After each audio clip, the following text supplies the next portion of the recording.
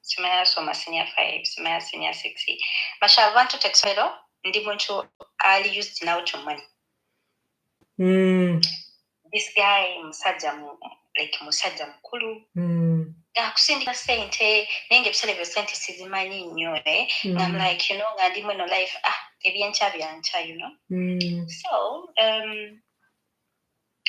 omusajja bambi yabeerawo nnyo n'abeerawo then ne batwala ku ssomero era bankubira someone else bagambe wakomyewo nina ekyeyo ekirala konze byanneemi ati kati mutwalawo ne bantwala in this country so wafiirayo nnyo abaana Saudi Arabia si Saudi Arabia Kuwait si Kuwait Oman eyo namaye emyezi ebiri gyawera I don't think so. Bannange nzizizaako YouTube mujjeko maze nenzizzaako kubanga network ebadde enfu abalabirako abamu abali mu Oman Saudi Arabia network ebiseera ebisinga ebasumbuwa naye ate ku YouTube ebeera clear kati eri okay nga bakutwala so Oman you guys I'm doing these things oli omuntu gwe nasanga ku nnyonyi ampeereza ssente in fact never agent olina oteekamu baddiya nga nteekamu n'akasente and I travel nentuukayo wallahi namalayo bandowooza mwezi gumu and a half so nga family eri extended abantu bangi sisobola kwambala these things ebyo like ndi mukyala musiramu yes naye nga sobola omusana nga mungi you have to do this and you know so nefuna problem y'omusajja waka yali antawaanya sayagala gamba mukyala we nenkubira ono omuntu omusajja gwe nasanga ku nnyonyi yali miita nemugamba ndeka saakugamba naye kusomero navaayo mumanyi abazungu they always give a second chance nga bangulira ticket nga nzira ewaka nangamba genda kudda kusomero konze wallahi ngenda kudda ku ssomero owoneredde mboneredde naye nga mboneredde tuba tuli awo nga wajja ekyeyo kye Jordan ekiki naye ggwe tewumuza omuzimu gw'okutambula gukutimbye.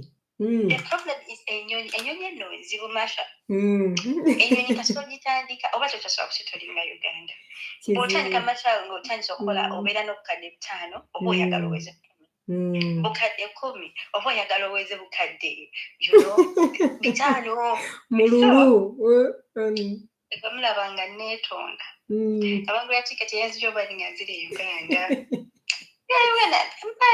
Justine omukazi oyo abeera kunywa even ku TikTok yange ngankubira nga ngamba kati nkubulire we nakufunidde ogenda kukola mu glasses zino glasses abambala glasses just keras cleaning aziteeka wali eri zino za Gucci zipanga byangamba layira ngamba ye ngansaba input nga munange ngenda njiya dadi mugamba sweeti ntegolaba njagala sente ate ngaebiseera zaba mu Uganda nshilling ate kati ngaebiseera kwaba abasajja ebyo ebiseera nga wawulira ng'osabye obukadde 5 ziba sente ntono ku ye ku muzungu kati nga banze muwala ali cheap okumaintaininga musaba bukadde 5 nakubuza upkeep owammeka omwezi nomugamba million 2 zimala bambi nakuweereza nange remember sitadda ku ssomero naye nga yangamba nziri ku ssomero so then ebyo ne bibeerawo then baddiya munansonyiwa temunyigamu eno story nengende Jordan ze tonyumiza nange short nayo saamalako nga binsunguwa obudde jukire n'oli mulaavu oba oli awo osaba sente ne bazikuwa kati bambi nga bakuwa upkeep Jordan gyendi siina kyengula sigula ne knickers bazingulya na buli kimu okitegeera but I was there for some good time because wali walungi naye nga nze munanga alina omuzungu oyo nga simanyi kyamukozesa nga ndikataala ndi byange kati nga akuweereza olapkeep gwe yalinga mpeereza sometimes nemugamba bino byogamba mu muzungu ndi mulwadde nakubuza kirimu kamusujja gunnuma nakuterako sente nga literally omwezi gugenda okutuuka nga nina sente nyingi nga n'omusala gwe gugenda okujja jjukira I'm not buying anything nga mpulira saagala nga mpulira okusoma nga mpulira saagala kusoma kati ngampulira n'omulimu ne guntama bwe gutyo. Sente olwo nga ziyingiddewo. Kati before the first time we met 2016 Freedom Center we yali ekutta akati eyo Happy Boys kati awe wali birthday yange nakolera birthday nibandetera just a day Jamie culture naye ng'omanye emyaka gyempeza so literally this guy was good value naye kati nga sibima kati netwogera n'atuuka nayagala okumpasa neŋŋamba nedda ssebo tekijja kusoboka ng'ebyo ebikisa byonna bikutomera. naye ndowooza mbitegeera nga ndi fala wali muto nali mubanda no nga ndi fala n'atuuka gayi n'awasa nemugamba nze saagala kufumbirwa n'awasa bambi naye yali mukulu n'awasa we kept in touch ng'era akyampeereza ssente oli bulungi ye oliwa wazzeeyo ku ssomero ngenda musanga lwaki tonvaako so neve Jordan nga womanyi nalina omuntu gwe nali datinga nga womanyi nti oli just omwagala oyagala ssente ze olaba byakugamba tyobitegera nga n'omuntu wange gwe datinga muna omuntu ogwe na datinga nga ssente zonna ze nakola Jordan nenzimuweereza kubanga nali nkolera ssente nnyingi. I was in Jordan for 1 year and around 8 months. Waguma n'okola. I think this guy took around 30 million from me. Sekiganda. Yeah, because this guy was even sending me my money. So when this guy took my money, anyway, we were communicating. Them gamba from the passport, you also tambule. I was like, okay. He was like, yeah. So literally, mva Jordan, and I'm flying back to Uganda. This guy welcomed me from the airport. Kati kankubuuze Bea, lindamuko katono. Oyo omuntu yali muna Uganda, like Sekiganda, muddugavu munnaffe, ng'oli mulaavu naye. Yeah. Ninga kwe sindikira sente, you know? Hey, kinekeme. Like,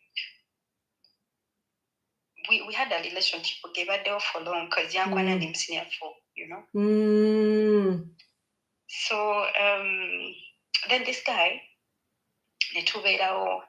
all that long, simwesigana sente bichi kati wenagenda this side nangamba katomanyi okuzere katukole, you know how they lie. Guys, nali muto nga sitegeera. You know, oli mu 20s toyagala kumanya, and you like, you know, to the extent like yangamba njagala gula taka tugenda kuzimba. Nagula taka. Manya without even me saying erinnya lyange liriwa. That's how innocent I was. My God. He took the money. Yeah. Actually, before taking the money, Naje Uganda, Nampiking, Nantwali Waka, we had a place. Netuberawo, netunyumya, ngatuli okay. Nali nakamando za 3 days in Uganda. Nangamba baby, tino mukolo mchalo. Mbadde njagala genda. Mu bintu bye naleeta ne cases ne mugambe no yozi no sati zizo bichogolede baby omwagala, you know. So this guy nandeka mu nyumba nagenda up to the airport to fly out ngatangambi. But I remember he called me nangamba nkwagala nnyo. Ngamba okay, are you okay genda kufa? Okay, just know I love you so much. So he left. It took me 2 days to realize that this guy has gone abroad. How did I get to know? I had a guy on Facebook in Kankwana. Nga naye nakavuma okufaako obufiire nganze tonja samiranze ndekasi kwagala biki. And this guy was like, kale wanvumira ki? Nabadde ndi wano bawoze na receive nze n'okuva ku airport ali kati Dubai nampereza n'ebifaananyi. But dear, I froze. To the way how I was stupid when nakoma ne sente nga zili mu dollars because I'd changed my money. Nganzo mwala nagamba anyway I need backup.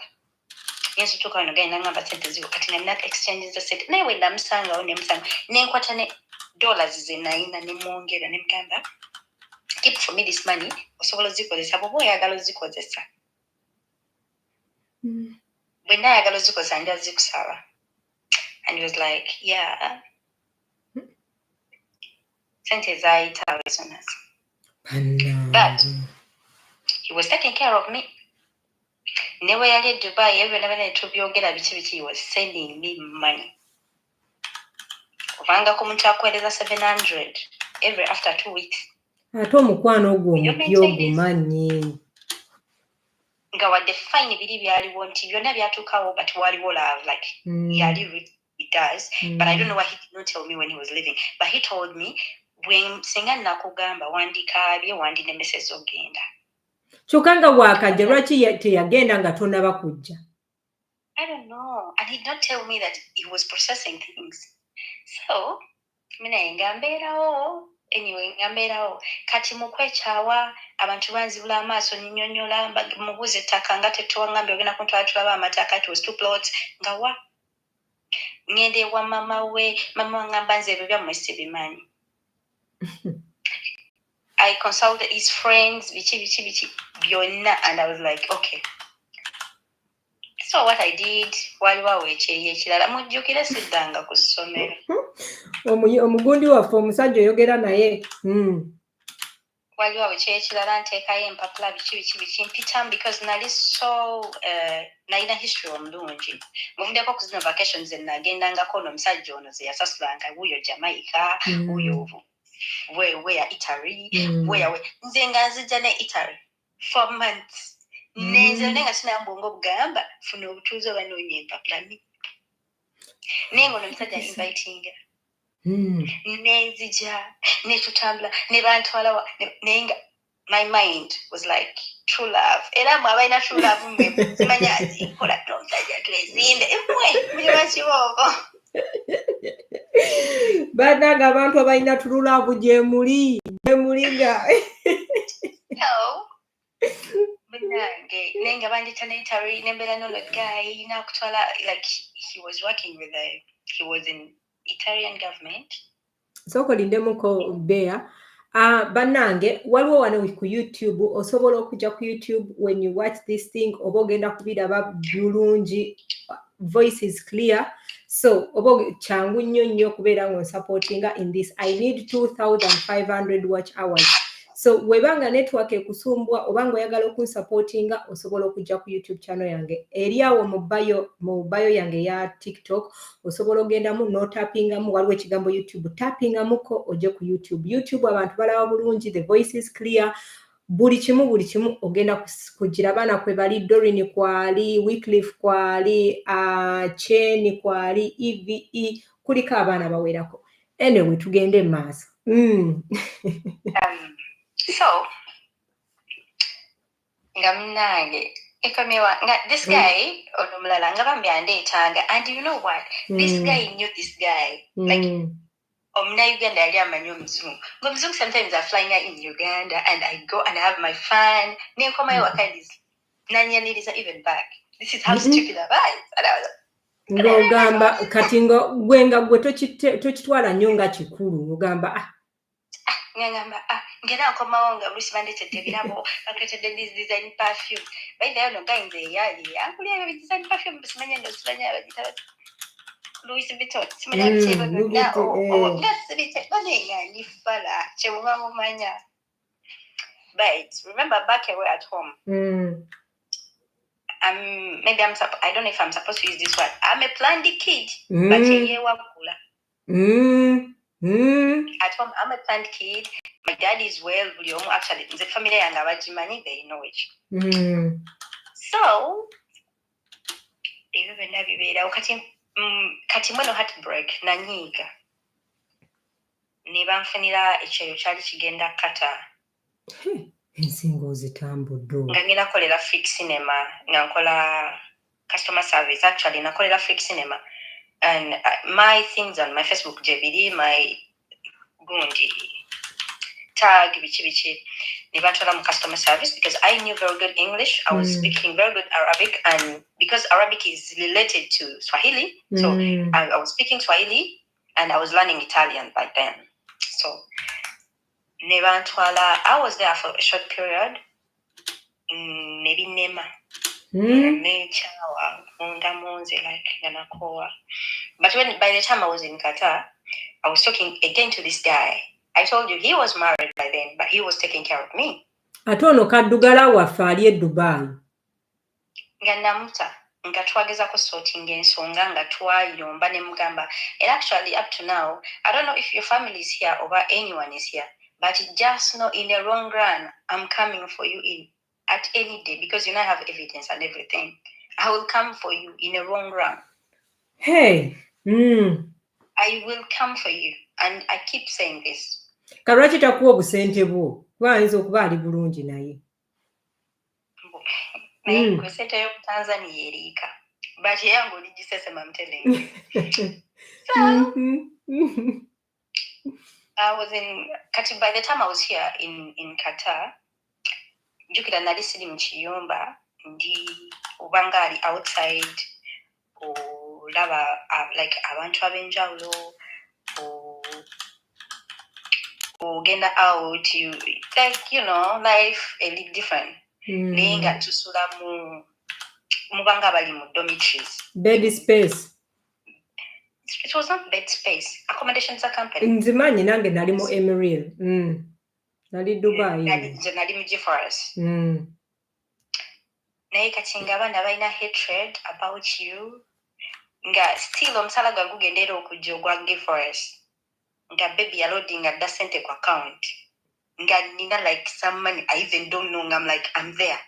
Hey. Then was one of the rich babies in Qatar. So, Qatar ngenda dating omuntu in Qatar omulala. Yali mu ba event planner be Qatar. He has the money, baby girl. He has the house, baby girl. Kubana ngolwezo olwo abaana bana. Yes, the girl, baby girl. You know that's why it only Qatar. Power demotoka aine nyumba tali mtino bed space which hatred nekula. Akasente bakakuwa shopping bamukolera omusala go kujja tojjaako jukiro baby omulala sports. You know, like, and I don't want someone to judge me. Fenez no situations tuzirimu. Tewali atajiri tajiri mumpozi nga tannaba. So this guy was like, ndikoma Uganda njagala kulaba. Remember he's sponsoring me in all that tamainti indicata. Nakera kumacha niteke pikola wansi mbagamba dia nkoye njagala genda waffe. Nkoye ne bagamba bichi. Most of that time guys abali kata abamanyi bagamba nali lubuto, but I was not pregnant. Just nakera kumacha ne nkowa ne bagamba njagala genda. Weekubya mizimu nga giri eri gye weekubye eri yonna. Yeah. But I was in Qatar. Nga waliwo omuntu eyanconnectinga to someone in Kenya. Ng'omukyalo oyo yangamba dance on the German language nzijewa Uganda German nenga neewummuza nga nasasula ne ssente zonna ze yansaba. Nenga seewummuza mukwano. Jukira bagamba genda kusomero. Nenga seewummuza. Ngo kati nga gwe kiki owulira oyagala ssente nakwata kasente go sente ojimanyi. But by the time I was in Qatar chanyambako when I come out like in Uganda buli lwe nalowooza nkoliga ine sente zeyatwala ma plot zonna zeyatwala then nengula my other stuff to heal from the other thing. I was like, let me buy here and here. So I started my farm. Yeah. Like as a woman, go so netube like nenzire Uganda. This company negano kuntane bakolao nebakata n'omusala one time nebansasula omusala nga mungi nebangamba, and that month nali nebasewe basi ku company because bampa ndozo mwezi mulamba nerowooze mukwano ngasikola ki nga nebakawe base nebansasula nebampita the next day office. Do you still want to go home? I was like, I really want to go home. And they were like, oh, you're going to pay for yourself an air ticket? I told them no, because remember I had experience. I'd worked with these companies so many times, and I know if 6 months are done, your professional time is done. So I was like, it's not my fault, but I'm not paying this crop of the money you want me to pay that I'm supposed to buy for myself. I edited. I was like, no. So we went into a fight for something like 2 weeks, and I was not working, and I was not doing anything, but I was using their stuff at the accommodation. I'm occupying their space. I'm using their electricity. I'm eating, and I'm just there eating, being on my phone and sleeping. So they got tired of me. They took me, like, they were like, okay, we've booked for your flight. You have to go back to Uganda on this date, blah, blah, blah. Like, you need to do this and this and this. I was like, okay, no problem. So I flew back home. When I flew back home, and it was like a few days, this guy flew in. He came, he saw me. Nangamba Nawasa, blah, blah. You're so bad. I told you to go back to school. You're not doing school. You're just wasting money. Then, now money. Nenfuna omuntu eyampisizamu awo senior 5 which is senior 6 which nengenda nenkola ebibuuzo mukama n'ayambira eyo. I cannot say that I got a first grade naye gwe kyobamanya nayita. That's all. So when ebyo byatuukawo, then I was getting someone in Qatar. Netwawukana when I was coming back because I'm like, I don't believe in long distance relationship. So I met someone in Uganda. That time, when I met this person, Netwawukana, I met someone else. I was in this relationship and I was talking to this guy. Before I say this, the truth is here. Toberanga relationship with someone, you really love that person, that person does the things you want, and you entertain another motherfucker. Like it's going to, I don't know what to say. But nga ali mu relationship n'omuntu nga beeyagala, then sikitegeddawo ky'ogamba. Kiki kyabatatololetinga? There is no S5. There is S5 and S6. Senior 5 and senior 6. No, so? Onamulalu. So, Kati Mnange, I messed up. That's what I can say. But when I was messing up, I didn't know that I was messing up. I had a friend, when I didn't Kata, she knew about my family. She knew that my family is stable. She knew that I was getting some money from this guy. She knew that I had some money in Nyanzo Mola by then. Then this girl gave me stuff to bring to the brother in Uganda. So then in that process, the brother came with a friend. Kumbe, it's a bait. So the bet was ngenda kasobola tojja kasobola ojja ngenda kakwana tikajja kukeza watojja kakiriza ng'omuwala yamugambe basibye bet n'omuwala mukwano gwo. Yeah. So I entered this relationship knowing this person loves me, but he never did. Nali beti. Yeah, nali beti. Kati mo process ya bet. I know some things are personal, but I healed from them. That's why I'm here to tell you what happened, and maybe someone else, it can help someone else out there. So, tosoma comment abana baleke abo. So, comment zireke abana. So there is no first get. I said I'm not going to say that I was the best, but chobomanya naita. Like here, while watch baita A, B, C. That's okay. Ndiko international level, if you can understand. So I'm not going to Katate Spicy Danny after 36. I'm trying to abana abo baleke aba comment section baleke bagala violence. So I had a relationship with this boy. And I was pregnant. My first pregnancy. No, ye yakukola beti. Yeah. Mwagenda wala bwe mutyo. Yeah. Then by then we had no place to stay because nalimbela waka and I couldn't run, so I got the money again from my account. I gave it to this guy and I told him, look for a place. Looked for the place. Yaita babi ekitanda n'omufaliso nangamba let's get a double as single room. Nemugamba mukwano me no matter how poor I can be, I still have a single room because I cannot wake up maybe in a couple. So we got a double room. So when we got a double room, the living room is empty completely. Nga nemu sleeping room tulinamu just ekitanda oba ne baafu emu nezina sowaani zinene ezibeeramu ebimu bya Uganda zino eza entono so then of life like one way temuli bubi but you are starting a life where you have to cook on a sigiri, you know. She's not buying gas at home. Guys. Eyo nditegeera ng'ogenda mutoyi alukale zinali mwagala and yatisaga anyone a judging nabwe mwagwako relationship ne bagayi bamwe balina room zimu like yatufuka mu bubaketi buno obwa nommi actually I told you me I'm real sagala into bibuzinga sikyabijukira I want to keep things real so then this guy nenkwata kusimye one night bwe nakwata kusimye nensanga mu galina omuwala wa campus gwayogera naye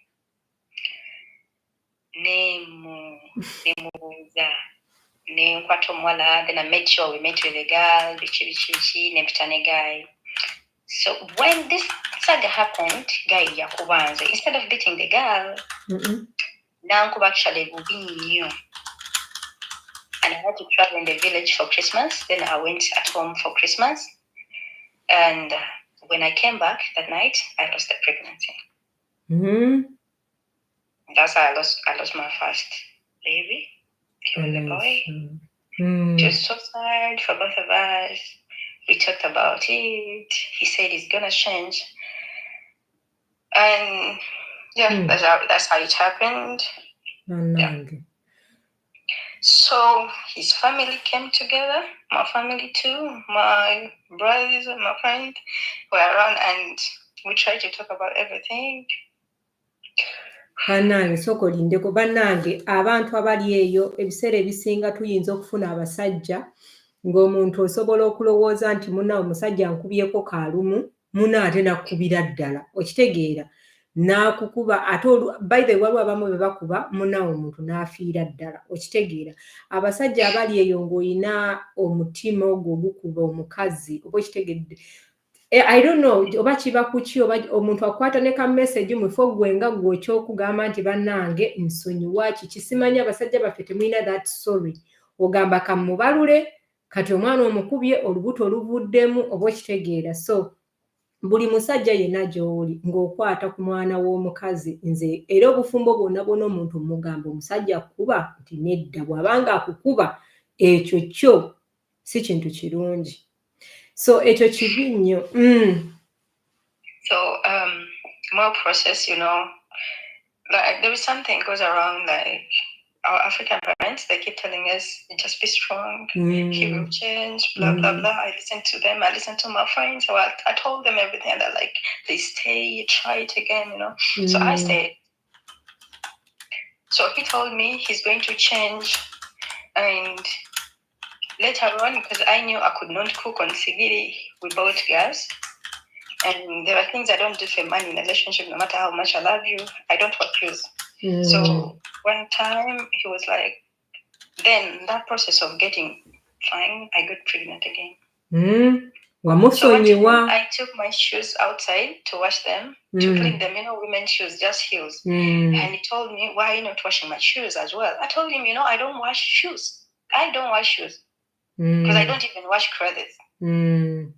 From before, I'm not going to say that he was bad to the extent that I was washing the clothes. I don't wash clothes.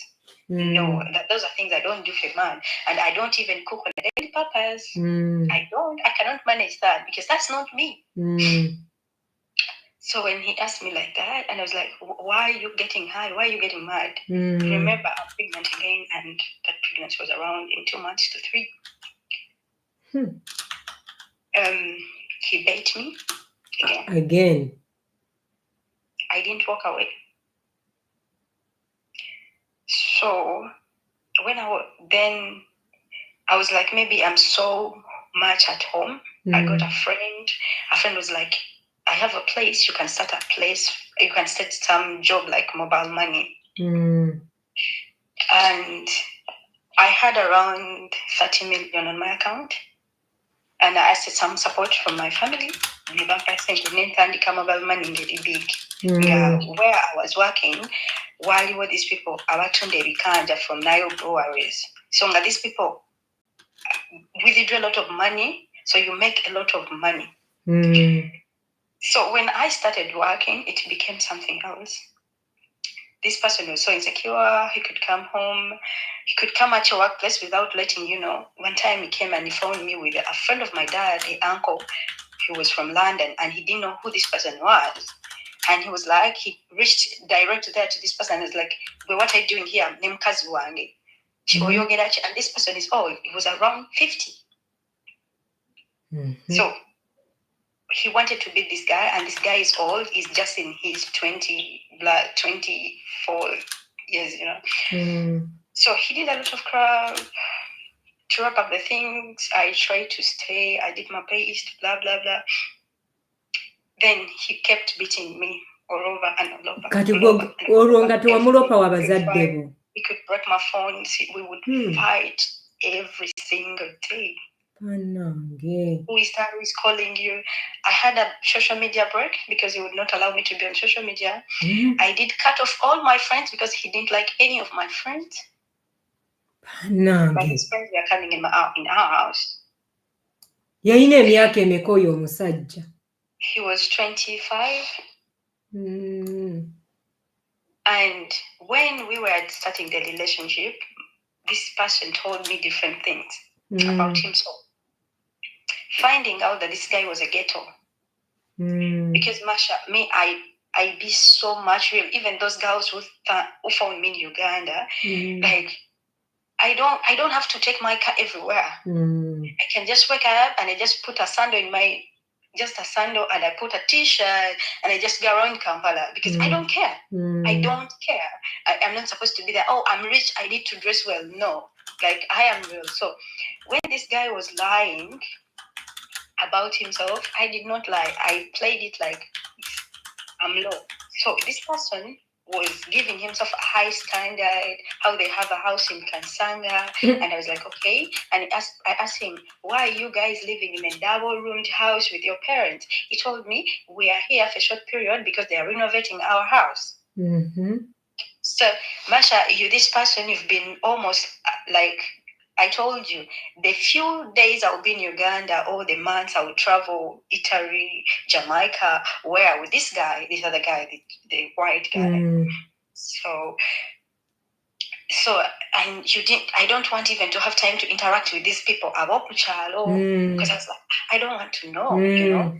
You know, these things we know over where actually over where and when Matira you don't want to talk to people.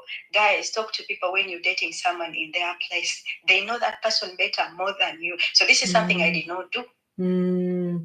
Kubanga singa wababuuza banditegedde naye tuddamu kweragalaga. I was this person, I was believing in him. I was everything he would tell me, I was like, okay, regardless, Uganda najivamu mango.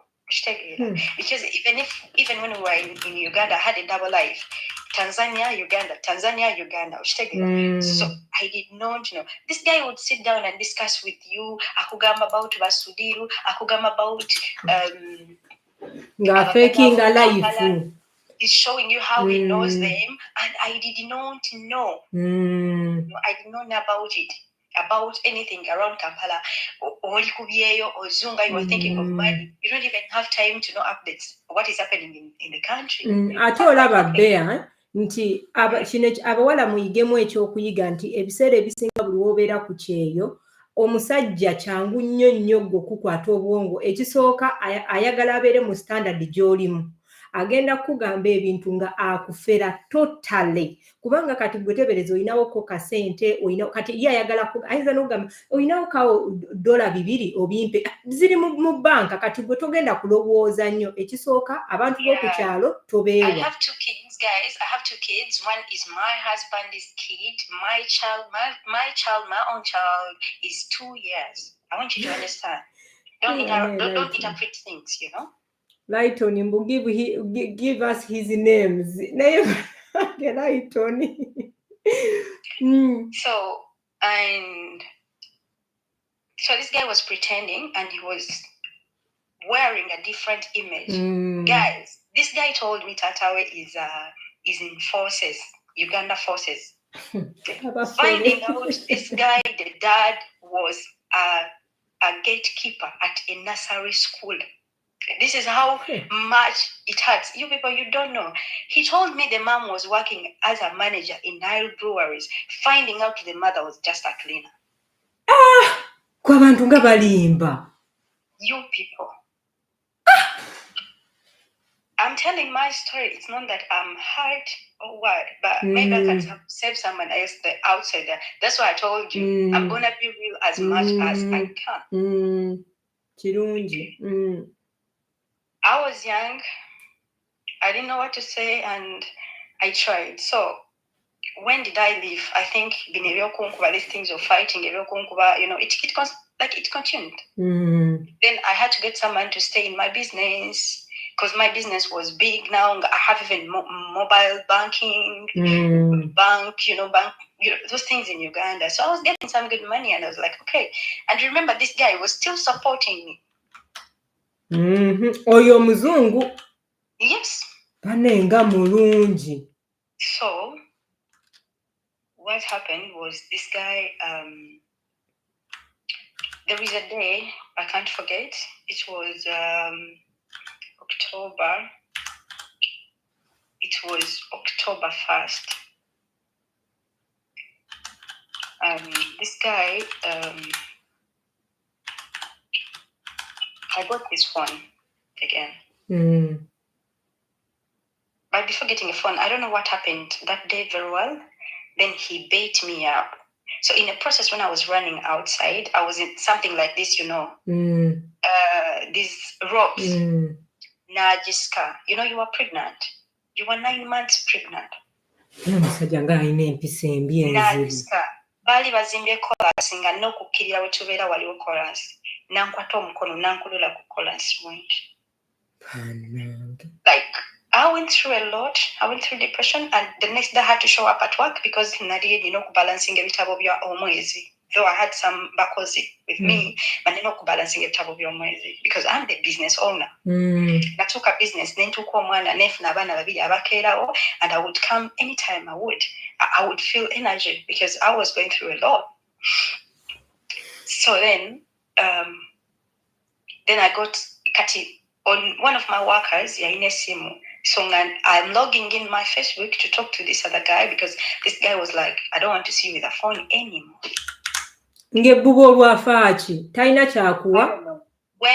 How did I know that everything he told me was fake? They lost someone at their house. When they lost someone at their house, I had to go.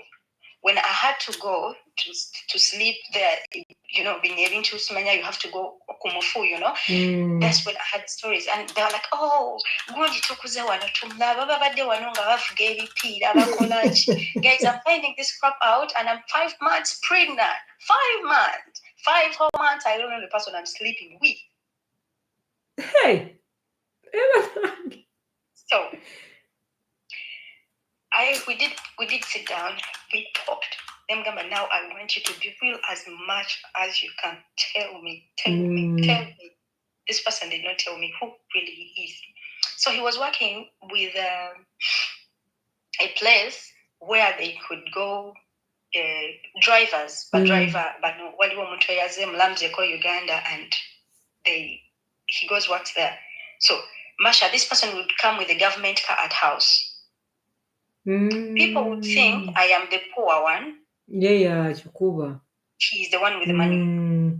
One day I was driving my car, and a girl came to my car. I was buying food because I don't cook. I do cook, but not on a daily basis. So I was like, I need to eat outside. So when I went to buy food, and the girl came, oh my God, why are you in my baby's car? This is my baby's car. I was like, okay. I was like, yeah, I'm a cousin. How should we talk about it? Oh my God, I've been at school, but anyway, I'm back. I hope to see him. I was like, okay, no problem. Do you want me to take you there? So he was like, yeah. She sat in my car in a cozy drive, and then we went there. And we reached there, and it was like, Bansonyo. So I was like, okay. Anyway, so that day, that October, Nankuba, that guy, Nankulula Kukola. So I thought my child has an issue. She has a breathing issue, but it started from there. So I went to the shop, as I told you, that I had to go and balance the books that day, the next day in the morning. But when we had a fight, he had to go and sleep to the neighbors, and I sleep in the house alone. That night. So that night, I got a chance of going through his phone. I knew who he was. I knew the girls he was talking to. Like the heartbreaking part is someone having a woman outside there, and this woman is coming in your home as a friend. This person, when she comes, you have to cook. If you're not cooking, you have to order food outside, So then, remember, as I told you, they had told me to come to Germany for some long time ago, and I never wanted to come. I don't know how stupid I was. And I would come in Italy, and this guy is telling me, okay, do you think you can stay here? And I'm like, Neda Sebo, I love Uganda. Because in Uganda, as I told you, I'm coming from a family where I'm not supporting anyone. No, my family, they don't do that. Everyone is stable, You have your car, you have some money. Maybe in Uganda, even if you have 30 million in your account as miscellaneous money, backup money, business, you feel like life is okay, It's like, I don't want to stay here. Why do I have to stay here? I need to go. So I did not think of the papers. I did not think of, So, and in my life, I did not want to have a white guy in my life. Why? They used to say, Bakolam Kavina 1. 2, they used to say, by no one to Butini. 3, they used to say, by racist. This is the reality. 3, they had to say, is my baby back? So they used to say, by name Sembi, Asoboloku Kwatana Kuta, you people, Yes. Mbusimanya Soloko Kwatana Kusibemekwa, Nakabakakonga Kusibemekwa. The things are true. This is what they used to tell us. Nange we nange by the way ngabi ebi byennyini byemmanyi nganze mbatya.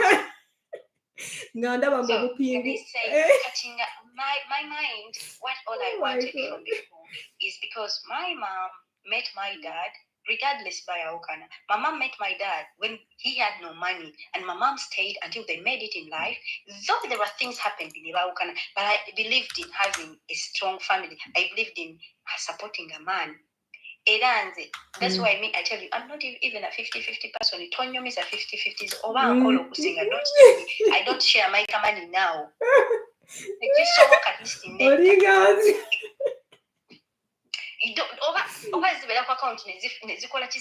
I'm not supporting any man, even if the man who married me, I don't do that crap. So this guy in Vancouver, like Nakulula Kukola say Skani. We went to scan for so many times. They tell you are fine, Naelia, pressure. So the day before my labor, Nankuba, Bubinyo, Nanyambla, like I was totally completely naked on the road. It was around Tamkago Wechilo. Ichanyamba, my neighbor Yalia Najava with a car, now parking a muscle.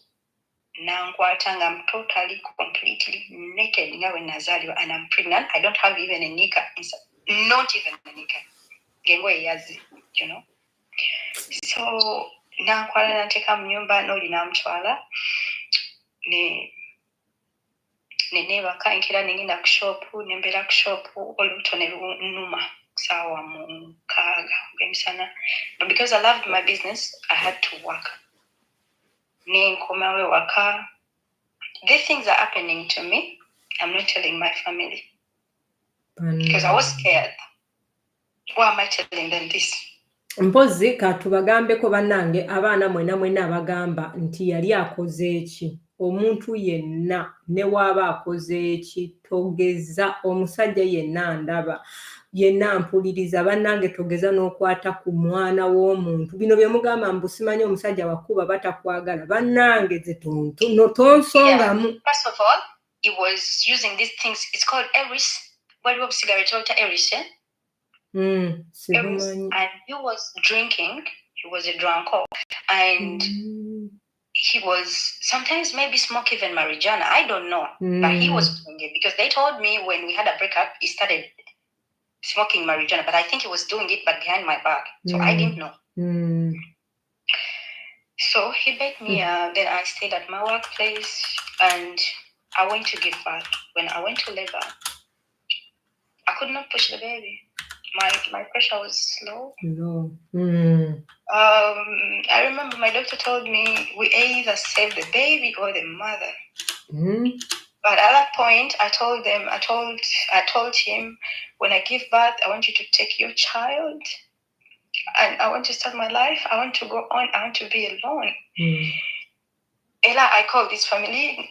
I did not call his family, but then after giving birth, I called the family. So we went to the theater. I was like, guys, if I'm not able to push the baby, then take me to the theater. You're not going saving a call woman and get more molepa.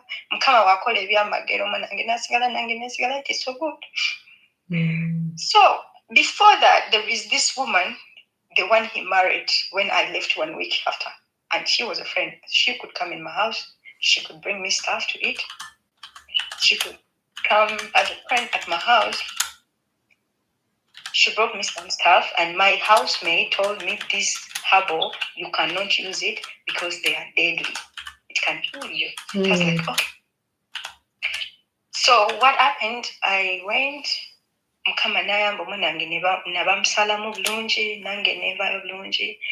then I refused to breastfeed the kid. I was like, you people take the child. I don't want to see this child. Because I don't want the child. You guys take your child. Then I got this old woman. She was at the hospital with us. She was like, incubators. Mama bagende ugenzo payo sakati mkama babakwadde omukisa nozaalo n'omwana regardless. I don't know your story, but regardless what happened, yonso n'omwana ono mwana wo si mwana wa musajja. Then when she talked to me, I was like, okay. Me, when I gave birth, even my mom did not come to the hospital because I told Emuntu Yandiko, don't call any of my family. But I have my brother Yali Avde abroad. Nemgamba, you come, I gave birth. He's called in, so he came to the hospital, and never called and blessing my child, not to send the agenda. So regardless, this guy was doing this all his crap. He paid the hospital bills. He did some stuff as a man. He did his 50% of his responsibilities. I don't want to lie. I was there and he was not doing his responsibility. He was doing his responsibilities. But this person, he lied and he was like acting like a planned child. This is someone who could not even cook eggs. This is someone who could not even boil anything at the house, like cooking rice. It's like, I don't know. Nanti wamulaga ekyo olaba nanti kati gwe wali kiri kati nga yagala mwena mubeere ku level y'emu. So era me, I don't want to lie. Sayoza kungoye namgamba I don't wash. Oba wali washing machine funa aboze engoye. So the day I left, he left 10,000 at home. Jukira nzadde komyewe waka. Omukozi wange omala gwe nali nkozesa yali ng'asoma. Bambi nga alina ogenda ku ssomero, and by the time I met her, she was not studying. Naye ng'abulayo omwaka gumu akole ebibuuzo. Nemugamba mukwano dda ku ssomero. I will make sure at least I pay for you osome otule senior four is important. You have that certificate. So she was going at school and then she's coming back in the evening to help me out. So whereby I was almost alone. Having a child, you have to take care of the place, the house, you have to do this. I was like, okay. So he left 10,000 at home and was like, no, that day, twagenze mchalo, the day before, nenkomao 26th. Kati emotoka, I had a car. Emotoka yange nga yafunye some problems. nenkola ki kati wagenda ogivugamu n'agenda emmotoka kagitwale mu garage. So n'asiba mu garage. He left 10,000 that morning at home. N'agamba fumba. When he left 10,000, n'atuma muganda we muweke 2,000. So I told the sister, your brother left the money kuza kutumia zizao jake 2,000. And he did not tell me nti oba zino sente do this and this. He was like, sente zizo. And I'm like, 10,000, what is it going to do? Kumbe, he said, I did not hear mbuzizo sente zokufumba. This is what he told me after. So the sister went with the money.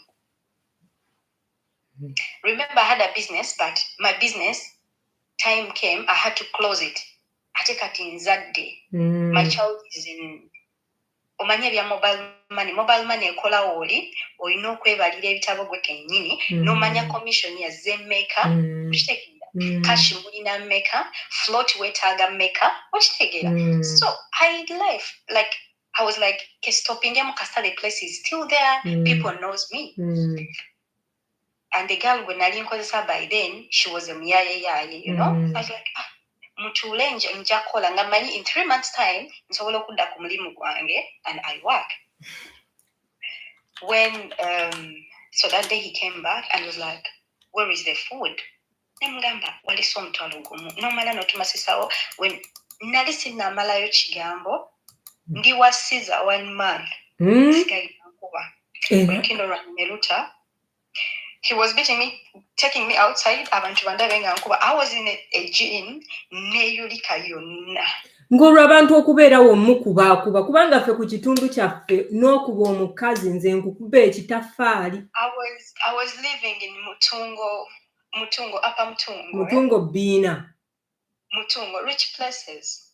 Abo bantu bali ku kife bajje ewaffe mu Nkere bawulire. Looking at that, you know. So, Stitch yange neta. Hey. I'm having a child. That day Chanyamba yali akomeza my car. Nali sigulanga car seat. I'm not going to say nali nina car seat. I took my child. Nemuteka mu front seat nemusiba belt. I got things, little things I knew that are important for me. I walked out. I went to my friend. That's the day I left. That's the day I left. I had to give away my child to someone else. Before even giving away my child, I got a place, I got an apartment. And the next day I told him, he called me in the night and was like, I am sorry, please come back home. I love you. I don't know even what went on my head, blah, blah, blah. I was like, okay, I love you so much. You are our daddy. You are our daddy. We are coming back. He left the keys. He had a business to do. He left the keys. He had someone to drive him around Uganda. So when he left the keys, I went with 4 cars. My car and these big cars. I was like, I'm really tired. And they gave me the keys. I opened. I started packing everything. And never do something to prove to the world. Like, I was supporting this guy. I had bought the chairs in the house. Those people who know that saga, when it happened, they saw everything. I took the chairs. I took the TV was his, and the bed was his. But the rest of the things, munyumba carpet, fridge, bichi, byonna nga omanya nyumba, like it's a double room, in a bathroom, bichi, nga byonna byange, wardrobe, bichi, ebisero byange bichi, nga it's me who bought them on my money. So I took all those things out, and I left the house almost empty. Nemulekera bye namusanga nabyo. Ne curtains nenzitwala, but I left just 1 curtain, ey'omulyango, and just a friend told me, gireke, it's going to look so awkward. So I took the things. I gave them away. It's because I wanted him to start where we started together.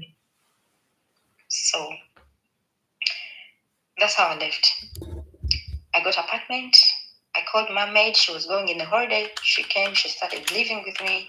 But in the process of living with me, I was crying. I tried to commit suicide. I tried to jump on the word to die because nari depression. I'm becoming a single mom. I have a child to look up to.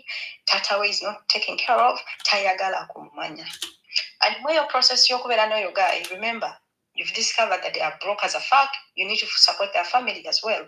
Sister wagenda kusomero sente ne banona tata wayagala kino tatange kino mwa, you know. And I don't want someone to judge me because fenaba wala abasinga we give men money. We've done it. Yeah. Lives. So he left. Like I left and I started living with my maid. Nokwatoma nangine musakusirira kanga sitasobola kuyonsa. Ng'olwo lwonna muliwa waddayo ewa maama? No, I got my own apartment. Okay. Kumpi n'ewuwe? Like it was in the same place, but I got my own apartment.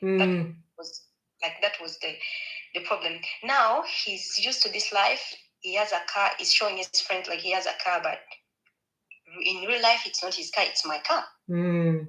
So it started coming back. You know, coming to my house. I'm here to say, child, I don't want someone to judge me. And in that process, you people sleep together again. Then I sat one day and I was like, I left this guy because I didn't want the situation he was making me go through. What am I doing here? I called him one time and I told him we need money for Pampers. And he was like, if you guys want the money for Pampers, please come back. I do not chase you. I was like, come on, I need to cut off this motherfucker. So I did cut him off. I gave her my child. That was a bold decision. I gave her my child. She was making around 2 months. One of my family members. But before actually giving out my child, of course, the other 2 weeks I spent in hospital, but they move again, because they have to carry you for around maximally 2 weeks, but they move back tebasobola kuddamu kussaamu caliform because you already had chloroform nga bakola ki nga bakukunga bakukalirira owulira. So every time I would want to go back to this guy, I would remember that pain. So I went, I did the language at Goethe Institute. I applied. Soko linde tugende mpola Remy. Kati we wamaliriza okubeera nga omwesalako omwana wo mukutte omuwadde family member wo ogambe kati nkitadde mutalidde ddala wamuteera ebyaddala that moment. Yeah. But he came, he talked to me. I remember we were in town and was like, come back home. You're going to do what you want. Even if you don't cook, even if you just sit there in the house, it's okay. But he was doing this because of the other grade. They knew he had money, yet he was broke. They knew he had a car, yet he was broke. It was my car. I sold off that car, to forget to that's why I give away everything we had in the house. Though I took them out. I sold off that car. I was having a wish. I sold it off, so I bought another car, a new car for my own. I was like, then he told me, that car is going to kill me.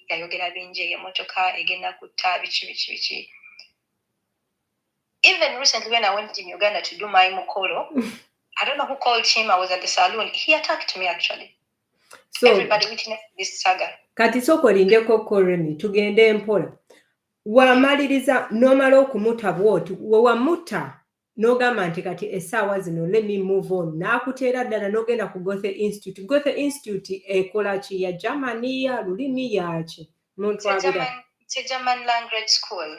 Ani yakutwalayo gwe already wali obimanyi? No, I remember the other woman in Kenya. I'd paid her and I was like, she was trying to tell me to come to Germany. In fact, I was to come to Germany some 3 years back. I'm not into doing a language. I'm not seeing myself going back to school doing language. You people, this thing is like, Masha, you are old, but you also don't want to go back to learn the language. Yeah. You might be here in German for some good time, but you might not even having B2. Because like, you feel like you are old. And why do I have to go back to school to study? So, I left. I embraced my child, nengamba ngenda mwagala. But actually, I've just started loving my child recently. But to be honest, I would look at through that pain. I would look through what the dad got me through, and I was like, yeah, mani, you know, Marshall, me, I was this person before. Like a month without even calling my child. But what I know, I have to drop them money every month. That's what I do. So I came to Germany. I went to Goethe Institute. I did the language. After doing the language, I did put in Fewetwajire Germany. Things were easy. My visa came out in 4 days. Kati tu bia tugende mpola mpola bannange osobola okujja ku YouTube channel yange n'owuliriza ebintu bino bulungi weba network ekusumbwa woba oyagala okunsupportinga I need hours jangu ku YouTube channel yange obeereko kuliko abaana Mirembe Magi kwali Doreen kwali Wycliffe kwali Zaituni I think my ex is in comment section and I've seen him. Yeah. We worked this out. The person who never message because he said, "Baby girl, speak English, please. I'm tired already in German language." Hallelujah. Woli wagwe mwana ow'obulenzi akuba abakazi. Ayinza okuba na follower wange omanyi nina nange ba follower naye bambi temukuba baana b'abandi bannange. So I came to Germany as an au pair. And I want you to know this, girls. If you were still under 26, you don't need to. Don't think that au pair is a made thing. It's not a made thing. Au pair is something like, it's a different thing. The reason why when they told me before to come to Germany, I never wanted because I thought au pair is a made thing. I'm going to be there. Nazaba nabomukazi, simanya ndoze bitu, simanya nkolechi. You know, and remember, I was in that life in 2016. So I never did that life again. Kati katugende mpola mukyala bbe.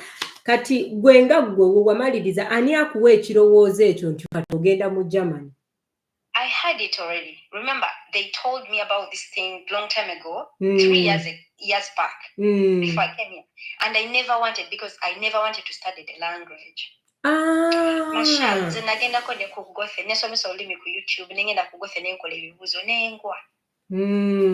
This woman in Kenya n'addamu n'ansomesa naye nga nsoma online saagala kumanya obimanyi bizibu tegeerekeka nengenda ne Kenya nenkola ebibuuzo nengwa naye because nalina pain yo n'omusibu gyampisizaamu nentula ku Goethe Institute nengamba kati omanyi kati sasule sente za taamu nzisobola I can afford the money, why am I doing this crap?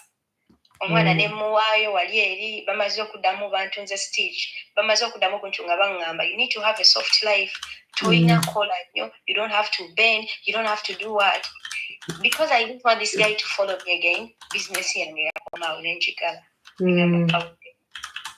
so nenkwata nengenda nensoma olulimi. You know, you go in the car wevuga novaayo nogenda ntulako wali eri ku Speaks apartment neweyaga because that is my favorite place. Nogenda no gyminga neolina kugyminga katono because I was gymming at Speaks apartment and you're like life is soft leka neyagaleko leka nje ku sente zange nesoma olulimi nempita nentekayo my applications nefuna family ne bahostinga nesija Germany. Kati awo wenjagalira ddala awo katono awo ku au pair ki yakuwa au pair world au pair yali au pair ki? No, I just got someone na connecting openings ku family na connecting to someone here in Germany. Okay, yeah. So nebansindikira gundi nenzija.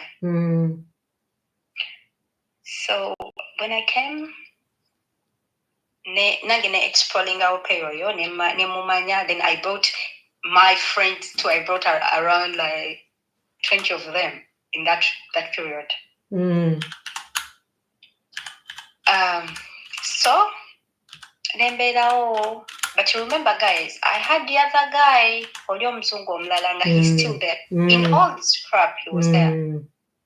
nemukubira nemunyonyola buli kimu nenkola and he was like, yeah, now what do we do? Nemugamba, right now I need to set my life nganzo omukazi, I need to get back to my feet. He gave me the money.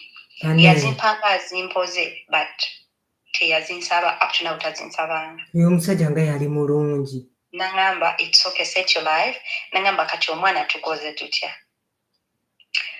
Netwogera, he ended up taking my child. Namwa mukyala we. Bino ngenda byogera mu Luganda sigenda kwogera Luzungu. Namwa mukyala we. I don't know where amugamba ndi mukwano gwe amugamba ndi she because mukyala we anyway. She knew me naye yali amanyi. You know, tusa amugamba nti we bakane bawe. So mwana wange ne bamuteeka Isare nemanya anyway. I will close. I can see her anytime. I can have her anytime. So we stayed. I was here. Nga wenkola olulimi mashawo nga omanyi byawano, and family gye nafuna they are so good. And I was working 5 hours, actually 5 hours. And bebakugamba bebere Uganda kola short course ngojja kati nga nagenda nenkola kano ka teaching short course say yaddala nokakola in a short course. So you understand, kati we bandaba n'ekyo kipapula, they're like nebakitwala wano bakitwala wa, I don't know, nebakirecognizing something like this. Then nebampa omwana specifically nga nina omwana omu 6 years nga gwe specifically I'm supposed to be to her for those 5 hours. Those 5 hours I don't clean. You know? I don't clean. I don't manyanga wash clothes. Togera Luzungu waka. I have my nebampa fully furnished apartment. Fully furnished. Nina bedroom eyange, nina bedroom endala in case nchaziza omuntu, ninako office yange nganze, nebampa laptop, nebampa everything, nebatako ne kitchen yange wago. But in case on weekend I don't want to go downstairs, I can sleep at my house. I can do what I want at my apartment. I can post who I want at my apartment. But they gave me one condition: they never wanted a man. So, Nemberao, I joined Bumble.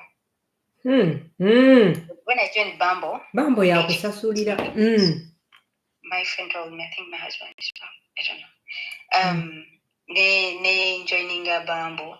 Nenji deleting nga sola that child sabaako ndala sibitegeera abantu bangi, this one is writing to you, this one is writing to you nga naye nga Bumble yakusasulira, nze nagigezaako nga yakusasulira. Si yakusasulira. Some people pay, some people don't pay. Kati then one time I was bored, I was like akanzire ku Bumble. Nenziramu ne joining a Bumble. I was there for like 2 days. I swiped to this guy I have. He swiped back to me, he talks to me, and he was like, you know, when the other breakup we took, I went so much in the gym, I focused so much on myself. I was looking so cute. I could be stressed. So we made. We started talking, we made 1.5 months, nansaba mbere girlfriend we. Tugende mpola nnyabo otubuze supi. Nati ngamba kubanga abaana wano Bumble, it is a dating app. Wobanga oyagala okujijira genda ogidownloading akugambe yabwerere otandika okuswiping onoonya omwami wo kwe yafunira kyakutwalira bbanga ki okubeera ku Bumble. Just wewayingirirako immediately n'ofuna. I downloaded Bumble. Netuuka nenyiza. I was on it like 3 weeks nenyiza nenjideletinga. Ngandaba like, you know, back dating sites sibitegera. And that Bumble, somebody who introduced it to me was a girl. She was a Mongolian. I was studying with her at school. And she was like, you can meet people, you can go for dates. And I'm like, I don't want to. She was like, you're so cute. You can meet, and you are slim. You know, these men like slim babes. I was like, She was like, you can get free food, you know, in a joking way. So I downloaded Bumble actually with her. Now call it a profile. Let's call a profile. Oh, Vichy. So then Nenji's and Nenji deleting. So then Nenji uninstalling. Then in 3 years I met my guy. We started from there, netwogera nangamba. That very day, the first meet nangamba, I want you to delete Bumble. Wano waliwo omwana akulaba ng'agamba kati ndawunloadinze Bambo kati gwe wateekayo biki ebyo ebikusikiriza omuntu oyo okubeera I didn't put my ng'akumaakinga. beautiful pictures. You know, Bagamba, like, don't put there the pictures. Put your natural pictures. Madam, put there your beautiful pictures. Mhm. The picture I did put there at that time, I'd done my first child's birthday at Ushiri apartment because I was the face of Ushiri. I don't know if I say I was a face of Ushiri, like, okay, because I was into abantu benali meeting, there were different people. Regardless, nainamu eri fallout yokubera nono guy ngali low class than me. But I was in these high people, so you would get gigs. Nganawe tozi sana, but they're like she can fit. So nali face ya usually hotel at the opposite Kaski. So by that time I done Twali Tuji opening almost officially where I was almost like the brand ambassador, but I was just a face. Then so I remember those cute pictures. The one I did put there, I was holding flowers, I was stylish, I was like, yeah, you know. So he was like, okay. We met, we talked. He was like, I want to know you. He told me about himself. I told him about myself. As I told you, Masha, me, if I don't like you, I tell you, bro, I don't like you, period. Bannange si Bombo, Bambu, it is Bumble. Bambu, abali ku YouTube nagibatereddeko, abali ku TikTok. It's not usually apartment faves, it's usually hotel, usually Y-U-S. I used to put the pictures like Bumble. So I joined Bumble, then I met my man, we started talking. Then he was like, girl, I need to marry you. He proposed to me. My first girlfriend proposed at Airport here, Cologne. I went to Austria, not Australia, but Austria. I went on vacation for 5 days. Kati so he took me back. Katu mukyala amanye bwana abaana abakulaba bo bagenda lowooza nti we watuukirawo ku Bambo kale tetuganye ogambye yakunyizaamu kawo n'ogivaako kyakutwalira bbanga kyawo kubanga abaana bo bagenda ku downloadinga Bambo. It takes time. Like, you have to be patient. Ogenda meeting akabantu bangi. You're going to be discouraged. Bigenda kunyiza. Messages ziba nyingi. And you're like, and Bambo, nzibu yakusetinga. Because there is something you should know about Bambo. Gwomchala gwokola first move. Yes. Which is not on any other app. So that is just the crazy thing with Bambo, that you have to do the first move. Some people pay on Bumble, and I never paid on Bumble. And most especially people who are in Europe, who are abroad, Bumble works for them so much. And if you check, by the way, about it, Masha, like Bumble is one of the leading dating apps these days. Because it is so real, like they give women freedom. First of all, as a woman, you're supposed to make the first move. Yeah, you're supposed to swipe first. Kati awubanga nze akwanye kyekyantamya Bambo. But it is like that. They are protecting you. And Bambo, oli bakusendikira ebifaananyi ebitategerekeka on Bambo, they block that person. So Bambo, by the Bambo is not a joke.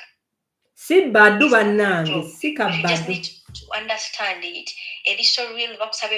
Your verification, they ask your voice to make sure that you are real. You're not a robot. Yeah, that you're not using somebody's pictures. Like I don't know how their system is, but they ask a lot. Once you meet those things, then you can charge. Anyway, my profile yalimu 80% because they might even ask you, make a song, tell us your favorite gundi, jiyimbe, tell us your pet name, what animal do you like, what is your so it takes time and you need to be so kind. And what I can say, Bella, real.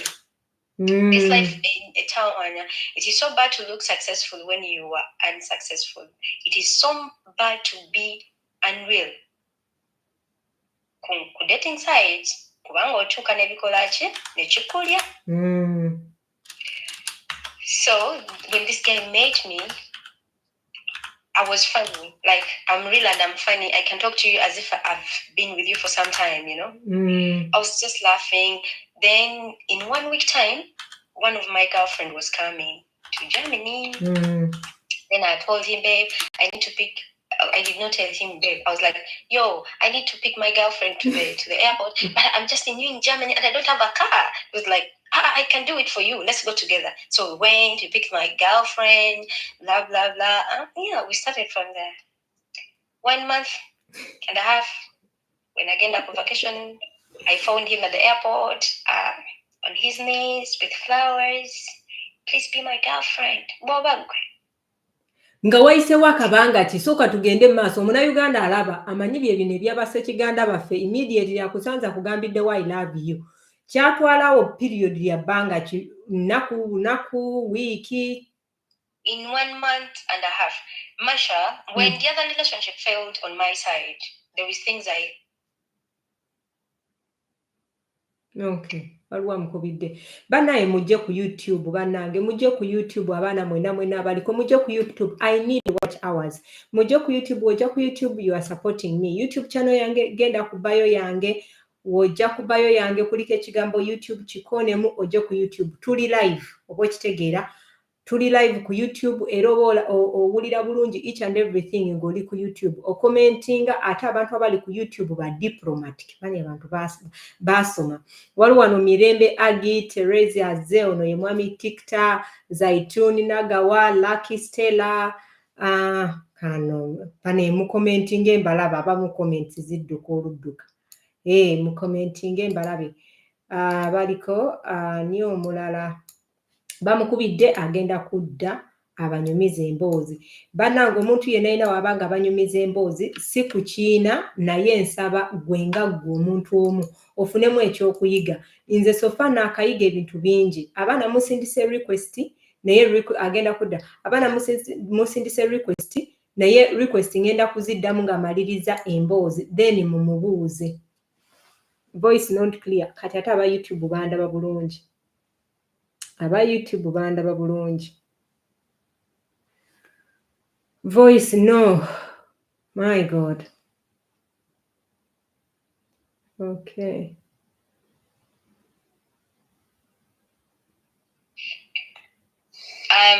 I'm so sorry. It's okay. My husband was calling and was telling me, okay, I'm coming back. What? So bang, I was asking me what I need. You don't hear me? Okay. So why how did I know that he was the one? This guy on the first date, he was leaving. It's so clear. And he was telling me, are you going to school over tomorrow? I was like, yeah, I have to go to school. And I was like, why are you asking? He was like, no. I was like, hey, I know actually you want to give me money, but please, I need it because I need to go to school tomorrow. Then he gave me 100 euros. So I was like, on the first date. Then I was like, okay. It clicked in my head because I love money. Hey, twagala sente.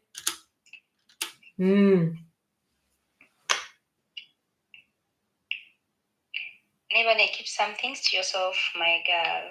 And I'm not saying everything, of course. Bannange, abaana omukyalo ono twamuyise twagala oyigemu. Tetubagamba gwe kusunga, ffenna tuyise mu bintu bingi, abantu bayise mu bintu bingi. Bino ebintu bino eno abantu abasinga babiyitamu naye ng'oli agamba munnange that is how life should be. Nedda. Life gwe nga gwe woba owulira ebintu nga bino eno tetwagala babiyita batya omunkole oba ogameneddwa oba ozalawe abantu abasinga bayita mu situation embi so nga gwe andaba londamu ekintu ogambe banayinza omusajja teri kunkuba gwofokasinge kati tuli ku bino ebintu bya dating app abaana bangi balowooza nti abazungu bakola mu kabiina simanya abazungu balina biki ebyo ebintu byenna bye tulimu at this particular time gwe kennyini nange kennyini And the reason why I can come out and I talk about my story because I healed from it and I learned from it. There are things now a guy that's all I call her. You're not going to tell me you don't have man and I listen. But once a man loves you, he's going to provide. There is a bit of a changamba, mom kaza aguma, gendo ogume wa mama unonti. Because when aguma I did not get anything. There is not this thing in my life, baby, Polayo 10 euro. But I never got 10 euro in Kubanja. And I'm like, Lulina Kola 10 euro, was there? I mean, you have to. So someone asked me if I was au pair. Yeah, I was au pair by the time I met my man. I was au pair. I was au pair. And don't be like that. I did not have money to pay to come to Germany. But I wanted to heal. I wanted something that I'm not going to be working for 8 hours. I wanted something where I never wanted to be so stressed like with this. I wanted something where that can relax my mind. That's why I moved to here. So I made my mind and I'm proposing in 1 month and a half to be a girlfriend because you are now my girlfriend. I'm like, do you even know what? Waliwo amukubidde bannange. Mwami Knox we mutinze. Mwami Tikta. Prince. Mwami Knox kwoli toyogera bambi. Simanyi lwaki. Prince. Yeah, Masha, just a minute, please. Just hold on a minute. Okay. Tikta Knox. Simanyi kiki bannange. Abaana mujje ku YouTube bannange. Mujje ku YouTube mfune watch hours. Olaba bulungi, the things are okay. Eyiyo yevaako ffe tusigalako tubadde tumanyi bakubidde. So he proposed to me after 1 month and a half. Then that 1 month and a half, then again 2 months, he took me to Holland. He took me to Holland. He proposed me to be his wife. And I told him the process of how if he wants me to be a wife. I'm doing all this stuff. I'm still an au pair. Nga bakukkiriza otambula au pair bamukkiriza. Of course, do you know that freedom you have as au pair? No, nze mbimanyi. Any country as long as it is in EU. Nze mbimanyi naye omuntu akulaba gwe njagala ategeere. Au pair, also flying in any country. Or in 30 days off, 30 days, or in mwezi mlamba. So osolo gamba go mwezi, or in 2 days off after a month, after 1 month, right? Tokola Saturday na Sunday. Me, I was not working on Saturday and Sunday. So I'm taking that follow on Friday when I'm done with my stuff. Nemunda baku Monday. You understand? So I explained my man about everything. I explained him about my past. I told him my fears, and I'm like, to be honest, you are leading me to this relationship thing, but I'm broken, first of all. Nina, this and this and this. He got me a therapist. He took me to Spain, France, Greece. We've been in so many countries with him. We are doing all these vacations. I'm not paying Wadorata, no. Oli yakuzibula amaaso. My money is my money. His money is our money. Then we are doing all these things. I haven't moved in with him. The way I'm proposing over omukazi. Because last time ne moving in with someone atalabye bazadde bange nakola kasasiro. Nemgamba, this is my fears. Ate nabikugamba in the first place. It was like, okay, bazadde bawe date. Nempa bazadde bange date netuflyinga in Uganda nakola emikolo nga bwe girina okuba netugenda ku URSB netuva ku URSB netugenda mu church because me my life wanted something church netugenda ku URSB netugenda mu church byonna netukomawo. He gave me 3 days to set myself. I told him I wanted a week. He gave me that week to move in with him. Any other more story? Sorry, you can ask me questions. Okay. Ngenda kuta amasimu naye nga tetunnabagata osobola okujja ku YouTube. Of course ngatwa picture okwo kuli ng'okunywa emmere kuli ng'okunywa amazzi ekyo kya bulijjo ate n'otakikola oba to take you back to the other guy. Lwaki namugana? In my whole life nali sagala ngako omusajja mweru nga like ku bintu bye bangamba nga njagala musajja weeka nga njagala omuntu nategeera naye olulimi but maybe Katonda was opening my eyes. Someone wanted to know what happened when I was in Uganda. When we flew in Uganda, my guy went for massage of the facial for the Nemvi, for the Mukolo. So I had to go by making a Swahili because, as I told you guys, the last month, mbadde nina anemia nga okusiba enviiri binsumbuwa. Natagala musajja we. Bannange olina echo. So when I went to do hair, I went to the salon in Bogolobi where I used to go because I was like, this guy knows my head. Bamanyi nti enviiri nze zinnuma. They are not going to unkwatanga we basanze. So I was there at the salon. This guy showed up. I don't know if the salon woman called Obani amukubira. I don't know. Namvuma nangamba oli kino. But why did he do it? Because I talk about him on my lives, and I'm doing this because I'm teaching other women there that omuntu abakuyisa bubi, there is a way to live. Nangamba onjogerako bichi like omwana wange tokkiriza mulabe bichi nemugamba I'm not going to give your child. Why are you not doing child support? You're not paying child support. Nalina righteous for your guy. But because I was so stupid, I had my family and friends who were telling me, at the end of the day, I listened to that crap, you know? Then, that's why Sasiba guy. I know some people will ask me that question.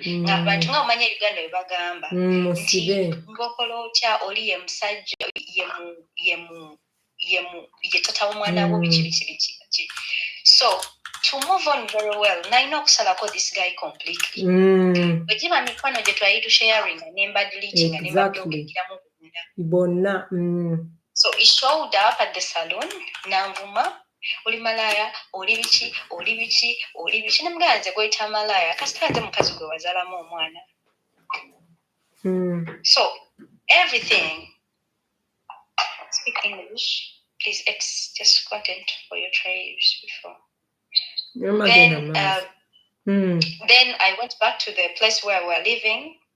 I told my baby met my ex because one thing with dating a white guy, bobango finye mulungi, like ngategeera bulungi. Bomugamba fears, he respects them. Bana abantu ye muntu ayagala healing now ye muntu ayagala amanye what is bothering you. And I went there, I was not comfortable, you know. I was at the salon, my ex showed up and he did this and this and this and this, and it was like I wish I was there. I wish I was there. So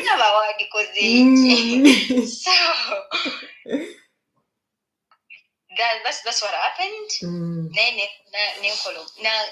Nagamba oliawo oli msirusiru gobampa plazo zitonteka mu bintu byo onjogerako gobampa plazo nemugamba nno munange ze nonga sigobampa pla ekyo kiri kindi munaku banjagala. I'm hard to love. This person has lived with me. Bino nti love gye ebyasiriya naye ovanga ku muntu nga simanyi na communication masha nze nga gayankubira naye onkubira okusooka nodamu n'okubogokubiri nekuvumavuma. Why are you calling me? Do I have why are you calling me? You called me Nenkugaba bye. In next 1 hour you were calling. What are you calling? So I did not know how to move, like to communicate. So this is a person who accepted me with my. By the time he proposed to me, Nadina Kafumbe one time. I think there was one time or around 3, because when I didn't fumba pilau, I was like, neta bokuya ka pilau this weekend. Nimfumba pilau. And he was like, hey, ofumba bulungi. Kubanga, ebitufu biri nti, I'm not siri muntu agenda kera kumacha, umule nyumba, kole emirimu, fumbe emmere, omusajja akomawo, longo senzinje. I'm not that person. Oyagala nkole ntya. That's not me. Mwami TikTok vuddeko badde toyogera mbadde nkuwadde akazindalo oyogere naye wabadde obawe mutings. Waliwo anene omuntu abuuza ekibuuzo. I said I do cook, but not on a daily basis. I cannot cook every day. I'm not that person. Buuza, ababuuza mugenda buuza. Kyembadde mbuuza njagala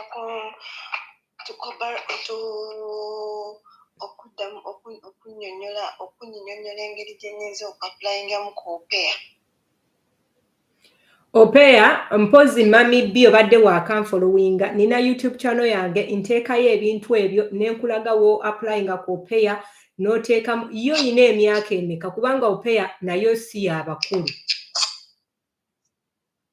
Who does my house chores? I'm not a funny kid. Wanji? 26 years. Nanti kati awo oba okuze kubanga wono malire okunoonya family bakoma ku myaka 26. Ne wona applyinga bajja kugamba tebajja kutwala abaana abamu wano babadde bampeereza ne bangamba tebajja. Naye you can try. Osobola ogenda ku YouTube channel yange kuliko Opeya. Olabe ebintu byonna page za Opeya zonna ze kuliko opeya.com, Opeya World, byonna kwebiri okola otya profile ennungi. Masha, neyo bagenze wala. Omuntu ng'oyina gundi. Gundi mwogedde ku Bumble dating app. Nze nagidownloadinga naye wengi openinga tegira te openinga right. Oli mu nsi downloading. Guys, when I started talking about Bumble, I got courage recently. Nitandika kwogera ku Bumble. It is when I'm proposing obeera omukyala nitandika okwogera ku Bumble. That's when I started posting my relationship we mwagirabira. Ninga we were there for some time. Ninjogera ku Bumble. A lot of people got people from there. And Bumble, bwegana gijemu odemotekemu. Do you get me? Nakitegedde. And install it and then yeah. Kale. And the good way is to go on Facebook and join it from Facebook. It is so better. Because some countries tebagaba bayinza okugamba coding otaddemu enamba ne batagikuwa. Naddala Dubai. Yeah. Okay. Bumble is good and fake batono. Yes, it's very good. Ndowooza mami welcome. Waliwo omulala mwami TikTok. Masha. Wanji? Bambi mbalamusizaako. Kale. Nze mbadde nkikubira ku YouTube. Ennyaawo bambi nkulamusizaako Debeya. Kale bambi. Kati nnina obuntu bwangulinga bubiri bambi. Ekisooka mbadde nsaba kukwebaza nnyabo okusharinga story yo. Ekyokubiri njagala kondeminga abasajja abakuba abakyala. Kuba nze ndi omu bwe yali kw'omu kwabo. Almost 15 years kati. Omukyala agenda n'omwana wange simulaba bakuba mukyala. Oba olw'ensobi ze nakola olw'amaanyi amangi. Kati omwana yenna ali eyo omwami oba omuvubuka ekintu ekyo jja kikola ng'onyumirwa ng'obusajja bankiyita ekyanga olowooza oli mufirika nnyo kijja kukwafekitinga ng'ogenda ne mu toyi ne weesibirayo n'okaabira eyo amaziga. ekitegeera waliwo tayimu y'okugamba sole nga gw'ogamba sole tayagala nakuwulira waliwo tayimu y'okunoonya omuntu w'omugambira sole nga negooyino gigamba taliiwo nga tokyayinza mulaba abagoberera masha mumanyi sitole yange bamanyi kyembadde mpitamu kati I condemn omusajja yenna akola ki akuba omukyala naye nga ku kyo bambize ndoza bambi ekyakubisa gaali yali ali insecure lwaki kuba wali oyinamu ate nga yeyala maani kitegeera kati yagala nga akulage nti ndi musajja naye bambi webale nnyo webalire ddala ekirala bambi era omukyala oyo n'ekintu kyayogeddeko nti omusajja amukuba olukindo ne luta manyi omukyala kyayitamu olukindo olwo nga lutadde nti omukyala yali anfuddeko mu nju mu lockdown masha olukindo lwata nga tetubimanyi omukyala natandika okuvunda manyi kye bayita okumukalirira nga tebamusanyalazizza okitegeera ekyo nkimanyi kati bambi omusajja yenna obanga omanyi omukyala goli naye tomwagala oba omuwala bambi totaana namwonoonera budde bino nja byogera kuba kati nze nkuze naye nali omu mwaba bataafangayo ekitegeera totawaananga mwonoonera budde abakyala balina ebintu bayita nti atasobola nze omukyala bamulongoosa amazima nga simanyi nti basalira ddala nti kibeera kinene nga sikimanyi nakiremanyi masha amazima nkiraba mututte mu ddwaliro batandise omukalirira amazima ng'ekigundi we baali basaze nga n'ekisambi ky'omuntu kiyitawo okutegeera nkibeera ekitugundi bwekityo obitegedde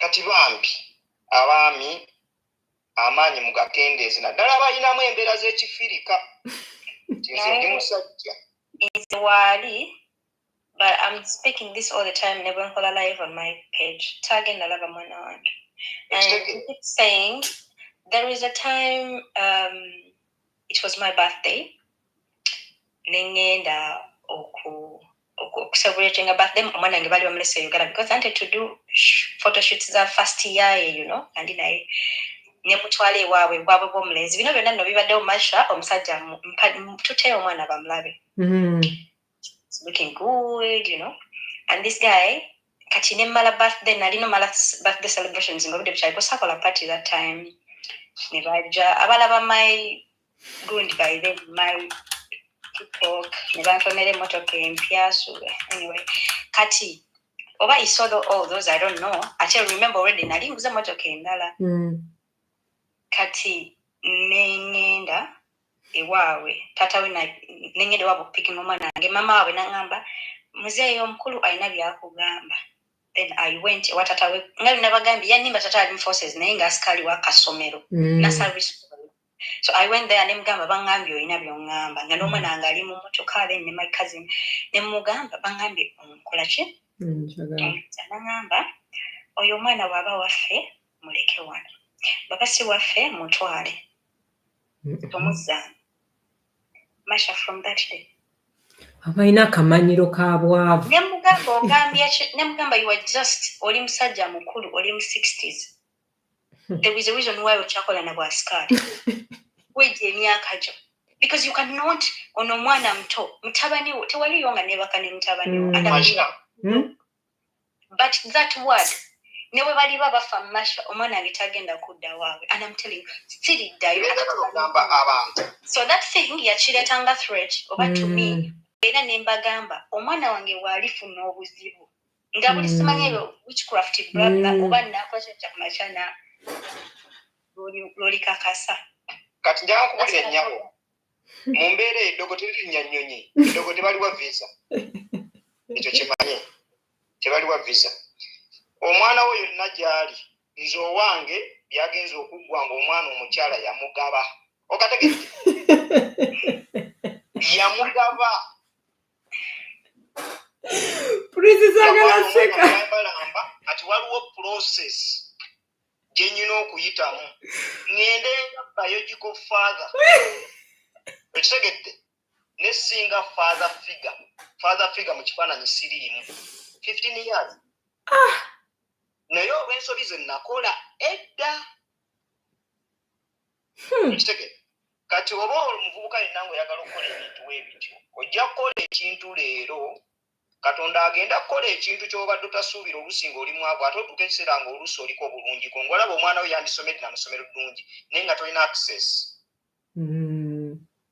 access ekyembi omwana owange tali Uganda wembadde nnoonya tali Uganda tali Uganda ali Netherland n'omwana ali Netherland naye bannange Galo challenge, we are proud of you. Galo challenge.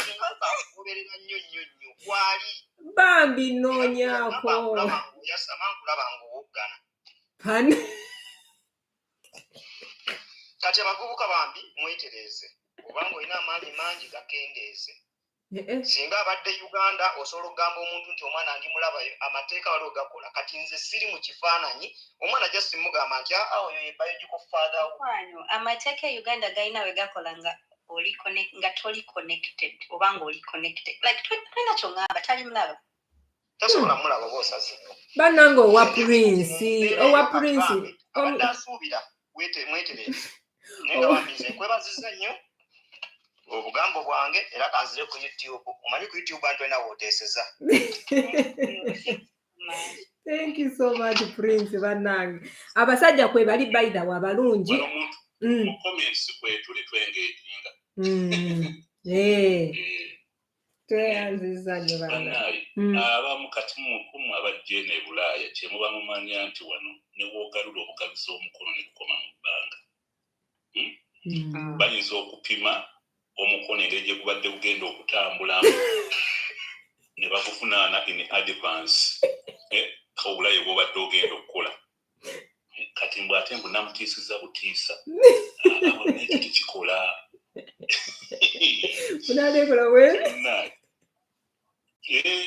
balaba amu ne bagamba yakugiza atya nti waati bw'ate kugenda kusibira wano kati ono singa mufu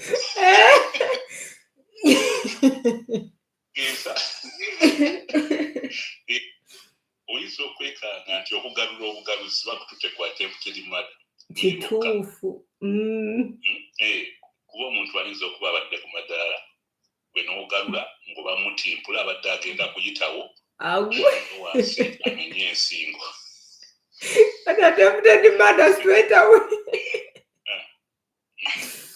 oh my God leero munseseza bannange Nabbi Rita process y'okunkalirira bwe bulumi bwe ntunulako ne ngamba omusajja sirimuwa mwana ate sirimumuwa Animasha ebyo tebiruma it is hurting n'ova mu maka 1 week later ne baleeta mukwano gwo ng'abadajjangawo is a family friend Naja Masha, Naja no papa. Ogundi aja no kuba banange. How are you? Owa boda ono nomukubira. Already dawa. I have some people who are coming home. I'm not in the mood of cooking. But do you have some money there? How much do you have? Gendo lecho bucket ya KFC. Abana bawala obetagayira butwayo kya. Naye I'm so happy yasanze Kampala nayo mbebe bonna nabyogera kyokka noyize sekawere. Kadi buba Feria. Nabbi. My man is a boy. Actually, I want to make this clear. My man looks like 25. My man is single 10 years. He's actually a young guy. Mwami muto alabika bulungi. Sajja alabika bulungi. Yakolamu. Rita ayina ekibuuzo. Rita tubuuze ekibuuzo. Oba tuwabulemu wetugenza obubi. Naye Lighton oyina violence. Rita oba Rita iwe mutinze nalongo kabale oba nalongo mu yogera. I like Rita ye mutinze. Mujye baliko bannange. Kale kabale. Mrs. B. Obeya, how are you? I'm good. How are you doing? I'm good. Kulike embaga. How are you? Kati nze my thing yankwebaza because you know you pass through everything, but everything is always a lesson. Era bw'obeera mugezi, you come out of it.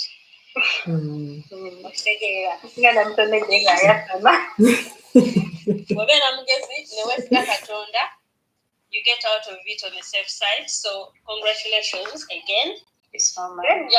Njagala kunenya bana abali mu comment section abadde bagamba nga naawe oli awo otudde wayina love. There's one thing called psychology. For women, by the time you leave a marriage, you've thought about it like 20,000 times. Nenga, you've no guts to get out. Why not you take it? Women will take things differently than men. You think. It's the you think, and things comes in your head. Exactly. No. For women, it's different. So, please keep your comments to yourselves until you've gone through it. Another thing I wanted to say is, whatever it is that trust me, anything else that he's going to do or put through a woman, at some point,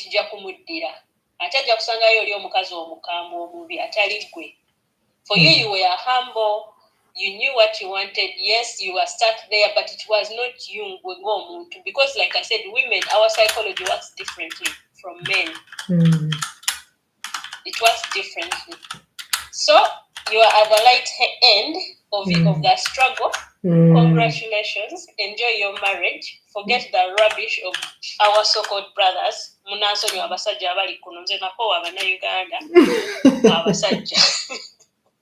So, congratulations. Enjoy your marriage. Nawe kabale bakuyisa bubi. Ng'okoowa nnyo. Nzo omanyi mashallah like sagala muntu annimba nampisa bubi ate nalowooza nti no he has that bagita ki omukko like I know that omuggo on you like nagama as if you're not a human being kati nzabo nabakoowa dda nange nalinga gwe mukyala bbi nga njagala kuddayo mpasa omunnaffe mbeere bulungi okitegera. Then they were all like, oh, I can't even. But what I have to say is, Kulika yo, you are now at the end. You saw them call. They told me nabagamba neyanjudde. Era bwe yagambye nabagambye badiya mu page wa bemba neyanjudde. It's okay. Okuyagala take ameza sente zonna mu page wa. Yes, amulema. Oshegera zamulema katatule akakane. Let him enjoy the journey of you celebrating your life, your man, and the future family you have. Oh yeah, and the child he never wanted and will never get. And I'm so glad he got that. Prince yatyoge ebilogo abalogo tebakola ki Tebalinnye. Marshall, after me, I'm going to tell you some other mchala mzungu going hosting.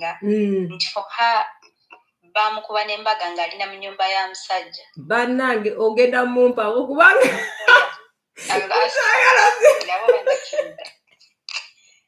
Anyway, thank you very much for hosting. You encouraged so many other girls. Oh, okay. Thank you so much. Congratulations again. Have a lovely, lovely weekend ahead. Thank you so much.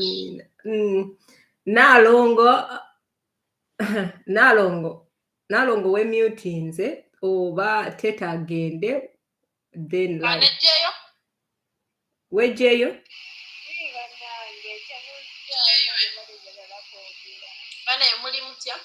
je tuli oli otya leta soka we mutinge muko badde mbuzaani erinnya lozedoline bia mchala bia is your kid in Uganda or no, maisha utabeerawo. For now, Jali naye aliko project period. Agenda kuvayo in 2 days from now because I don't stay with her. When my mukolo was happening, I was like, you guys fly in with her because I need to be around. I want her to be around on my big days because if Embaga ajja kubeera wano nga nsobola omuleeta n'abeerawo ku mbaga, but when we decided to do all of them in Uganda, I was like, banange bumuleka abeere wajje. So she flew in, but she's going back. I'm not scared about it. Okay. Kama akusasire onaina fake account alabisa oli guy. Okay, can you hear me? Sina echo. Toina echo. Okay, I thought in Chibalimu, Uganda. Me, what happened to my twins? Now, I was 17 years. Daddy wabana abo yali like 22 nga yakajoininga campus senior 6. Katoyo guy we yankwana yali ng'asoma ng'akola. Nangamba. Waliwo gundi. Osobola okumutinga mukko. Waliwo waabwe like bali basumi mama we yali musomesa mukulu we doctor so nge waabwe kuba bali bana babiri with a single mother. Guy oyo yali mu like mufira, you know those guys chirwaya se rwazala. So okay, lwaki ngambye kino gye tulaga, you know why. So this guy nampa olubuto because what happened is yali akyali virgin, like lwe yajjako egundi ye lwe yampa olubuto, so n'agamba ye tazaala tajjukira kumpa lubuto. You know you're 17 otya okugyamu olubuto otya ogamba ab'ewaka. So I kept the pregnancy, ab'ewaka baamanyanga like 5 months. Mami wange n'ambuuza ne mugamba taata w'omwana yaŋŋambye tazaala. So we kept it cool. Kat says no, my kids are 5 years. Wow. Oyo tata waabwe, okay, let me make that story short kuba bangi abagenda okujja bakole ki? Bakyese. My kids are 5 years old. Tata we mugagga yakikuba. Because this guy before he had money. Naye nga si nnyonnyo kuba yali yeesomesa ng'ataasoma. Saawa zino alina ssente naye mu ddwaliro baamugamba tojja kuzaala nga wembagambye. Yalimu ak'olufiirwa. Like yayima naye tajikuba fena twali shocked.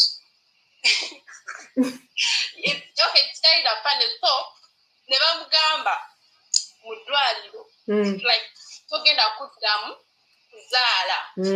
So this guy came to me last year jokingly ng'angamba abaana bange baliwa. Where's the witch kids? They aborted. For me, my husband we ansanga ne munyonyola buli kimu n'angamba okay kuba abaana like bali tebalina bataata 4 years tebalina taata. Jukira omusajja yaŋŋamba ye tazaala. So my kids nga tebalina taata. So my husband n'adoptinga like abaana bange. Nalongo oli mu nsi ki? This guy najja. Nalongo. This guy came out ayagala abaana be. Mwana muto right now he is like 27 years. He has money. Mwana muto. Alina sente. Akolera big company. Ye manager. Nalongo oli mu nsi ki kati? Oli mu Uganda? I'm in Uganda. Okay. Kati tasobola kujja n'abakujjako abaana. Omanye Uganda abantu bajja n'akugamba nti njagala baana n'ababba. Tasobola bakubako. We are in court. Shobola ambadde embuzi z'ono nti n'abaana bali mu Uganda. Tuli mu court. Okay. So mu court saawa zino ekiriwo aleeta ssente nange ndeeta ssente. For him he wants a DNA. Kuba yena ashimanyi konkushiwa nti abaana babe. Naye in the first place ate I kept the bujulizi. Kati mu court bamugamba tozaala. Omanyi obwo bulumi like bw'obeera nabo ku mutima koza like abaana bange tebalina kye bamwagaza oba financially tebalina cause they are doing fine. They are really doing fine. Bafuna taata gwe bakuze nga bamanyi nti kiri ekitaabwe. Kati right now the guy is coming back ayagala mwana eyaŋŋamba ye tazaala nampa nako ne mukwano gwe namulookinga nako kuba yampaako mukwano gwe naŋŋamba ono taliiwo ŋŋamba what oladdamu okuba adoption yali legal. Adoption temwakola yali legal oba just eyo tasobola ne waba biological parent temulina nakumukkiriza kukola. My man found me nga abaana bange bali 2 years. ne munyumiza kyonna ekyatuukawo n'aŋŋamba itsoke omusajja oyo nezza namukko ng'abaana baanamwe ba myaka ebiri n'agaana amba oba yali alaba ng'agenda kufuuka taata at a early age because he was 22 I was 17 ekitegeera n'aŋŋamba ye tazaala ekitegeera n'aŋŋamba ye tazaala so naye abasajja abannayuganda sorry sijja gamba nti abasajja abannayuganda kuba omunnayuganda omubi omuzungu omubi but some men babi nnyo ate katonda yamukuba omuggo yagayazima ne baanamwe si kwewaana alina ssente so bwe yali akomyewo ng'amanyi I don't have money naye weyawulira n'agamba weyawulira nti ba wange muzungu nante yali azze anzizeko abaana ate nze tesimanyi kuyomba nze nolulula nga wenziimola najja I want my kids tajja bafuna wagamba tozaala n'obujulizi mbuyina yali azze in the name of that money gyalina ssente kuba kituufu azirina atwale abaana ekirungi kati tuli mu kooti naye like teri DNA ejja kukolebwa teri and anytime from now we are flying I don't care teri DNA egenda kukolebwa awo wonfiirawo kuba like siinaamu namuli eri nti oba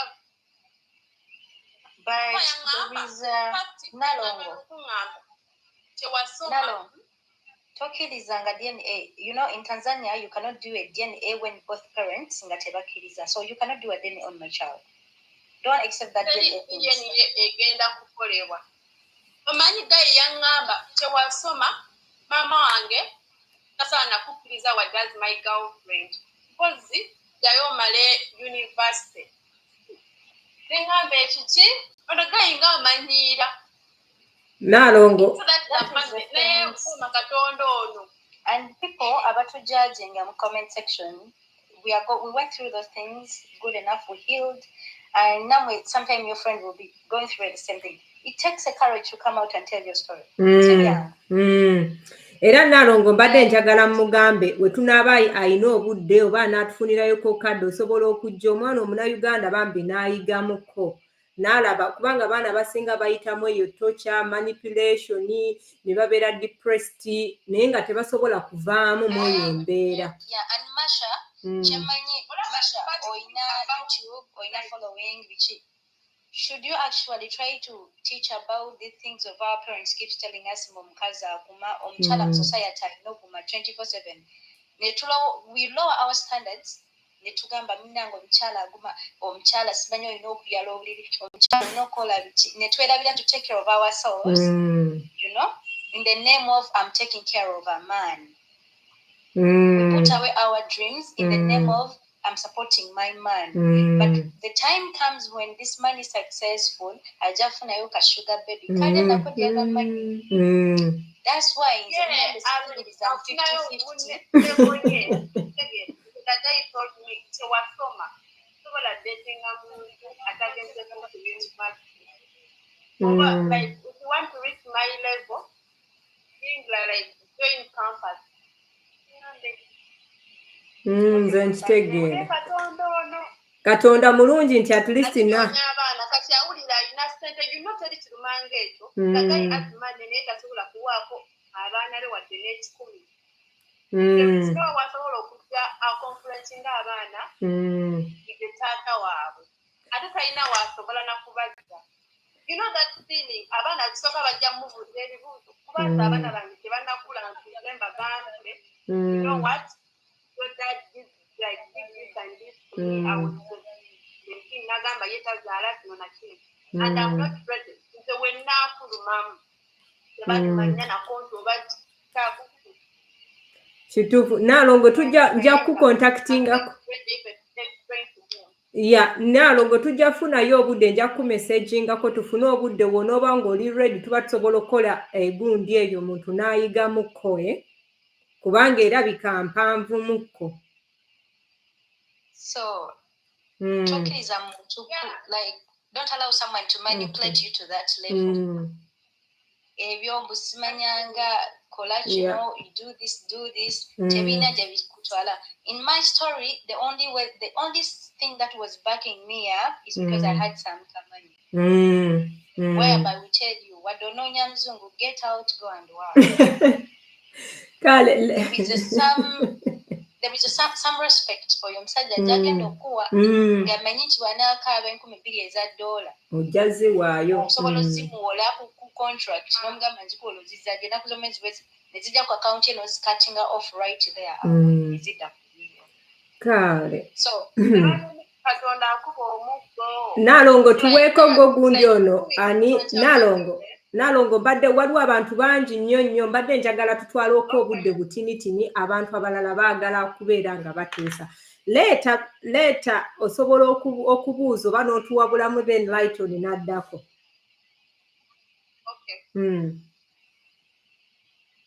Oba leeta gwayina echo teta toyogera wanji gwayina echo gwayina babisaala bulungi nnyo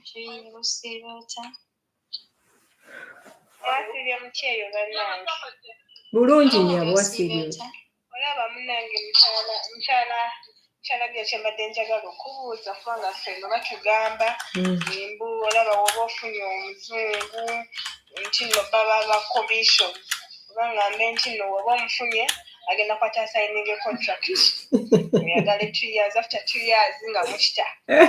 I don't know how true that is. It is not true. Babikola bamalaya ng'oli yeewayo n'agamba nti nze ndi malaya and bwaba kwagala that's ebyo ebintu by'owulira nange bye nali mpulira that's why I never wanted a white nalinga traveling namuyina nga mira mu ngalo zange bweziti naye nga simwana ekitiibwa ngera nkulesibe nga nayitondekanira ndeka because of what I was hearing. Nga batugamba wali ebintu tebimalaayo nga batugamba tebamanyi laavu nga batugamba naye byonna bya bulimba and one thing you should learn in this life masha wakugamba nti eryekubo B togenda naye nga gwe instincts zo zikugamba genda yomwalina pathi tulekerawo obuuliriza abantu. I don't want to be the motivational speaker. I am not. But there are things in reality that we know color. Why am I telling you to like uliriza abantu? Me, I wanted to do a pay and abantu bangamba bibi okola emirimu okola bichi what and what. But remember, I had someone in Italy. Ngatanjagalanga is willing to do anything for me and ngane family jenva if I ask for support basobola okunsupporting me personally naina msente nganzo omuntu nasobola okugira ko visa nayo nanjagala but I wanted some peace of mind. I wanted to settle fast. So my process when I'm meeting the love of my life. So teta ebwe babagamba most of the things katimesha mchana mzungu chembadde mbuuza mbadde nsaba okutangaza kati for example kati nga ku dating app hiyo that bambo like how do we find our soulmates ogenda bugenzi just not clicking you first write to them because some of us we first write to them and they don't reply. Okay, obeera ate ne bagamba funayo time olaba ekitusumbwa is tetwagala kusoma funayo time gendo owandiikemu Bumble, Google. How can I register myself on Bumble? Because newe tukuwa full information. Omuchagenda kuwa full information about something. Akwa 100%. Waliwo byaje okwelabira, you know. But when you go and you read about everything, kati mi opea najirimu olio mchala we Kenya nalimbi mani. But time came nempulira like nesente nenzirekayo mashalo. Nenekolera buli papulo Rwanda etawana. Already nali mfunye family. So I did everything. Ninetwala ku interview nenkola kinga sina gwembuziza nti kati nonchijewa what do I need? Ninekolera buli kimu. What did I do? I befriended Google. Ngamba if I want this Google. That's it. Oba ntegedde. Akutegedde. Ntegedde naye katate. We don't understand very well. Nanti kati teta. Teta. Bambo. Teta. For example, kati bambo. I don't know. Wanji mkwani. Mbadde nkugamba ng'ogulawo. Obadde mu echo. tukuwulira woggulawo dating site yo bulungi n'ogigira nti Bumble. It is not si kyateeka nti kati nze owange namufunira ku Tinder, owoono yamufunira ku Bumble, omulala yamufunira ku Afro Introduction. Apps nnyingi, kisinziira gwe gy'onooba oyagala oba eneebeera ekwanguyidde. Kati nga gwe omusajja in case kati Bumble ebiseera ebisinga gwasooka nze yannema kubanga nze alina okuteekinga first move. Kati ate Tinder ekirala soma profiles tomala Yes. agenda namuntu soma profile ekirala be straight. When nali ku Bumble, I wrote something as a joke. I was like, I want marriage. Era nzisali ko mu relationship marriage. When my man came in my inbox, he was like, are you for real? Do you want to get married? You look so young, you're so beautiful. I was like, bro, I want to be married. I want to be a wife. I want to have my kids earlier, you know. I was like, I need to meet this person. Because nari real as much as real. The one telling my story here. Never now call a live show and lives and zenkoze. Because I don't want to lie and chonsang in Kugambe. Kati kyembuza ku Bumble wogenda n'obasangayo and then you osooka n'obawandikira. Is it a guarantee for them to reply? No, it is not. After you reading their profile. It is not. Teta kali kaba kalulu. Buli muntu yenna ali kuno abadde following olabika Teta buli lwakubiri tubeerawo nga tusomesa online dating. Mbadde nsaba olabika waka following addamu following ku Tuesday tubeerawo n'omukyala oba mwami muzungu omuntu yenna yagalako ku muzungu n'atugamba apps n'enkulaga apps ezo. It is not a guarantee gwe golooza buli muntu anaakwagala oyinza okuba oli munene ng'oli ayagala mutono. I did a YouTube channel too. Njagala kufuuka dating coach. Especially when I Uganda. By then, that's what I'm planning to open up. I opened up a YouTube channel too. So look what we can still.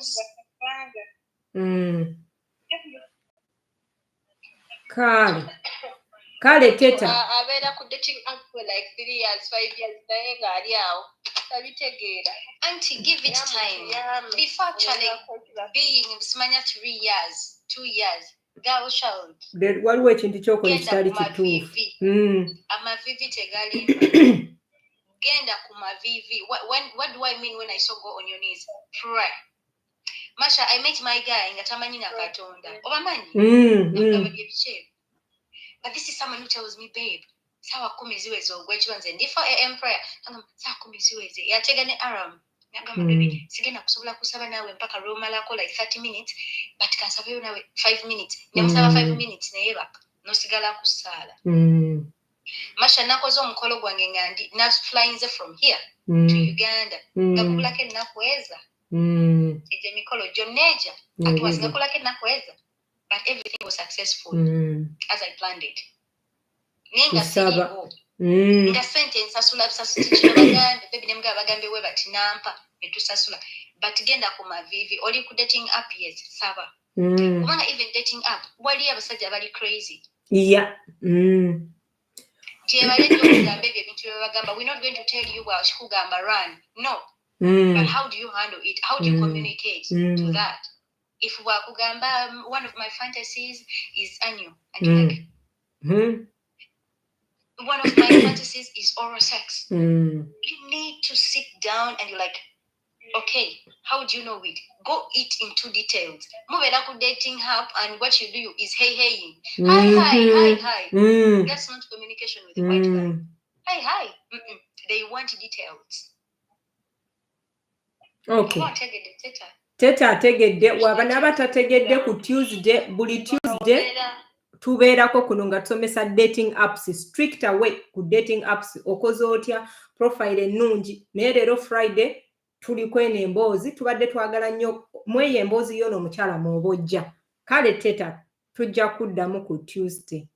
Mukyala Lighton omukyala owa buli kimu omukyala omulungi mu UK.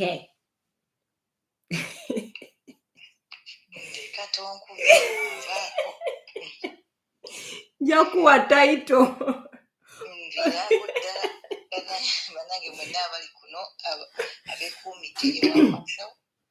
I hope you guys are fine. Thank you so much for loving Marshall. Thank you so much for being here. And so much for bringing such topics. Thank you so much for looking for these guys and bringing them so that they can give us their stories. Yeah. You're welcome. Munzijukiza erinnya ly'omwana ono kubanga sagala Bear. Oh, Mrs. Beer, like beer. So computer choking, but just in German, it's a different word. Beer. Yeah, Beer. right. Okay, Kale, Mrs. Beer. Thank you so much for coming and sharing with us. Bambi, we do appreciate. Not everybody is bold enough to come and share their story. And your story, I hope, because I have seen people in the comment section, abagamba nti no, people bring their stuff ku internet, simanyi ne babakeneka. Mukwano, bw'obanga gwe toyagala kuwuliriza mboozi ya muntu, yitawo. Live nyingi nnyo kuno. Naye oli bw'aba ayagala okusigala n'awuliriza, it's okay. Ffenna tuyigira ku bannaffe. Story y'omwana ono nagiwulidde okuva lwe yatandise. Obwedda kwendi. Okitegeera. Mulimu ebyokuyiga bingi ekisookera ddala. Kiyigiriza abaana abawala nti nno okutandika obulamu bw'ensi ng'oli muto. It's not easy. Exactly. Ono mwana yatandika muto 17. I have a 16-year-old here in my house. Nena banange simanyi nakumanya. Okitegeera, so 17 aba akyali mwana muto. Tetuganye sometimes kale abaana beewaggula bulijjo okula n'owulira nti oba depending on how ewaka we bakutreatinga ekyo nakyo kibaawo and you're like omanyi I don't fit in anymore. Neweesanga nga obulamu ogenze n'obulamu bw'ensi. So byonna what I want to tell you Mrs. Bear nti byonna bye wayitamu do not ever teweenenya kubanga ebisinga wali muto.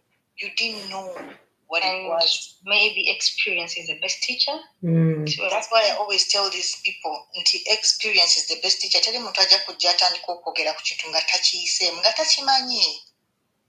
Omala kuyita mu kintu n'olyoka oyiga. Naye kati mwe abawala abali eyo at least muwulirize muyige. Nti omuwala bw'oba okyali muto omuvubuka aba ajja kulinnyako nga bw'ajagala. Kubanga toyina bw'oŋŋamba nti omuntu ategeera asobola okukwata omuntu eyakazaala alina n'olukindo n'atandika omukuba. Enkuba oyo omuvubuka gye yakukubangamu si ya muntu mutegeevu, si ya muntu alina obwongo. He had a problem himself. Naye kati gwe olwokuba wali muto naawe wali tosobola kiraba. Ate muvubuka gwe bw'oba obadde mu comment section wano nga gwe omu ku bantu ababadde boogera ng'oteekamu comment, njagala nkubuulire, go and look for help. Genda onoonye obuyambi because you're not alone. Toli wekka. Bwe buba nga bwali buto nga kati wakula, God is good. Era ogwo omuzimu gw'okkuba abantu, genda bakusabire gukuveemu. I'm telling you. Naye omwana muwala ebintu bye wayitamu mukwano right now, this is the right time for you to enjoy yourself. Naye nga byonna bye wayitamu bwali buto and you were so lucky nti walina omukisa ogwali gukutambulirako all the way. Kubanga mulimu abaana abamu nga ogwo omukisa gwe walina all the time nga tebaagufuna. Most times abaana babiriyo ne babonaabonera eyo okukakana nga bafudde n'okufa. Mu bintu eby'ekisiru. Omwana omuto bw'aba yayagadde, bannange bw'aba yayagadde nekoyogera ki? Mikono gye gikugamba naye gwe tolaba mu bakkuba. Noddayo n'ogamba ekiro okimanyi bulungi cyane nabbewe. Ogwo gwe mukwano gw'ekito okitegeera nti omwana bw'aba yayagadde munne ne wokolotya baba bajja mukuba bamukuutiremu amannyo gwe wali alyoka ategeere nti eno kye nazze nga si birungi. Anange But I'm so and happy omala that funa Nyala- bad experience kubanze bankuba light on over and over until we bankuba ne ruta Nebakuwa ne Ruta. bankalirira naye you know like even the process never mala kukalirira nempona Nondayo. and I used to meet him again. So stupid. Oshitegeera. So kati bannange, sometimes we have to think about these things that tugamba otunuulira ky'obudde and you're like, God, thank God tikali byonna biyitamu. Because now if somebody is going through that najja gy'oli, you know how to help them, you know how to support them. Ate beegonza ayinza okujja n'agamba bebi leero gwe gusembe wallahi siriddamu kukuba. Yeah, kati kambabuliro abantu nga bo their women beaters abantu bakubi bwatyo abeera ng'aliko ekintu ekimulinnye anyway kimuvaako n'agamba oh my God, I'm so sorry, I won't do it. Naawe ng'olabira ddala ali genuine. Before you know it ng'abizeemu. And Marshall, there is something happens in ways of beatings. This man bamala okukuba, you have obusungu, ne bakweba kakechiro. I don't know if that is considered as a rap. Ate mune n'omuwa. This, and actually, most of us went through it. Bali bakubye. Bamala okukuba, n'onaaba n'oyita obuliri, munnange essaawa eyo 5 kitundu. Wala. Nekirabika kyonna.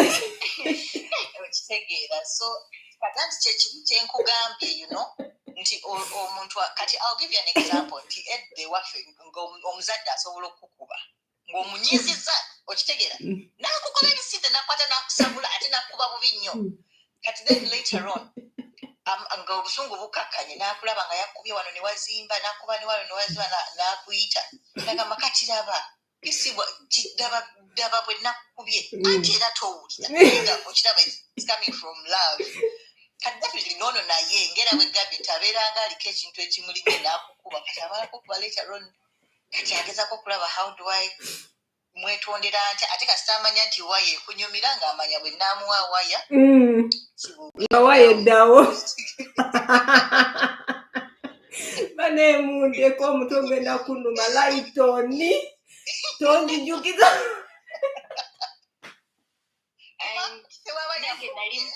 Because like you know, he used to tell me jakukuba omanyi oba mutoto omanyi communication biki nga nawe owulira, you know, and like nkuba tondaba nkona. I think sometimes I used to cause these beatings for myself. Ngabanga njakubalenya nkona So it's good ntino at least abaana abato kuno babeera bakimanya ntino sometimes ogenda n'oyingiriza ekintu naye nga that it's not your time okuyingiriza ekintu ekyo. You know, if you can learn from some of these ladies, you know, at least oba oyambibwa. Naye nekirala being focused, wali ng'oli muwala ali focused ng'oyagala okukola, that is another thing. Mulimu abamu ng'ayagala kusuleyinga ayagala kukola. But you're one person who really wanted to work. Okitegeera, which is good. But then nekirala kuba mbadde ngezaako siriwandiise but nga nzija ekisookera ddala okukuba okuko sikukkiriza era obwedda nkugamba tuwa amannya g'oyo omuntu so that tumuswaza. Okitegeera, tuwa amannya g'omuntu bamutegeere nti ye gundi mukubi w'abantu muyaye mubbi mufere. He stole my child's money. I forgot. How did I even forget to talk about that? He stole my child's money. You know, oli lubutogambo wayo mwana wadaze setegese ng'ogulawo akawunti baddiya. Naye bannange mbabuulire ndowooza olaba. I'm sorry to say ekintu kino ngenda kikomyawo because I think somebody talked about it ne bayomba. Ekintu ky'okusoma. People have to. Omuntu ataasomako bulungi kubugumizibwako bulungi ebiseera ebisinga bannange naye nno naye atama. But he was educated. Anyway, simanyi oba yanimba because he told me he went to nze kati sirina ne bw'oŋŋamba nti yakola sirina kye nnyinza kukkiriza kubanga yalimba maama we gy'akola n'alimba taata we n'alimba biki naye kennyini yeerimba alabika n'erinnya siryo yaliyo. Kibbi kifere. naye kyamugwako like when they wanted to take me for mateeka nagenda mu ddwaliro gye nazaaliranga erinnya ly'omwana lyayogera teririiyo. passport obwana ayina ndala banemukole ssente. So munnange, thank you so much for that. Naye n'ekirala kyempulideko wano ekya dating site abantu babeereyo baneekamba bujje you can get somebody ku dating site togenda kamba bulire kuliko buli omu osobola okufuna omusajja omuddugavu ategeera omusajja omuddugavu alina embeera z'abazungu ku dating site osobola omufuna okitegeera lengera laavu kyokka banna ng'omuyaya ajja mubalula okitegeera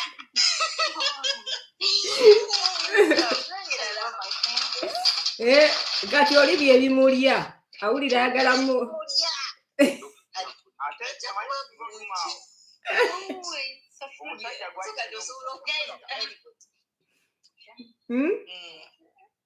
osobola okufunako omuzungu osobola okufunako omuddugavu lengera laavu ali mukutunuulira bantu gye tuli oli otya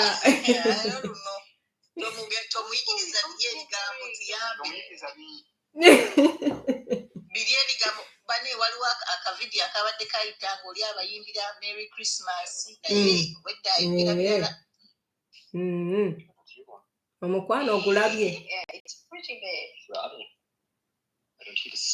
abantu bagenda kuddukira ku basajja abajamani bannange wamuno wonoofuna omukwano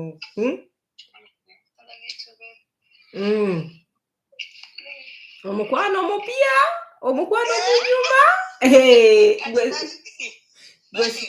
mugende mufune abantu waliwo one time nalabako kuno nga waliwo abantu abali bavumirira dating apps biki banange temuvumirira dating apps abantu mubaleke bagende bagezeko emikisa gyabwe bwobanga gwekyagala tekitegeeza nti n'omulala kijja gaana dating apps zino muziraba muguba mukisa osobola ogendayo n'omala emyaka n'emyaka nga yes people communicate ne bataddamu naye n'ogenda n'omalayo olunaku lumu nnaku bbiri n'ofunako omuntu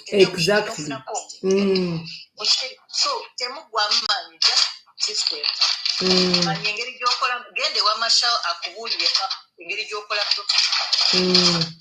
okitegeera profile eyo kikulu nnyo kuba abazungu balaba tebalinga ffe abaddugavu nti olaba ekifaananyi ky'omuntu okwigana n'ekifaananyi naye bano they read basoma so kati you have to be detailed ate nga kanyuma kaprofile nga kanyuma omuntu okukasoma nga kasikiriza so kati teekako trying omukisa gwo you never know bane Marshall thank you so much you are welcome so much thank you nze munnange nze bannange wobeerako kati onnyumira n'obeerako awo oba okitegeera beerawo sigalako togenda beerako in case of anything ojja ng'otuwabulamuko abantu You bought matoke. I'm cooking dinners. Oh, thank you. Rita. Not mini banana, it's called matoke. Yeah, but you was writing me, please get mini banana, so I know. Because you call it mini banana. Yeah, and I know that I get matoke. Yeah, it's matoke. Thank you. Banana, tumudukira ku basajja abajamani.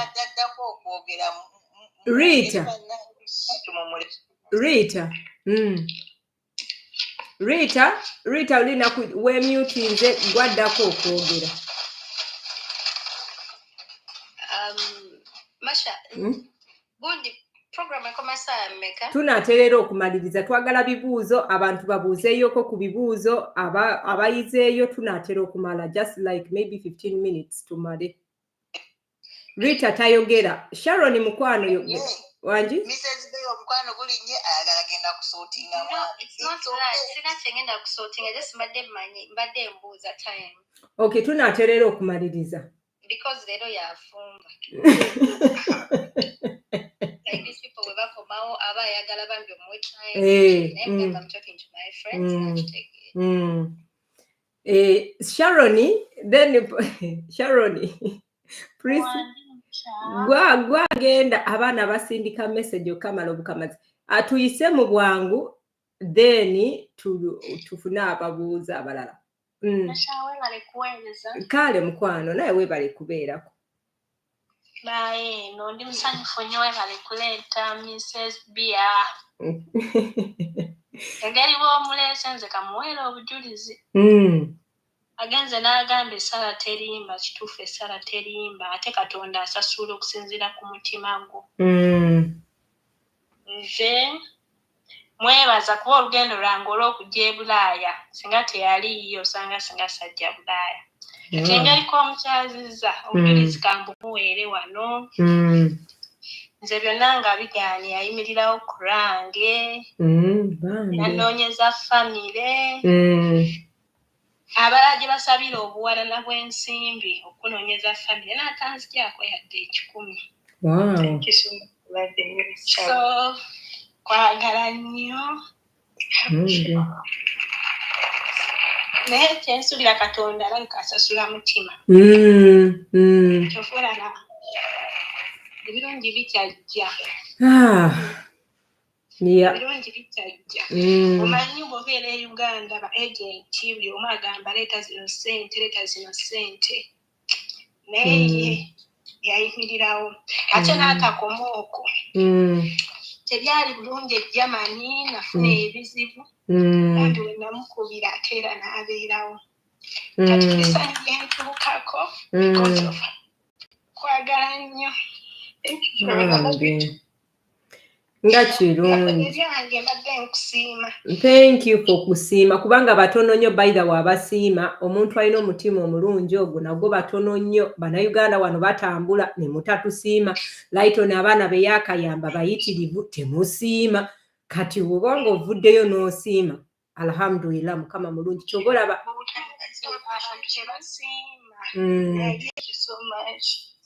ezaali zibuze ng'aba agenti baŋŋamba leeta zino leeta obukadde bwe buti nga sibulina tuukira yankolera nga tansigyeko yadde 10 ate n'asigalawo kuba ebizibu bingi ebyantukako e Germany naye olwamugambako And I did not actually by then, and we've never met in person by the way.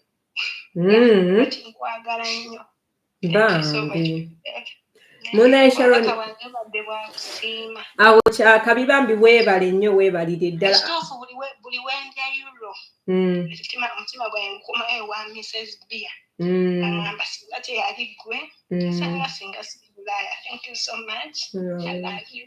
Bambi thank you banaye temutukaabye ffe abamu tetwagala kaaba amaaso gaffe manene anyway bannange mutuyambe omugole temumukaabye omwami ajja kulowooza tuyita musimu ne tumusula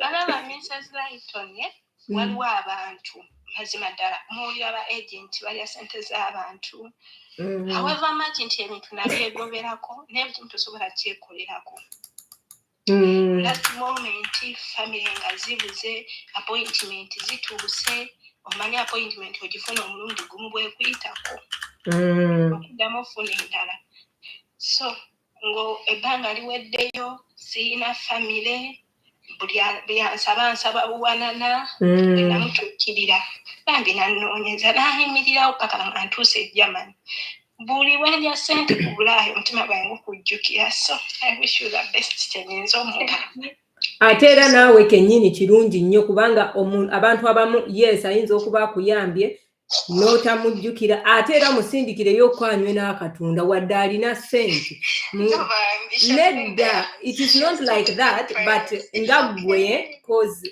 this thing of helping okikola ku mutima waliyo abantu abamu nga si kusaba but appreciating it is really good omuntu ayinza okugulira just ka pen noga munnange omuwala oli gwe nayamba yakola ki you get it nti muli omuleetera essuubi ery'okuba nga asobola okuddamu n'ayamba omulala we don't expect but at least kirungi nnyo muli n'ogamba bambi olaba oyo omukyala ajjukira Masha, she has been there. Oyo mwana yamanya emikolo gyange nze nalina nakufumbirwa wano she knew everything naye ansabidde she stood with me in prayer Masha omuntu ayinza okugamba mukama akuwa omukisa negukwata emikisa egimu gy'abantu tegikwata boyi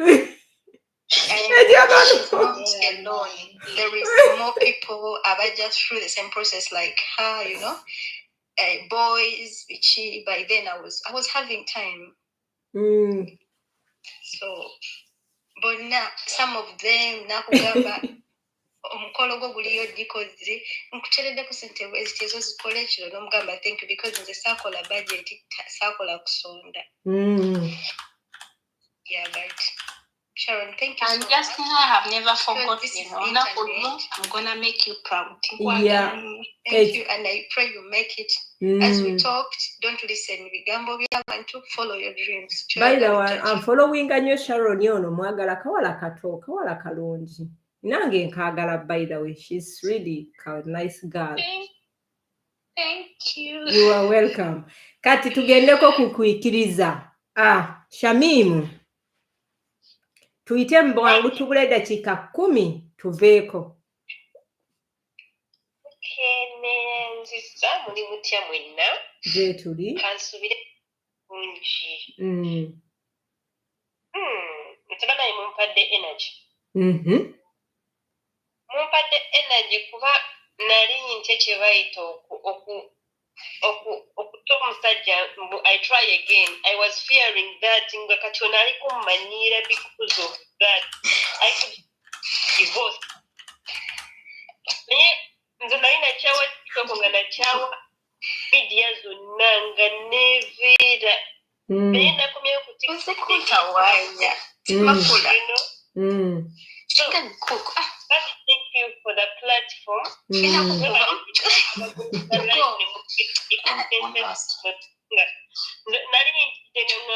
These things of Gumam Stiaja took ham Guminkirize, Wakuchunya, finger down, I've you're psychologically down, you know. Jinko Mokuri is that people's like testimonies. I'm gaining momentum to stand my grounds and say, I cannot be like some other people. Thank you very much for being open.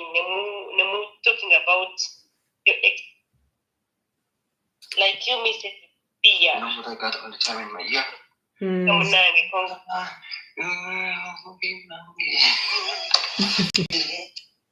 Yeah.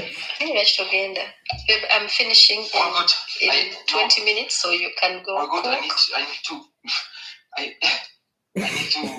drive also first, and I need to maybe take a shower, and so I'm fresh out of Compton here. So abasajja abeeru baagala obudde era yenna amunoonya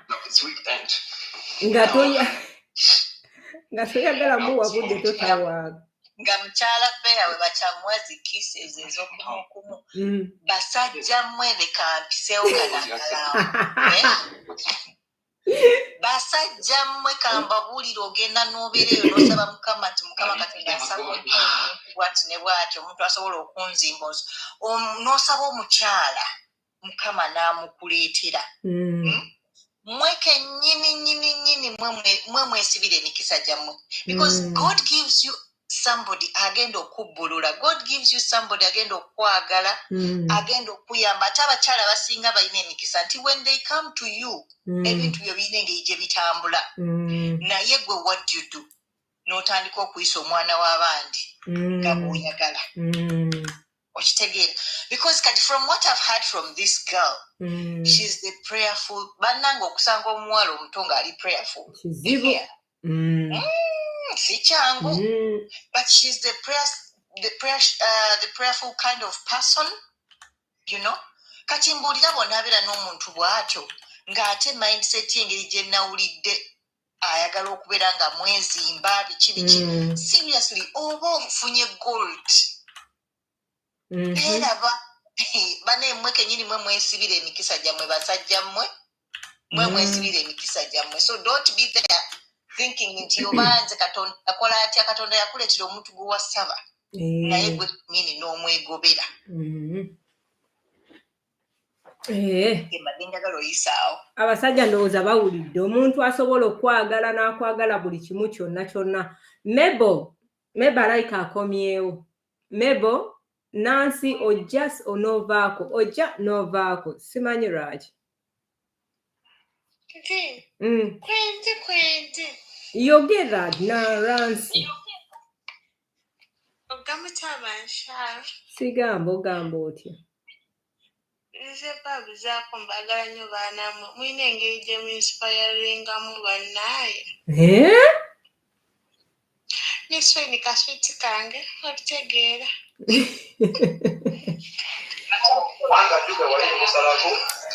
Naina waleekaana.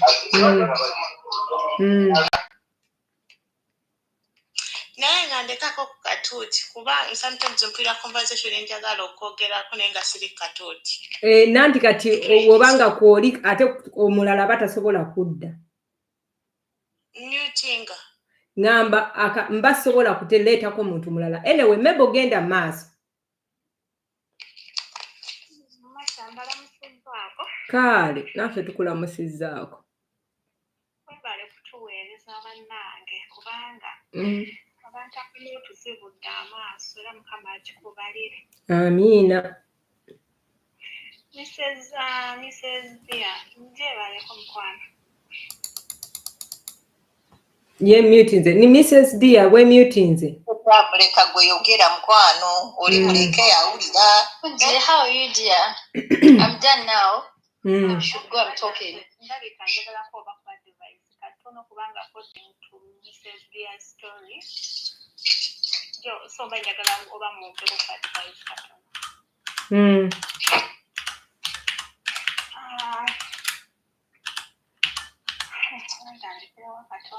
Nanti tulina eddakiika 10 obanga tolina wakutandikira mebo osobola okudda ku Saturday. No, Masha, 20 minutes are okay to 5. Okay. Why are you scared of me?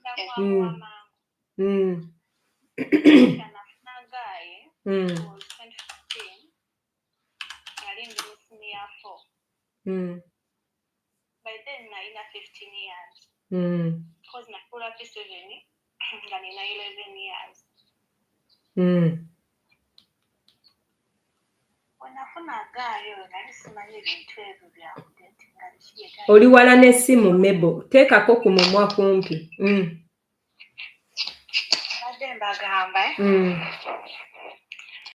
ye muntu gwe natandika naye. Manyi eby'abaana batandise biki. Anyway, omulundi gwe nagezaako okutandika eby'abasajja lwe nafuna olubuto ku 15 years. By then nali mu boarding school. Mumpulira? Tukuwulira nnyabo.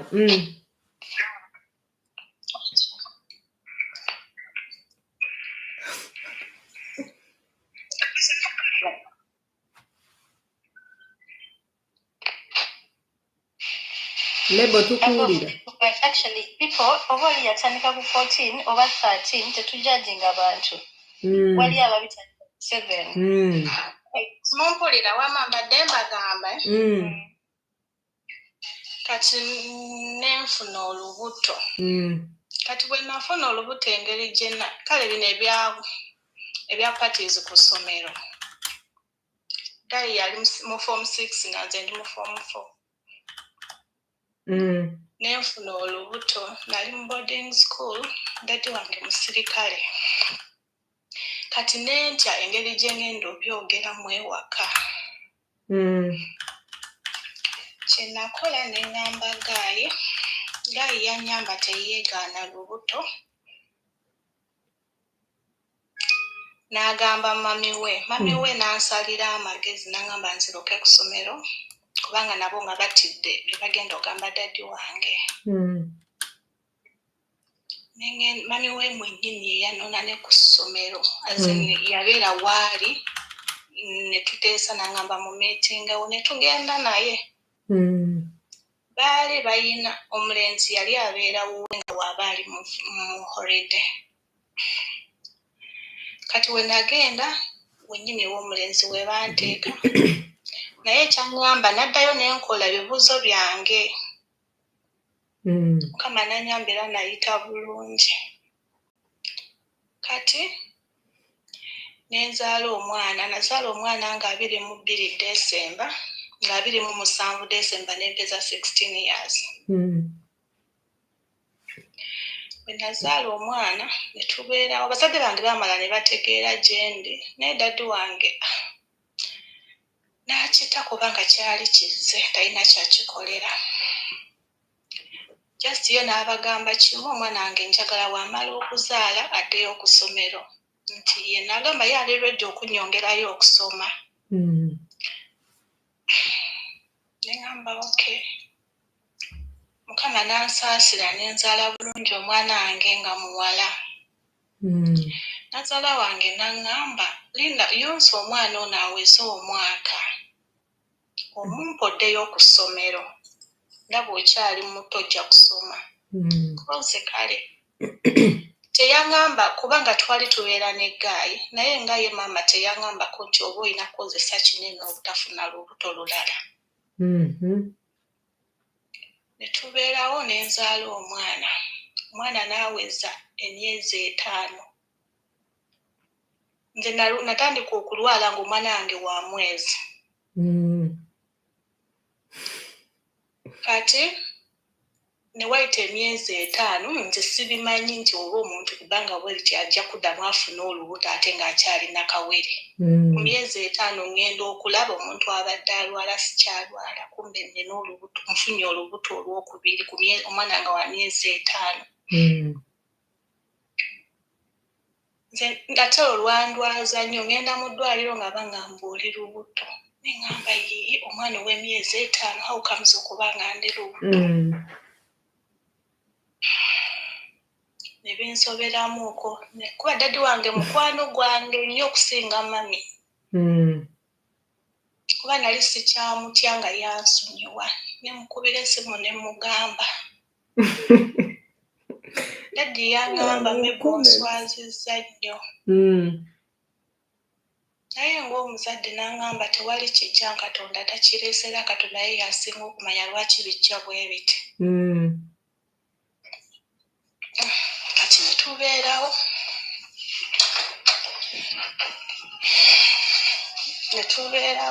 tubeerawo Mukama n'annyamba ne nzaala omwana wange Mukama annyamba abaana bange mbazaala bulungi whereby nze sizaalirana mu ddwaliro kati we nazaala omwana ogwokubiri naye ng'omwana oyo muwala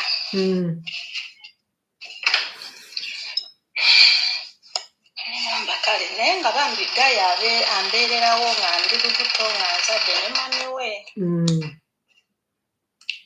we nazaala omwana owokubiri awo ye saamulwalirako nti nno nga wa mwezi nazaala wange kati otwali tuva tusiibula mu ddwaliro yabuuza musawo ki kyensobola okukozesa obutafuna lubuto omusawo n'agamba alindeko omwana amale oweza emyezi 6 akomewo tumukebere family planning ki gy'asobola okukozesa kubanga akyali mwana muto etamukole bubi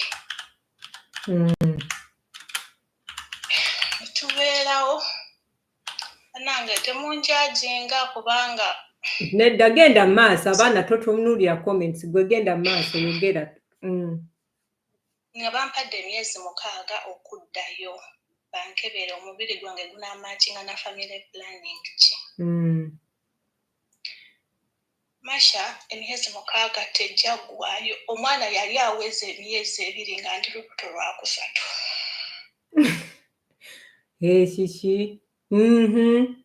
simbula embalaasi olw'omushana bigambo ekyo kinkola bubi olw'omushana nosimbula embalaasi kati sorry olwo olubuto we lwajja banange natya ne binsobera nembeerawo Mukama n'annyamba omwana nalwawo okumuzaala namuzaalira ku mwaka olwamala omwaka nemala naye okuba n'okuzaala oyo omwana asaategeera nti ngenda kuzaala nze sirumwa lubuto omanyi okubeerawo ng'otudde ogenda okulaba ebituukawo ng'ogenda kuzaala byebyo ne bituukawo tezaawera na ddakiika 3 nga nzadde omwana. Era bansanga mu nnyumba nga nze nzadde omwana, nazaala wange baamuyita buyise najja. Kati bonna bawala. Naye ndowooza oba omusajja yatuuka n'alaba tajja subula kamyo.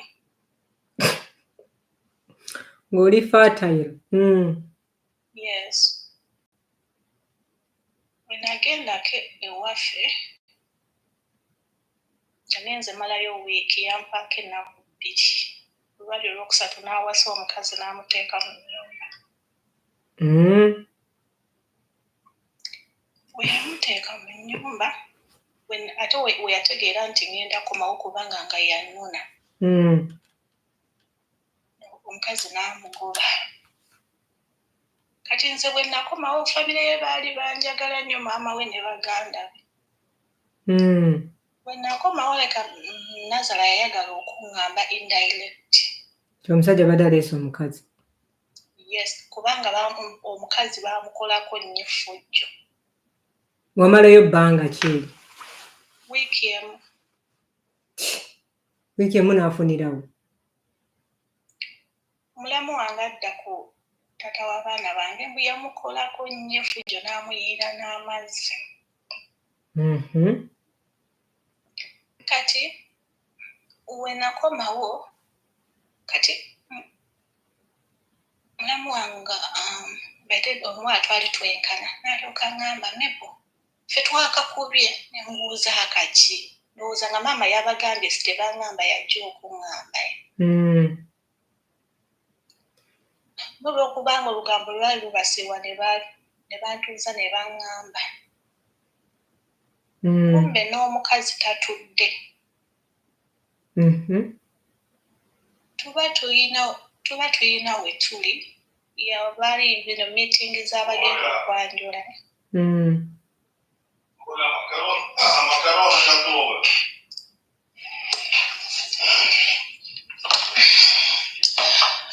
Omukyala najja, omukyala n'aŋŋamba.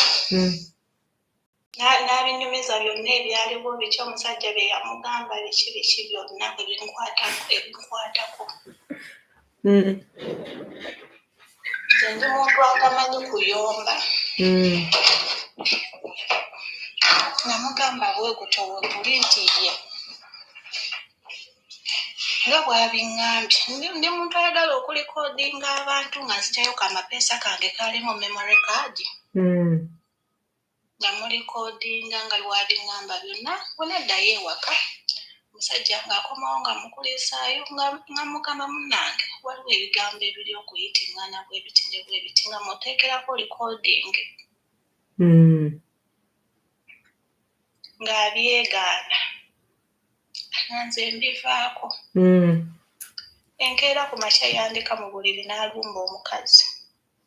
Maama we. Omuwala oyo. N'alyoka amukuba bubi nnyo. Tuba tuli awo nga mu ttuntu nga poliisi etuuse.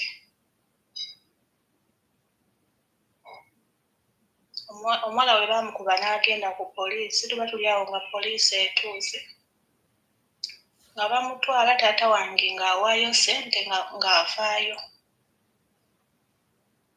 Bwe yavaayo, Masha omusajja yatandika okunjooga. Ayagala ono. Takutya nti oba ogenda kiraba otya. Ekimpiti nga n'atuuka takyatuwa buyambi wadde. Kubanga nze lumu omwana wange yalwalako ne tugenda mu ddwaliro. Najja mu ddwaliro nga wabulayo 5,000 n'agaana ozisasula. Taata wange yali ampadde ssente naye nga kubulako 5,000. N'agaana ozisasula. Ne tutuuka nga tweyiiya ewaka. Ndaba nga sijja bisobola. Baite nalina sisita wange ng'ali Saudi. Nembimunnyonnyolamuko. N'aŋŋamba, omanyi ku ssaawa eno omwana oyo akyali muto, nakye tugenda okukola muwe maama. Opange ojje. Taata wange n'ampa ssente ezikola paasipooti. Taata wange mwennyini n'angoberako ne ngenda e Dubai. Naye Masha okuva lwe nava ew'omusajja. Tawangako ku baana wadde n'ekikumi. Bamanyi baana bwe bafaanana. Okuva we navayo tewaliwo wadde ne wafadde yali anoonyeza ku baana. Nagenda e Dubai n'enkola emirimu gy'e Dubai gigootaana n'alinnya ennyonyi n'agenda e Qatar. Yali e Qatar ng'akola e Dubai nga mirimu gyagootaana n'entuula emyezi 8 nga nnoonya omulimu sinafuna mulimu mulala. Nalaba kimpitidde kuba nange ng'abaana balwala. Nemukubira essimu, nali simukubiranga ku ssimu, naye namukubira essimu jjukira yali imo ku vidiyo koolo, nenfukamira wansi. Nemugamba omwana ali ku kitanda nemuweereza ebifaananyi. Nemugamba naye mbadde nsaba, bansabye $6,000, mbadde nkwegayiridde nsaba ompeeyo $6,000 nsasula ebbiru y'eddwaliro ezisigaddeyo. Yanziramu n'aŋŋamba ye mwana muto ajja kuzaala abaana abalala. Atumbuka n'enkaaba naye namugamba ebigambo bino eno. Namugamba nkusabye ssente ez'omwana owuwo nga mulwadde ogaanye okuzimba naye mbadde nsaba Katonda ono eyaliwo mu masekkati gaffe nga tufuna abaana abo b'ogaanye okulabirira ate nga ssente ozirina akubuzeeko emirembe obule ssente nga ne bw'oba olwadde naawe tolina asobola zikuwa. Nsaba n'ogwo omulimu Katonda nnyambe gufe weewodde Uganda nga nkaaba amaziga ne mugamba nsaba ofe obule n'akaaba ku mufu gwo. Masha waayita emyezi 3 ne bamudipootinga. Katonda n'ansaasira nabeera e Dubai for 1 year nga sikola. Naye Katonda n'ansaasira n'enfuna omuntu eyankwatako n'enzijja e Russia nga sitaddemu wadde n'ekikumi. Naye Masha ekisinga okukaabya amaziga. Bannange abantu temukaaba. Be baana bange okuba muwala wange omukulu.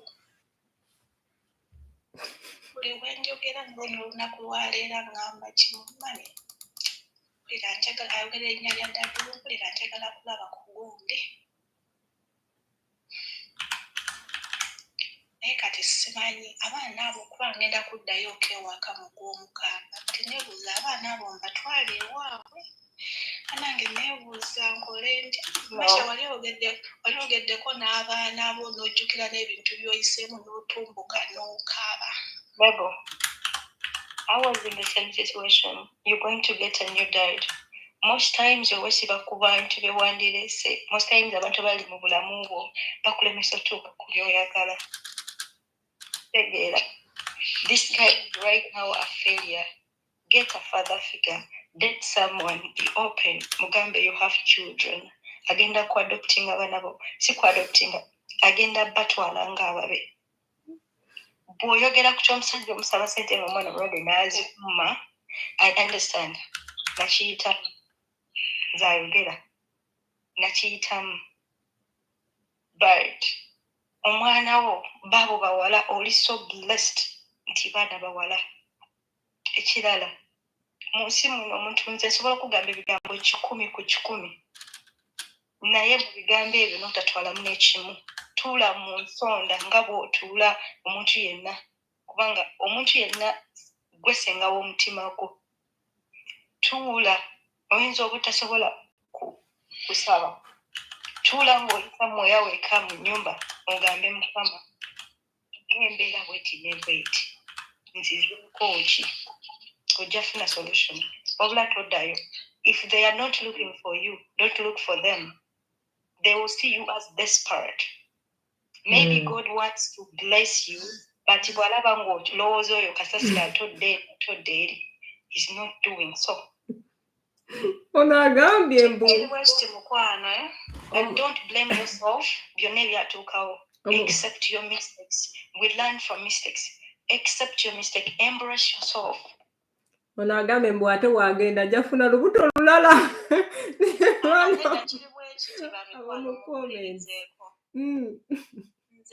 Nze omuntu namujja mu bulamu bwange era sirina kyemwagaza. Right, olijjangu otuwa amagezi. Just mbadde neebuuza ky'abaana nti mbatwale balabe famire yaabwe. Right, oni gwe professor. Right, on ye professor ne king wano ne TikTok. Last call jena watatawo wa mwana wange namugamba twagala pampa nangamba sabagoba oba oyagala sente za pampa komawo wano. That is the last call gyakoma okwogerako nange. God is going to bless you. He's seeing you with those children, not child, because he's not one. Abaana babalaba boddayo maybe mukama alina kyayagala okuleeta naye ate olowooza ebyo ebyekisiru. Tuula wansi obuuze Katonda omugambe Katonda ankole ki? Ego kankubuuzeyo ekibuuzo mukwano. Gy'oli. Wanje? Gwe obadde oyogera, right? Sing. Okay. Kati ochali Russia? Yeah. Okay. Okola? Yeah. Kati nze mbadde mbuuza nti okuva lwewayawukana n'ono omuntu n'abaana bo n'obeera bali wa mama wo? Yes, cause na wa mami wange omwana wange ow'okubiri nga wa myezi 3. Kati bonna abaana bo bali mami, right? Yes, bonna mami y'abali. Okay, that's fine. Wagambye nti teriyo famire ya musajja yonna yali enoonyeza ku baana, si bwe guli? Teri, but last week ku Thursday nali ndi wano eno kubanga nali ndi wano nga nazaala wange ankubira nagijjako bujja kubanga sirina byakumugamba. Kati agenda okukuba nazaalawo after how long? Kati myaka 4. Abantu banga balina akamanyiiro. Kakati mukwano kyengenda okusaba the fact that okola enda olabirira abaana bo, si bwe guli? Bw'onaagamba nti nno okutta abaana bano obatutte bagenzi balabye ewaabwe oba balabye ab'ewaabwe, then what? Ne batandika okubeera nga basoma ne babongerako ne bakola batya. For now, jukira you're still healing. 4 years is not a long time. Nze nandibadde ngamba right now nti sooka concentrating on yourself and your children. Yeah, and be better. Okitegeera? Better. Kola sente, gula amamotoka gabayiseeko ng'oyagala bitomera na butomezi. On yourself and your children. Abaana bo kasita obalabirira, Mukama abadde akyakugabiridde, abaana obalabirira. Toligamba nti no oli mu kusabiriza everywhere. Labirira abaana bo. However, omwana kyagamba nti I miss gundi biraawo babyogera, but kasita abeera nga tali mu picture ajja kivaako. Omusajja singa ddala yali ayagala okubeera mu picture y'abaana ne bwe yali badde nga talina kyawaayo, at least emotionally yandibadde waali. And sometimes they are calling her because they want to use her since ali bweru ssaawa zino omusajja ali Uganda bamudipotinga ayagala biri bino bye batutuuza mu ddagala. Bye byenkugambye ate tofa ku bya society simanyanga omwana abaana balina okudda ewaabwe abaana ebyo bamama baffe batugamba don't fall for that rise. Waliwo wanangambye nangamba nkebereko ku mukyala Mebo ndabyeko ku bifaananyi ogambye thanks for loving me my baby daddy. Ndaba ebifaananyi byoteekayo ebya baby daddy. So kati See ye. You got someone else. Masha. Wanji? kankubulireko omulabo oyo gwe ntaddeko daddy baby si ye daddy w'abaana bange naye oyo omuntu abaddewo nnyo mu bulamu bwange so kati nkola vidiyo nganze kunyumirwa kuba mbadde manyi ye baby daddy ye omwami no nedda neŋŋamba kangezese ndabe kubanga ayimiriddewo ku lw'abaana bange ensonga lwaki waliwo abadde akubuuza are you dating him now oba akizzeemu ndowooza kale ndowooza mukyala Mabel igwe nga ggwe omanye ekikuli ku mutima abaana abasinga asobola okuleekanira ntwala ewa taata tasobola kuwadde n'ekikumi oba omuwa waaki ate mwana muwala wana getting to your age ajja be understanding omusajja yenna wabanga omunnyonnyole waliwo banambuuzizza nina emyaka emeka nze ngenda weza emyaka 24 mu Desemba nga 27 with 3 children nze nafuna olubuto nga nina 15 we know muwala wange kati alina 7 years the only thing we can say hugs baby girl you are worthy you're beautiful don't put yourself down have self-esteem bokera kumacha walk into the mirror and say I'm beautiful God bless the work of my hands ekirungi akola oli Russia okola kati weekolerere abaana baveeko omwana si yakuvuga gwamuvuga omwana otandika otya okumbuuza nti taata mukaaga n'agaana ng'alaba abaana balwadde kati saazi nagenda kyusaaki what is he going to do take care of yourself love yourself kola sente bannange sente terimba bagamba sente si byonna naye kola sente yo ekuzika ekufunira emikola sente abo baveeko boddayo ne bakuyoola ebigere n'osiraana ogenda tugamba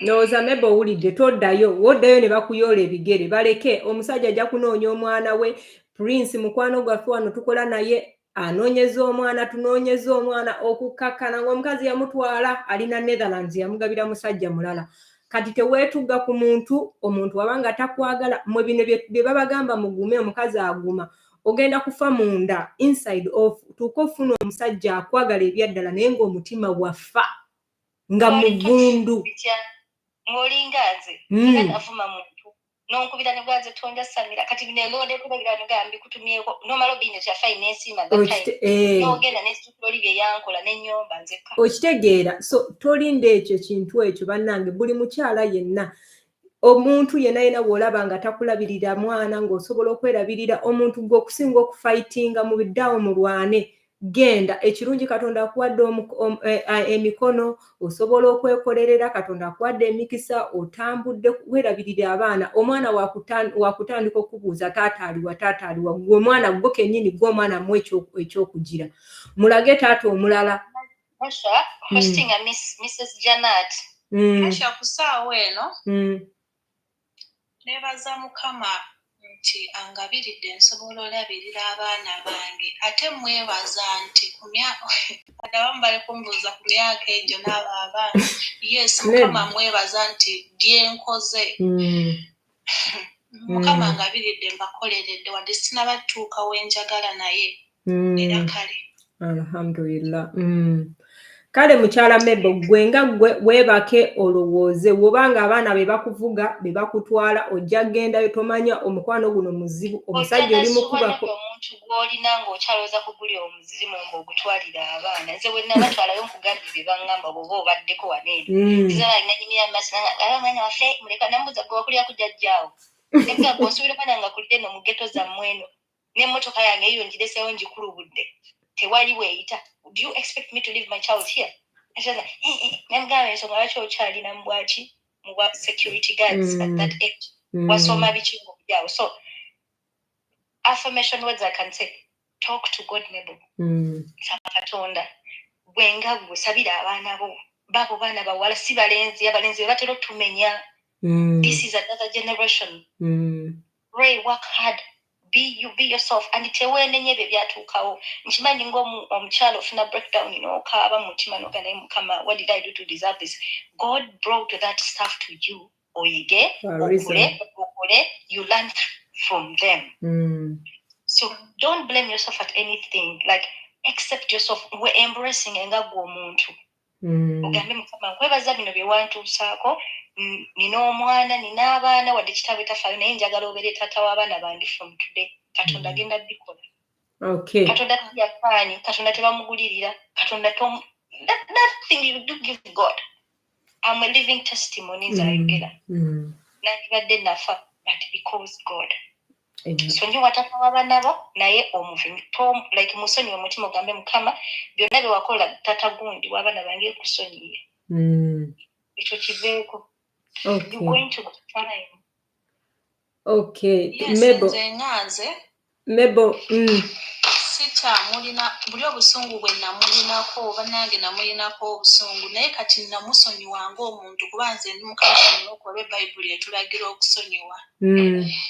Nze namusonyiwa era nemwesonyiwa. Simanyi oba Mebo avuddeko. Mary Kwali. Can you hear me? Yeah, I hear you. Wow, Kale, good evening, everyone. Praise Jesus. I'm so glad to be here. Number one is Miche Nyizo Gamba Bachala abasinga nti ekituufu tuba tukimanyi twebuzaabuza. Ensonga esookera ddala mu Eva.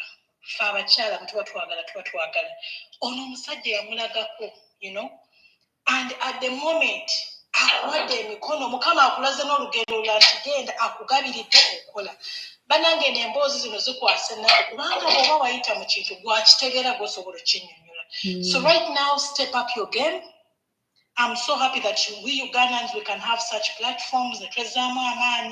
Actually, step up your game to the moment you walk it up you desire a better of yourself.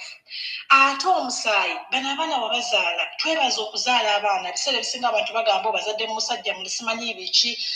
Embrace it nti olina uterus eri active. Okitegeera sweetheart ensobi wagikola olina abaana bo, that is number one. Abaana balamu otosobola obbagabirira otambudde n'okola. So step up your game. Ate kyembadde njagala okugamba abantu nti omuntu oba akulaze nti takwagala bannange me I don't believe those second chances work again. If you have seen someone truly akulazeeko nti they don't want, even if you see a signal from a relative from now and then and they are trying to come back to you, it is already a stop. You just want your kids to grow, maybe in the future. Of course, blood is blood. They will get to know about their family and be proud to tell them, my kids, this is where I come from, this is me, and this is all and all. And on the other hand, you're in Uganda, God has blessed you that you have gone another extra mile. He's a God of second chances. Who are you not to believe in yourself once again?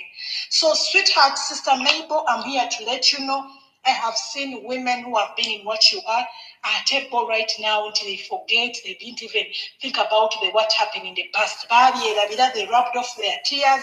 Sometimes it's emotional. Carry it in your shoe. Mukama God gives us what we can handle. Mukama agenda kuisawo Mebo. You're beautiful, you're created, so I believe you can do better. Once you believe, any woman who believes, once she believes, so she becomes. But when now I need a new chapter, you will surely get there. The other thing maybe start now abaana bano nga bwe bakuze obuyambi Mukama agenda kuwa ssente naye bwazikuwa ebiseera ebisinga bano abaana bye baba bakuze obalabiridde okoze etya ono omusajja ne bwali batandise okukubira essimu togeza n'okemebwa n'ogamba nti now my dad has come back. It's okay, connect with the kids also bafunya moments, they resolve n'ogenda ng'obawa obuyambi, but right now focus on you and your children. I want you to have God at the center of it all. Buli olucha kuma just believe in God. Sagala obeere ng'okaaba amazigo gamenze bannange nayitawo ojja kuyitawo ojja kumalako. And right now you have the back of people who are motivating you, have the back of people who are out there. Lowooza ku muntu ali ekalamoja mu kyalo nga talina na musajja mukuba nze ndaba nga violence is going on, depression is too high, people are toxic, emitima gifudde naye gwe njagala okyembracing ogambe Mukama awo mpisawo saagala kuddawo kati omuntu gw'obaddemu okufuna abe nga akuwummuza maybe omuntu koddamu okufuna njagala akuwumuze buwumuza ebiseera ebisinga we learn through all this mukama njagala akuweyo omuntu ng'akuwumuza kubanga bw'olugero totutadde ogerako abamu baliyo batidde n'obeera mu kintu ng'osolinako kintu ekikivaamu ne weesiba ku kintu tosanyuse naye engato noyambala 42 ng'ekumenya toli happy naye kati kw'ovudde n'olugero n'ogamba omanyi enough is enough so kyo kye tusaba omusajja ono ne bw'akomawo it's an ex. So right now, it's the kids. If their aunties ask you, it is okay to ask about them. Believe in yourself and step up the game. I am so here to let you know, Tino Mebo, you are an overcomer. I just touched your story, but then Peter here evening, and I don't know how my fellow Ghanaians are here. You know, I love what you're doing, and what I want to tell you, Mebo, you will overcome, sweetheart. You're such at that age. Take care of yourself, love yourself. Oboina kapasiri nteka muka musical sinze.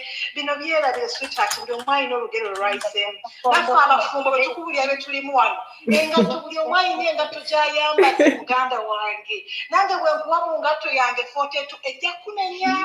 So beera ng'oli mugumu osabe mukama omuntu agenda okuwummuza akuwe essanyu. Takuddamu kuwate biri eby'ennaku. Sweetheart, I'll follow you and I loved your story. It was so touching to me. And I really pray that God makes a way. Amen. Thank you. Masha, thank you. I'm happy just to pass by. Thank you, Pastor Violet.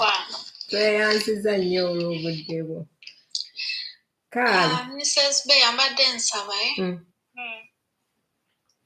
Bade nsaba kwongerako naawe mu inbox oba naafunayo chance simanyi. My inbox mnange najigudde.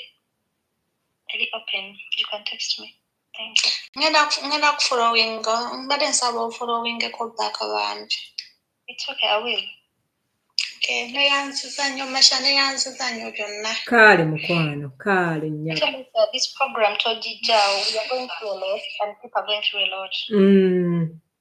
Tuba tubeera naye tujja kubeera naye naye obuzibu obuliwo nti omuntu oyinza omu-invitinga like omuntu oluse ebiseera ebisinga omuntu n'akudisappointinga okitegeera kati ate wana abaana put up this program okikolere n'akalango when you are hosting someone this is how we can actually support each other when you are hosting someone oteekayo post before at this time at this date we will be having this person blah blah this is how we can support each other. Sometimes a post noteekayo omuntu baba tebabyagala abamu tibaba post eyinza okutambula bw'emala okutambula netuuka ku enemy kati ne bamutiisatiisa oba ne bamu discouraging and then they won't show up. Inze nyinza ogamba tulinayo omugenyi ebiseera ebisinga kati ku Saturday enkya tulinayo omugenyi Swali agenda tubulira we yagenda New Zealand era abantu bonna bamwesunze agenda kujja so naddala bino ebintu ebiri so emotional abantu bakaaba abantu bamira panado abantu baseka birimu okukaaba bambi munatusonyiwa Magezi 2568 Magezi okwedda ali wano Magezi we muting mukwano ono Magezi Maggie we unmuting kale mwebale kutuweereza Mrs. Machel ne Mrs. Pia mwebale kubeerako bambi kale neyanziza ku-invitinga bambi naye nze nsaba kumpa ku magezi bambi. I'm just 24 baddeko mu relationship emu yokka weti mbadde ne guy namufuna nga covid tanaba kujja ndowooza twali twakaweza nga 6 months covid najja netubeerawo netuyita mu covid after covid yali ndowooza 2022 yali mu Feb awo yali ali ku opening up company yeetika Kago sigenda gyogerako oba kyoba ki naye yali alina sente ze yeetaaga nange sinza ali awo mboba nali nina nnyo sente oba nali nkola nnyo mbunsa omuyamba biki naye ku sente ze yaŋŋamba yansaba miliyoni 4 ne mugamba nsa okuwa miliyoni 2 naŋŋamba nga tuba simanyi tugenda tandika butandisi oyinza okuba nga aguze shares mu eyo company so bwe tunaaba tutandisa okukola tujja kuba tukuwaayo nga bampa monthly konze okay olw'okuba nali fala tetwawandiika tetwakola ki then after kampani netandika okukola ne batandika okukola eventually ng'abasajja oyo mubamanyi ndowooza n'afuna omuntu gw'asobola ogamba nti ono oba gwagenda naye oba kyoba kiteyaŋŋamba kati n'atandika okukatinga off communications tetukyayogera tetukola ki kati nembeera otaddeyo akasente ga yakubbye aye tasobola kugamba nti akubbye biki we bityo takyayogera naawe naye nga nali manyi ewaka ne ku mulimu manyi wakolera nengendayokko netwogeramu kati nga mmanyi oke bankyaye kiwedde kuba byonna bye yali akola nga yakukyaye nga mmanyi ajja kukwata akasente kanke namuwa mu kampe agayaye olwokuva era nali fala nga fala wabeera nga twogera olwagira n'atandika okumpaanira nga kampani bwekola nnyo akasente kampani ekola akasente monthly tusobola balansinga ebitabo tusasudde stores mwe tutereka tusasudde office we tukolera tusobola okufuna miliyoni nga 13 nengamba kampani ekola bulungi kati nze onkoze otya kubanga olwedde nateekayo ningaguze shares bansuubiza okumpayo akasente sifunadde 10 n'okunkyawa bankyawa katubeerawo awanyumiza ebibuuzi byekonze kati gwega kampani ekola bulungi oli mbulamu bulungi ate nze kubanga wansuubiza ate tompa naŋŋamba njafuna wenkunyiga eyo mu maaso naye fonawo nze nkola sente nzifuna naye sizirabako zonna zimpita mu ngalo ye bati mpoziko basajja bamanyiira yaŋŋamba nsobola okuwaayo omutwalo gumu buli mwezi omuntu waatyo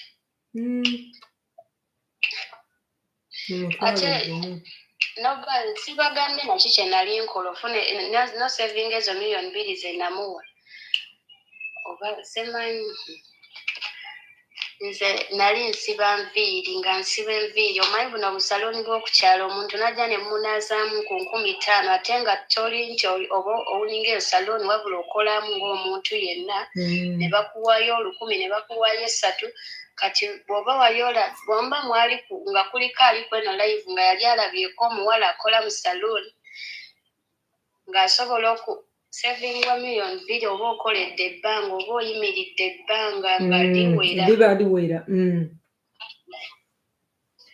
naye gaye n'ava eri n'akujoogamu embeera atutta obusente atandise kukudaalira kati omulinamu omwana gaye omulinamu omwana sirinamu yadde omwana sinnaba kuzaala nebaza na Katonda nti nanti kati Maggie olaba ebiseera ebisinga abaana ffenna nze nange nina gwe nali mpaddeko omukwano nga guluma ng'obusiru gye buli naye ebiseera ebisinga nange nali njeeze ne bawasitoolooseka miliyoni aga naye nze nja muddirayo saawa yonna naye bailo yange era nagamba Nandi sente wazimuwa mu kashi oba wamusindikira na mobile money? Kashi mukono gumu. Kashi n'ogenda mu banka n'ojjayo akasente ko n'okatwalira omuntu mukono gumu. Osobola okwogera nawe kusaayi. Kati mulina ojja kwogera naye mu comment gundi bia tobimubuulira wano. Ojja genda akubulya ekyagamba. Okitegedde kyembadde n'omugamba naawe. Ojja kujja nkugambye oyo si wafatanga.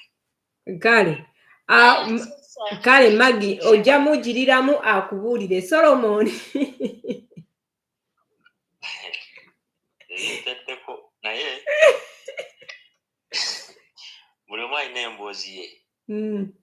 Actually bw'ogenda okwetegereza mu buli mwana alina story ate bw'ojja mu ebintu bya love omu aba alina story ate nga nkambwe tuva kule looli etukabizza amaziga ate tudda ku muddu gwe bayisa ku nkuluma looli so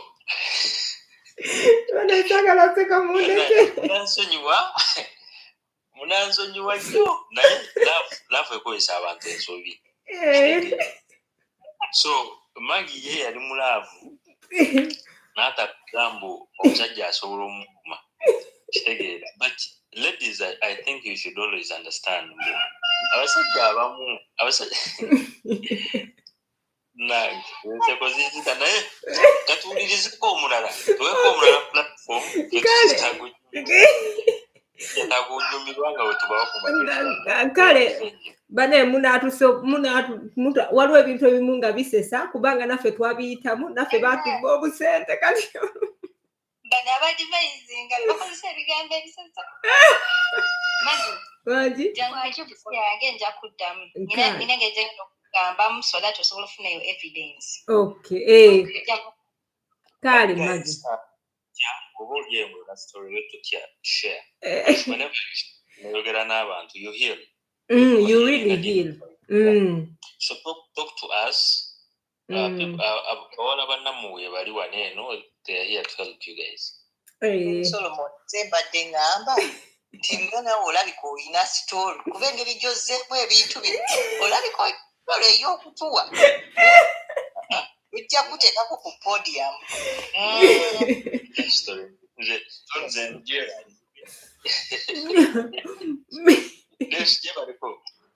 Alinayo gyebali serebuwa kuno gyebali nnyabo naawe ndeka mutata sinafuuka serebu ndeka abaana bambadde enseko abaana abantu bonna babadde baguddemu ekiyongobe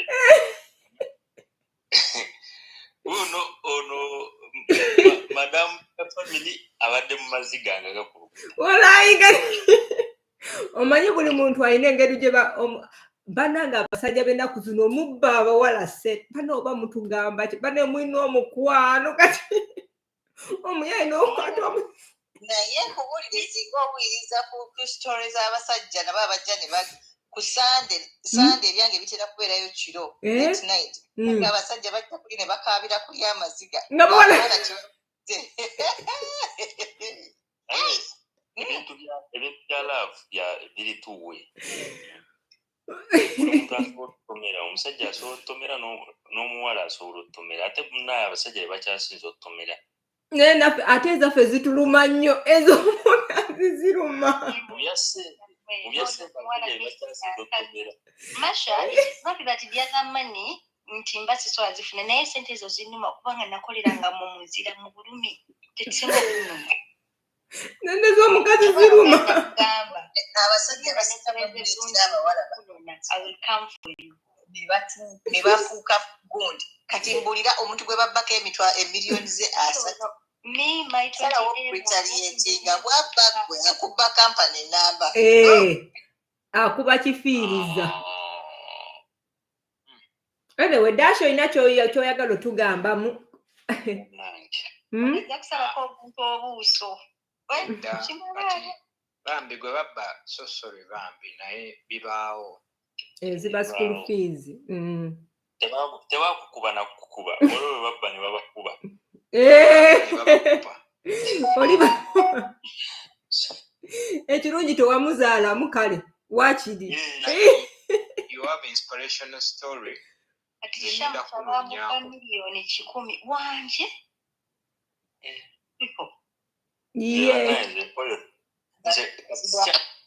Sente yange saawa eno naye kama akagato tojagala njagala yange Dayitoni akagato ko bakapama bwe batyo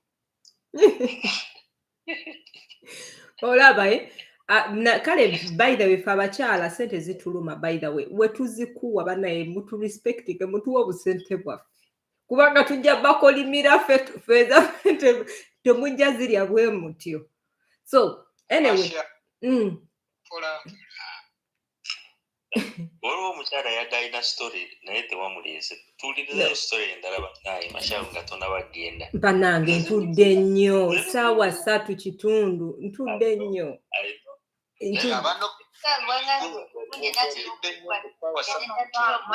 otudde nnyo okusobola okubeera nti eno program ogireka mu supu. I think it's okay osobola okulekeraawo for now tubeera nga twesunga next time. yes That was my story. Next time, Dear family, following. Queen Warrior. Queen Warrior. Wanji? Okay, tujja tandikirawo Queen Warrior kankuwandiike wansi kubanga olaba zino story we tubanga twanguwa bwetu ebiseera ebisinga omuntu tetumanya kituufu oluusi nammwe abawala mwabawa n'abasajja ssente ng'omugenzi n'owotazinziriza kati olumaliriza ojja kujja okaabe kati mba Masharo nakyembadde nsaba ye sebo abawala bagaba ssente fenga temutunoonyako gwe Solomoni sirika njogere wabaki obukazi bannange nakugambye King Solomon ojja tunnyonnyola story yo ogirina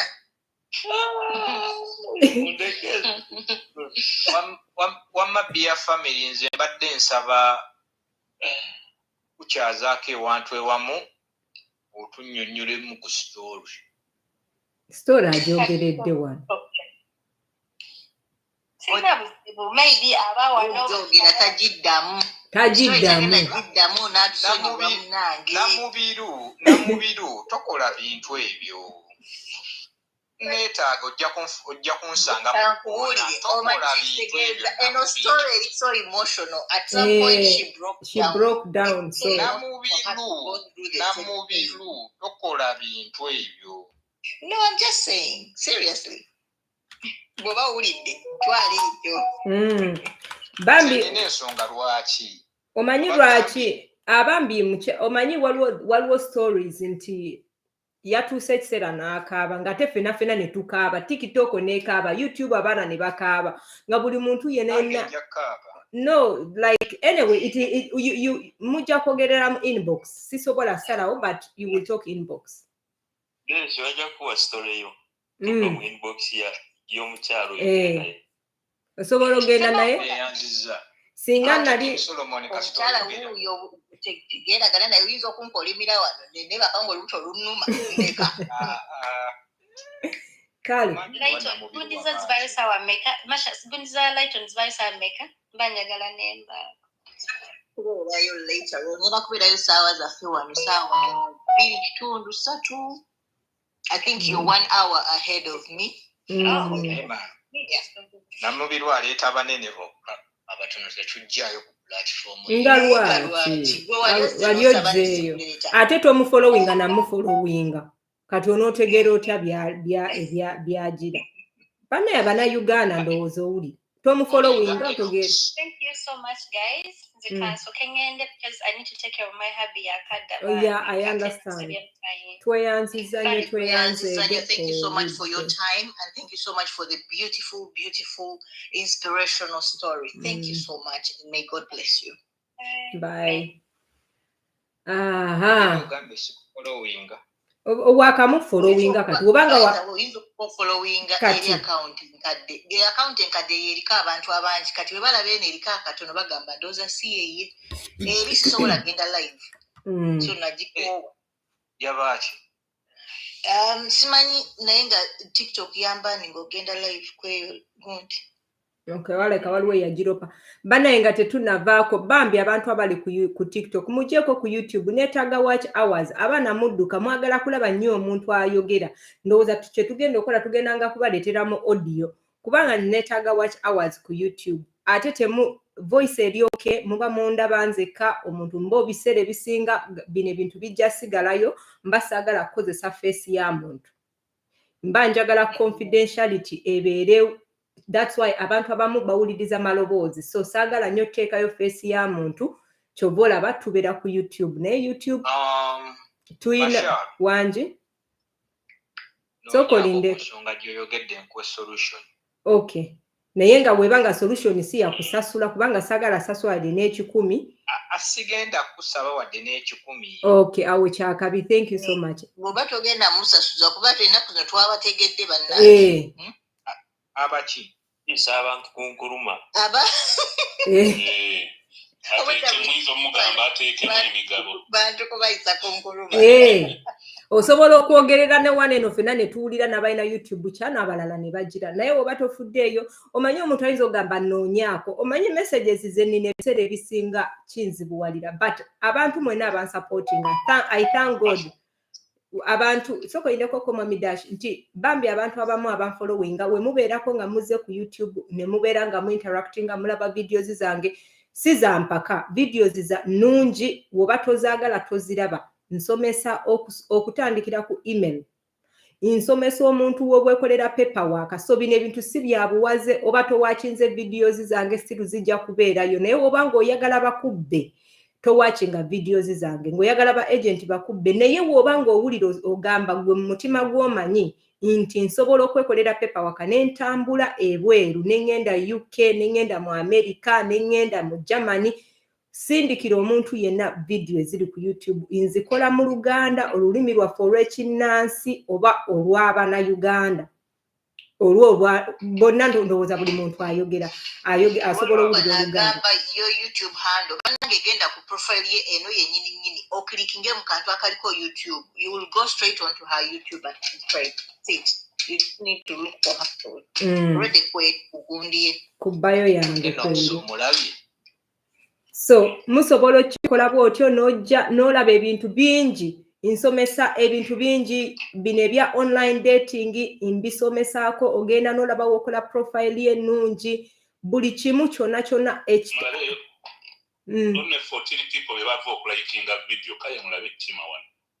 be bannayuganda only 14 people bubalengera bannaye mulina ettima linda kuyinga tekeeraga mukalabye oba zeesulise naye muntu asobola oziraba oba kale kangiteeke mu back tulabe so only 14 kati kuliko 15 woyogedde ndowooza omulala n'agenda but when you go and like it is really good ne like tetuje okay yeah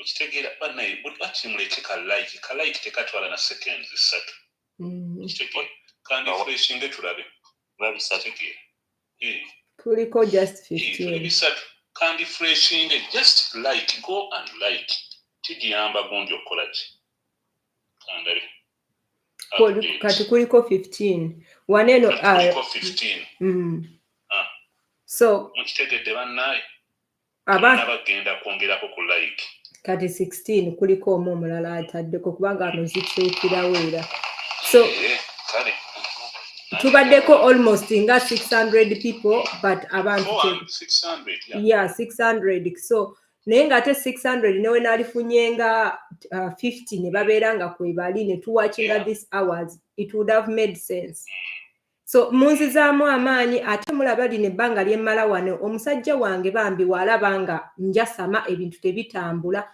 muli agamba mukazi wange ayasamira ki oba kitegeera so wojja nonsupportinga waneeno tebansasula by the way toseka light on Mashal statement eno kanje kuddiremu najigambako waneeno like kati bagitegeera Uganda mutandike ekintu nga waliwo abalinze bikuleme waliwo abalinze bakube engalo waliwo abalinze okugamba genda maaso buli ekintu kyotandika eba vita walutalo Nyate we are helping each other. Thank you. That was a 22, which is good. Ebasobola kusuuta unless nga amazira banga kikoze. Kati olaba bana nze kyengamba kino ekintu anyway kati sisasulwa so ngowojja n'ogira ono omusajja muli asanyuka n'agamba omukazi wange akwata n'atwala obudde n'asoma ebintu n'abaterayo ebintu n'akola video yazi editinga kati gwe otagira okitegedde like waliwo nze nganze n'oba nga tonjagala just kikolera omuntu ono gw'otamanyi okitegeera nti muli ajja tuuka ekiseera nga w'omanyi omusajja agambe ye nfaaki gwe ebyo bintu kubanga wanankera ku macana nga bino bikasasiro tobiddako mukwano sijja biddako kubanga okitegeera kyentegeeza nti sijja kubiddako naye ffe bwe tuba nga twagala okweyamba ndeeteyo ekintu nti nkesi ndabye ekintu tukiteekeko nga mbe Lighton kino bwe kiti ebintu bwe bityo fena tweyambe so mbadde anyway sisaba na busabi gwe woba owulira kikkakatako jangu obeere olaba videos in case ntaddeyo mbaleetera abantu si kyangu okuleeta omuntu omuwalabanya okujja ku YouTube ku TikTok n'ayogera emboozi ye oba okitegeera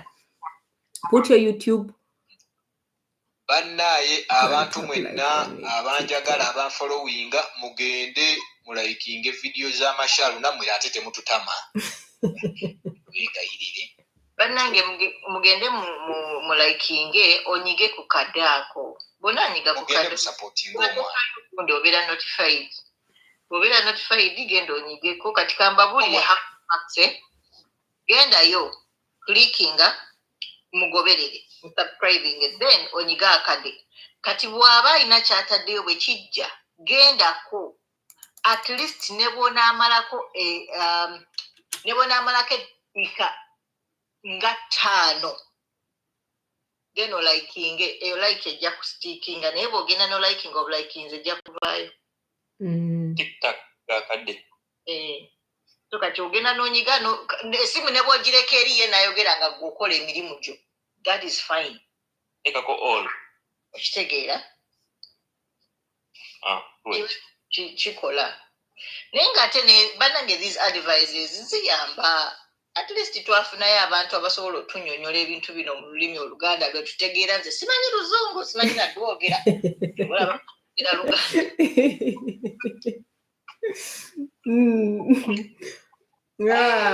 muba muwulira bulungi by the way ku YouTube muwulira bulungi wano we wali omwami ye yakolawo buli kintu kyonna n'agula microphone kansubire wano mugiraba bulungi yiyo ng'ayagala eddoboozi libeere nga muliwulira bulungi kati nze olumu ntunulamu ne ŋŋamba kale ne bw'oba nga togira at least waliwo ekintu ky'ogamba mumusanyuseeko oba okitegedde alabe nti bannayuganda nti naye akola guni n'adda ku laptop n'aŋŋamba this thing can work n'abisomako oba okitegedde n'aŋŋamba kiteekeyo na editinga kati imagine ayagala mwe bannayuganda mubeere nga temugira mu bintu byasayiramu ebintu bwe bityo kubanga nabiyitamu ne tufuna ekintu ne tukiteekayo kati gwe ng'omunnayuganda kale nze tonjagala I understand but nga gwe kikolera omuntu ono omuzungu oba gwe omuntu gw'otamanyi noga bambi ateekamu effort that is it anyway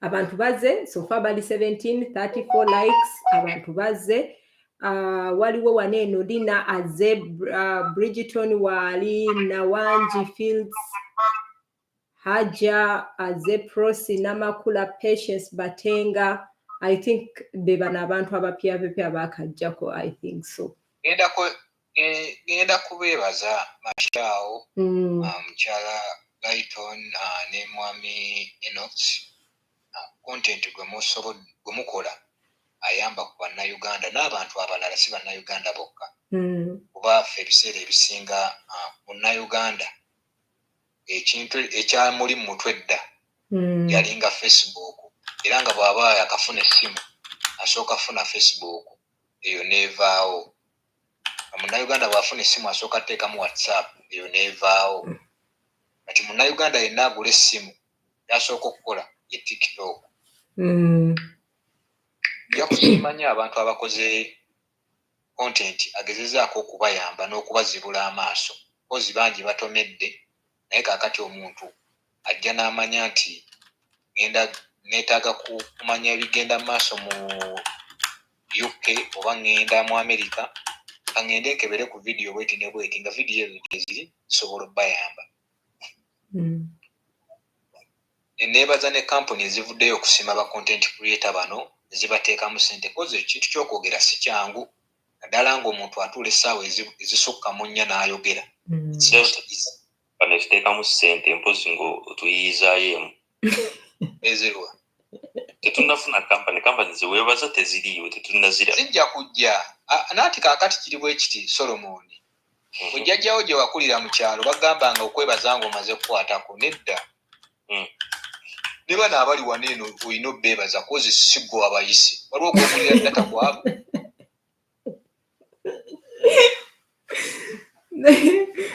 Solomon bakubuuza waliwo gwe wagulidde data gye ekyo nga kiwanvu data Airtel nga wa bbeeyi kitegeeza bakutaddemu ssente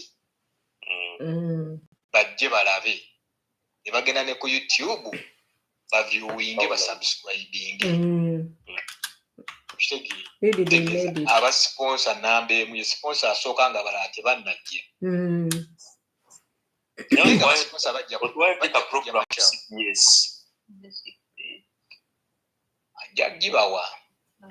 yagibawa kozi bantu bangi nnyo abeetaaga lwakuba obuzibu bwe tulina ffe waffe e Uganda ekintu ekirungi bakikubirawo olina okwekasawo nga bwe tukyayogera ekasawo bannange olunaku olwaleero ku ssaawa 3 eze UK eyo simanyi zigenda kubeera ssaawa meka yonna gy'oli ngenda kubeerayo ne programu ali ku peegi yange nga tugenda kwogera ku nsonga lwaki abantu benda wange atamanyi lwaki abantu benda ogambe ssaawa meka simanyi gy'oli naye zijja kuba ssaawa nga 3 ekiro kati Lighton awo ssaawa mmeka awewuwo ssaawa mmeka wano ziri emu kitundu zijja banga ssaawa 7 kati eyewuwo oyongerako 1 hour zijja ku 1 hour okay so oba ssaawa nnyo okay omanyi kati ekayo ezo programs ekiro abantu baba balowooza abantu beebase kati abeeyogerako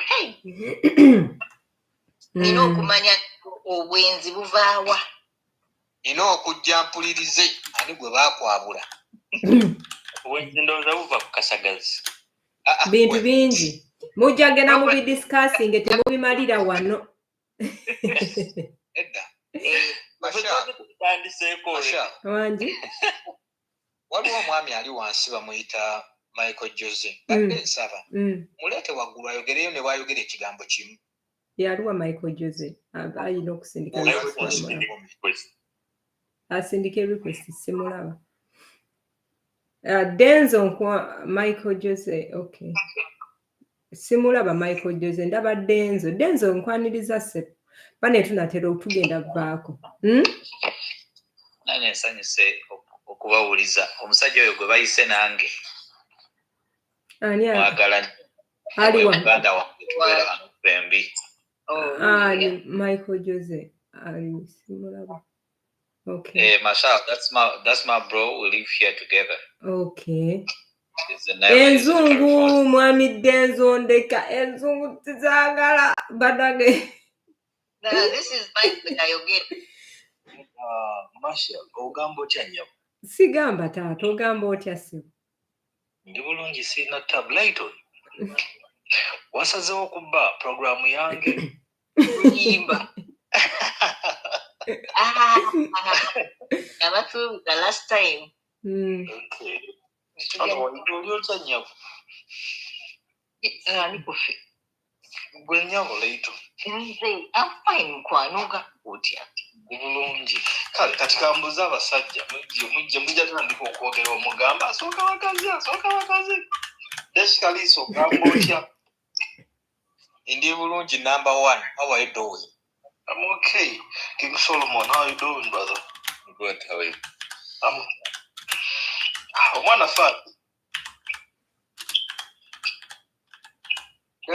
Monino oluzungu akakalubake naye tugendera awo. Aliwa. Thank you so much. These programs here, bojano yogere ebintu ng'ebyo kula obwongo bw'abantu abamu. Ekyo bw'oba okoze programu eyo leero yamba obeesinga ennyo ne ku bantu abalala. Ani alina echo? Solomon, go alina echo. One of the panelists. Wanji nyabo. Jango beri one of the panelists. Nja kubeera ogambye essaawa mmeka? Saawa zange wano zijja kuba ssaawa 2:3 basically 3 tugenda. ezekiro kati bwe tugamba wano it's in the next 2.5 hours.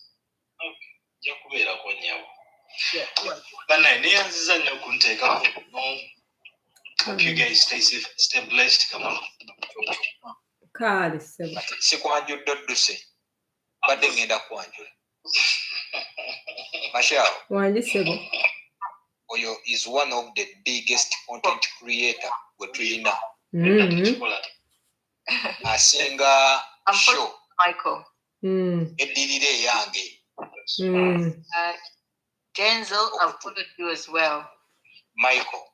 Thank you. Yasinga show bagiyita The Midnight Chronics ebeerayo ku Sunday. Y'amaanyi. Ukipika nnyo. Akipike kyabike. Mpulira. Y'amaanyi. Nange nja kuba mulaba byakola. Sunday bw'ofuna obudde okuva ku ssaawa 2 ezeeni ewaffe ekyaddondo itirayo jjallabo ojja kuŋŋamba Deshi kyewaŋŋaa kituufu. Ono ziba ssaawa 4. Show y'amaanyi. Awo ziba 5. Naye ow'omutima omutono togenda bambi. Thank you, Desh. Thank you so much. You're doing great, you know. Desh, Banai, thank you so much. Desh Kalisa, thank you so much, you know, for loving me and supporting what I do. I think about Banji, Babala, the difference between you and other content creators, and just be different. That's what I tell people. Just be different. So later, Marshall. Is that your name, Marshall? Yes, sir. Yeah, Marshall. That's her name. I'm following account here. Now I end up follow like Denzo, I follow him later on, but this is now King Solomon I haven't. Kalisa I do. Netinka sinaba, but I will do after. Bane musibe bulungi. Kale toyanziza nnyo sebo toyanziza. Guys, toyanziza abatuchekinzeeko. Michael Joseph, thank you so much. Denzo now toyanziza, Desh toyanziza, Layton, thank you so much. So bagay katugendeko ku YouTube ya Masha, there are only 14 people. Ngenzeeko I try to comment ndaba tete wali anziramu. Kiba kitegeeza abantu tebaliiwo. Ndi naye nga siraba bw'oyogera. Solomon Ashawo neyanziza nnyo okubeera wano, neyanza nnyo akaddeko, annyongera okubategeeza nze Desh Kalisa, ndi buli wamu nga mobile money. Akola ku CBS. Joshua CBS. Radio ya Buganda, radio y'obwajjajja. Deshi, obadde oli wa banna. Wa CBS. Ndowooza ng'ogyeko Mashao ne Michael Jose ne Bag, ndowooza show yange erabika yeddako watakyakusatu boogera ebizimba eggwanga. Naye yange mweri mu bizimba eggwanga. Mbadde simanyi. Gwe Enox, Michael Jose n'abalala abasigadde just. Desh Kalisa. Naye Abannayuganda nga batukuba nnyo kiki tubakubere ki? Mulina kye mubasingako. Tewali yakuba mwavu. Mbuulira mwavu ki gwe baali bakubye. Baana mmwe. Bakuba mungi. Nze mbadde mmanyi oba tubibalekere be baba byogera. Ababakuba bali bubi. Tukuuliddeko Desh, ono ye Desh wa gundi. Yoyo, tewaliwo Deshi mulala. Obadde tomanyi? Obadde sibitegeera. I just, oh no. Yono. Bansonyiwe ekikujjasa mannyo. Abagundi aba YouTube nga bakendeera. I'm seeing only 11 people. Ita abantu bagende ku YouTube. Okay. Nanti kati wano ngenda buli muntu wange yenna omuwagizi wange abawagizi ba Fangoni Forest mugende ku YouTube y'omukyalo oyo muleke kwebuza magezi munsumbu wanamu. Kati bakomyewo obagamba ne by the way was it when ku kibooziboozi ebiseera ebisinga ate bajjako ne babeerako nga 50 ku kibooziboozi olunaku lwa leero sitera kuteekayo gundi live lwakubanga omukyala yatugambye agenda kujja ate olunaku lwalinayo ntera okubeerayo ku Tuesday, Monday sikola live, Tuesday nenkola, Wednesday sikola, Thursday nenkola, Friday sikola, Saturday nenkola, ne Sunday nituba mu kiboozibozi. Naye Sunday sigenda kukola kubanga nkoze leero Friday. Kati ngenda Brianna Prosper agenda ku YouTube. Basharu usiba bulungi, abali Uganda musule bulungi. Nange nja kujja ku Sunday wano mbanyumize y'ekiboozi. Ekibozi kyaki. Banyumiza kyaba taxi. Brianna Prosper, go on YouTube. Yes, see YouTube increasing. Yeah. Number 13 now. At least let's make it 25 at least. Yeah. In Uganda zigenda kwera sawa 5 kitundu. Let's make 25 nga Masharu's another again. Then njagala njijeko nga at least kubanga kati wano wekubanga kwe kuli mba kizibu nnyo abantu okujja kuno kati ngenda kubajjako kuneera. Kale tujjeeko tusigale. Okay. Katona batujjako, we need to make 25 at least. Nanti tebagenda kuvaako nga bali kuno badde kuno. Kizibu. Tuli 15. Bwebava kuno tebadda. Brianna Prosper agenda ku YouTube. Nzinga sibalaba. Baliko 15. Bali 15. Rubowa Aisha tukulabye. Banangi genda ku YouTube o commenting. I'm going to read your name here. Not sure. Bane mugende mu commenting tubala. Rosa tukulabye. Grace Nandowooza tukulabye. Abalala muliwa. Namirembe Halima tukulabye. Thank you so much. Gwe weraba weka. Natukunda tukulabye. Akiki nkulabye. Shamim Kabahuma mwana w'omuka nawe nkulabye. Abalala namwe mujje banaye. Nendaba abalala bajja naye enamba ogulu yeyongera. Why? I don't. That's why I was like Sibitegeera. Ngobi. Abana bajja naye enamba teyeyongera. Nyaka Jovlet, Rahma, Ngobi, Kabahuma Kikyazemu. Banangi. Let's make it 25 at least. Dorian, Chosen, Sarah Chosen now tukulabye. Tapping akahati yako. Tapping akatima ako banangi. Kaliwa ako. Katapping yako. Just like that. Aha, that's it. Doreen, thank you so much. Now, Nange Wendy. Patience. Thank you so much for joining. Enamba nga tekyuka. Kitegeeza abajja bavaako buvye. Oh. Simanyi lwaki. Namirembe Halima. Thank you. Brianna agamba tetumusoma. Brianna tetukula. Tukula bwoba okozesa linnya ki munnangi. Oyo amanya mugakyusa. Oyinza okubanga gwe nakanjako. Gwendaba wano. SNK Shana. Thank you. Rembe Harima, thank you for being there. Aniyomlala. Patience. Patience, Batenga.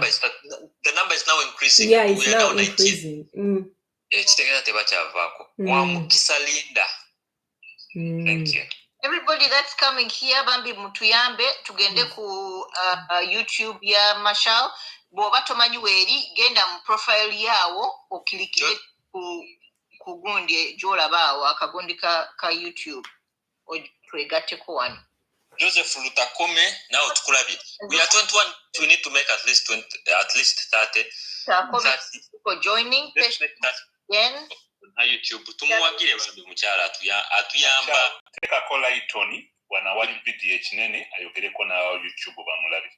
Okay. Joseph Lutakome, I'm waiting. Yeah, Lutakome, thank you. Now there. Kale kanzije. Mwagala kulaba live. Who else? Omukyala anyumirwa camera. Muna banaye mubeerenga Mirembe Halima. Ajje abaddewo omukyala Janat Rania nawe, thank you. Hey. namulaba ntunulanga bwe njagalo. Layton ninga kumanyi. Omumanyi. Lwendo. Oyo naawe ani atamanyi Layton? Wazze eggulo.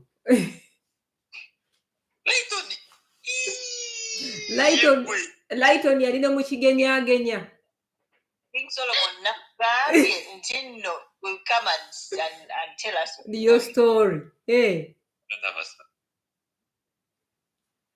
Yeah.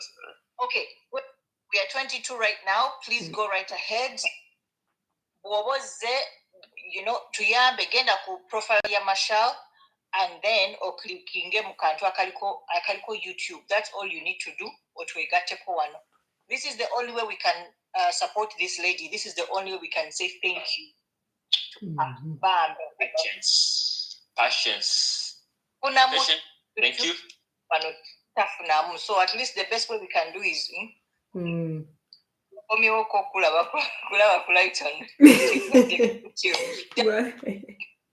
abaana baagala Layton bujakunda sawa 5 n'ekitundu eze Uganda sawa 3 sawa no oba sawa 4 eza Mashal Jali abe German. How are you Bambi oba tomumanyi namire bagambe chi hi Layton, how are you my darling? Patience agambya kanvamo kuti not the patience TikTok naye mukama mpula no sebo kokomeo ku TikTok ndabi 20 we are 20 we need 25 at least we need 25 tubeko nga tulinako lero mwina okuweza enamba lete tuvaako nga teweze muli omusaga ono muli 10 lwaki temuvaana ne mugenda ku YouTube really? How are you Nagi? Hope you're fine. Chetugenda okukola ngenda ku recording these names. Mutebiba here akubuzizaako nagamba how are you?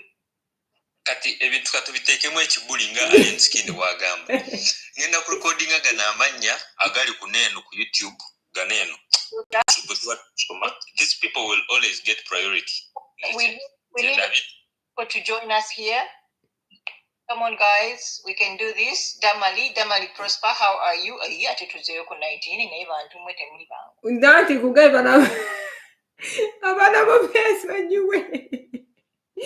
Abana banagenda mubeso njuwe bana Layton nja kubeera koko ku live yo ndabe koko katono.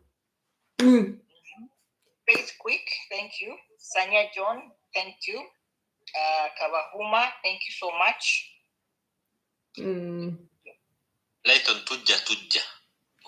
Bane mugende mu following Layton aine ebinyuma mukyala ayogera bulungi nze onjogerera bulungi waliwo mukyala Violet Pastor abaddeko ako exactly oyogera nga ye omanyi waliwo omuntu nga akugamba with authority nga akugamba ekintu nga akimanyi nga akigumiza yegwe omuntu omukwabo abakyala bemmanyi nti yes wayogera ekintu kino. So abantu mu following mumuwe follow banga bimeka Wow. We are doing good. We are 23. 27. We have 27. Ngababo tubuzayo abantu ngababo mutujoininge wano tuli ku YouTube nange ndi ku YouTube as you see. Ndi ku YouTube one because we are just saying things. Ndi ku YouTube mtuyambe. This is the only way we can pay this thing back. That is the only way. Guys, we go through a lot of no take a more good day just to come and talk to you guys and you know. Kati ate akola net singa wona atusomesa. The only way to get back is mubere ku live 27. Mujeno kubanga YouTube at least etolo muyamba bwe tuba tufunye watch hours esolo muyamba ne mwache mwade ne TikTok temwa anything. You know. Please Ajali agambye eti hello Layton. Missed you, baby girl. I'm here. Just don't meet light.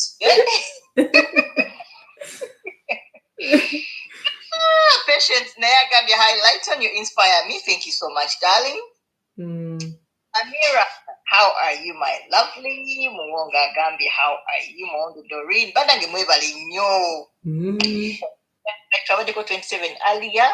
But yeah, Studio 101. Solomon, eddoboozi likomawo. Solomon. Nakugamba ejja kujja otuwe story. Solomon anabira na ku TV. Naye bannange, Solomon kyotaakole.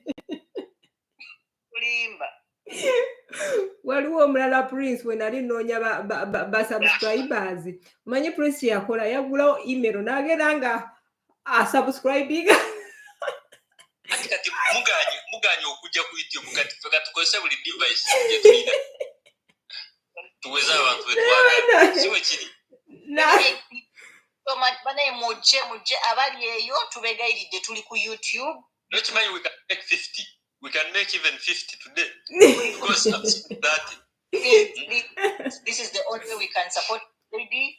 Atukoledde ebintu atuyambye nnyo atusomesezza ku bwereere. So the only way we can support her is kugenda ku YouTube ye bambi. Mulaikinge n'okulaikinga mulaikinge bw'otuukako likinga gundi eyo Gemma.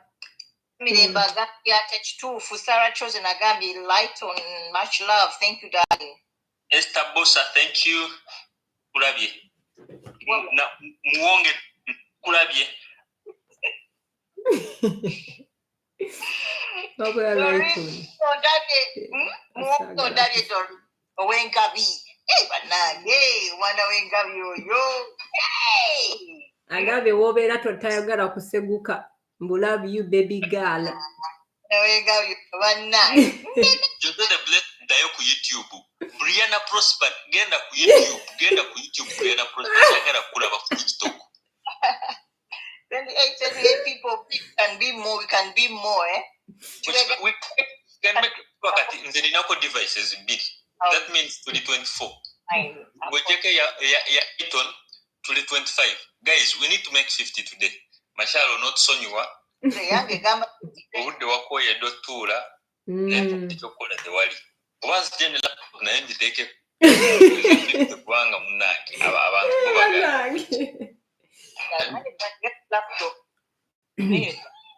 once gye ne laptop naye ngiconnecting okikola otya okubeera ki laba Mashalo yenna mulaba bulungi wano ndawo ndaba ku TV yo mulaba ku TV. But please come back. Hey, Lighton, cheers from Edmonton again. Thank you so much. How is Edmonton? Banage, I'm in Edmonton, by the way. Who is in Edmonton? Somebody here says that. How is Edmonton? Hey, Lighton, cheers from Edmonton. Life card.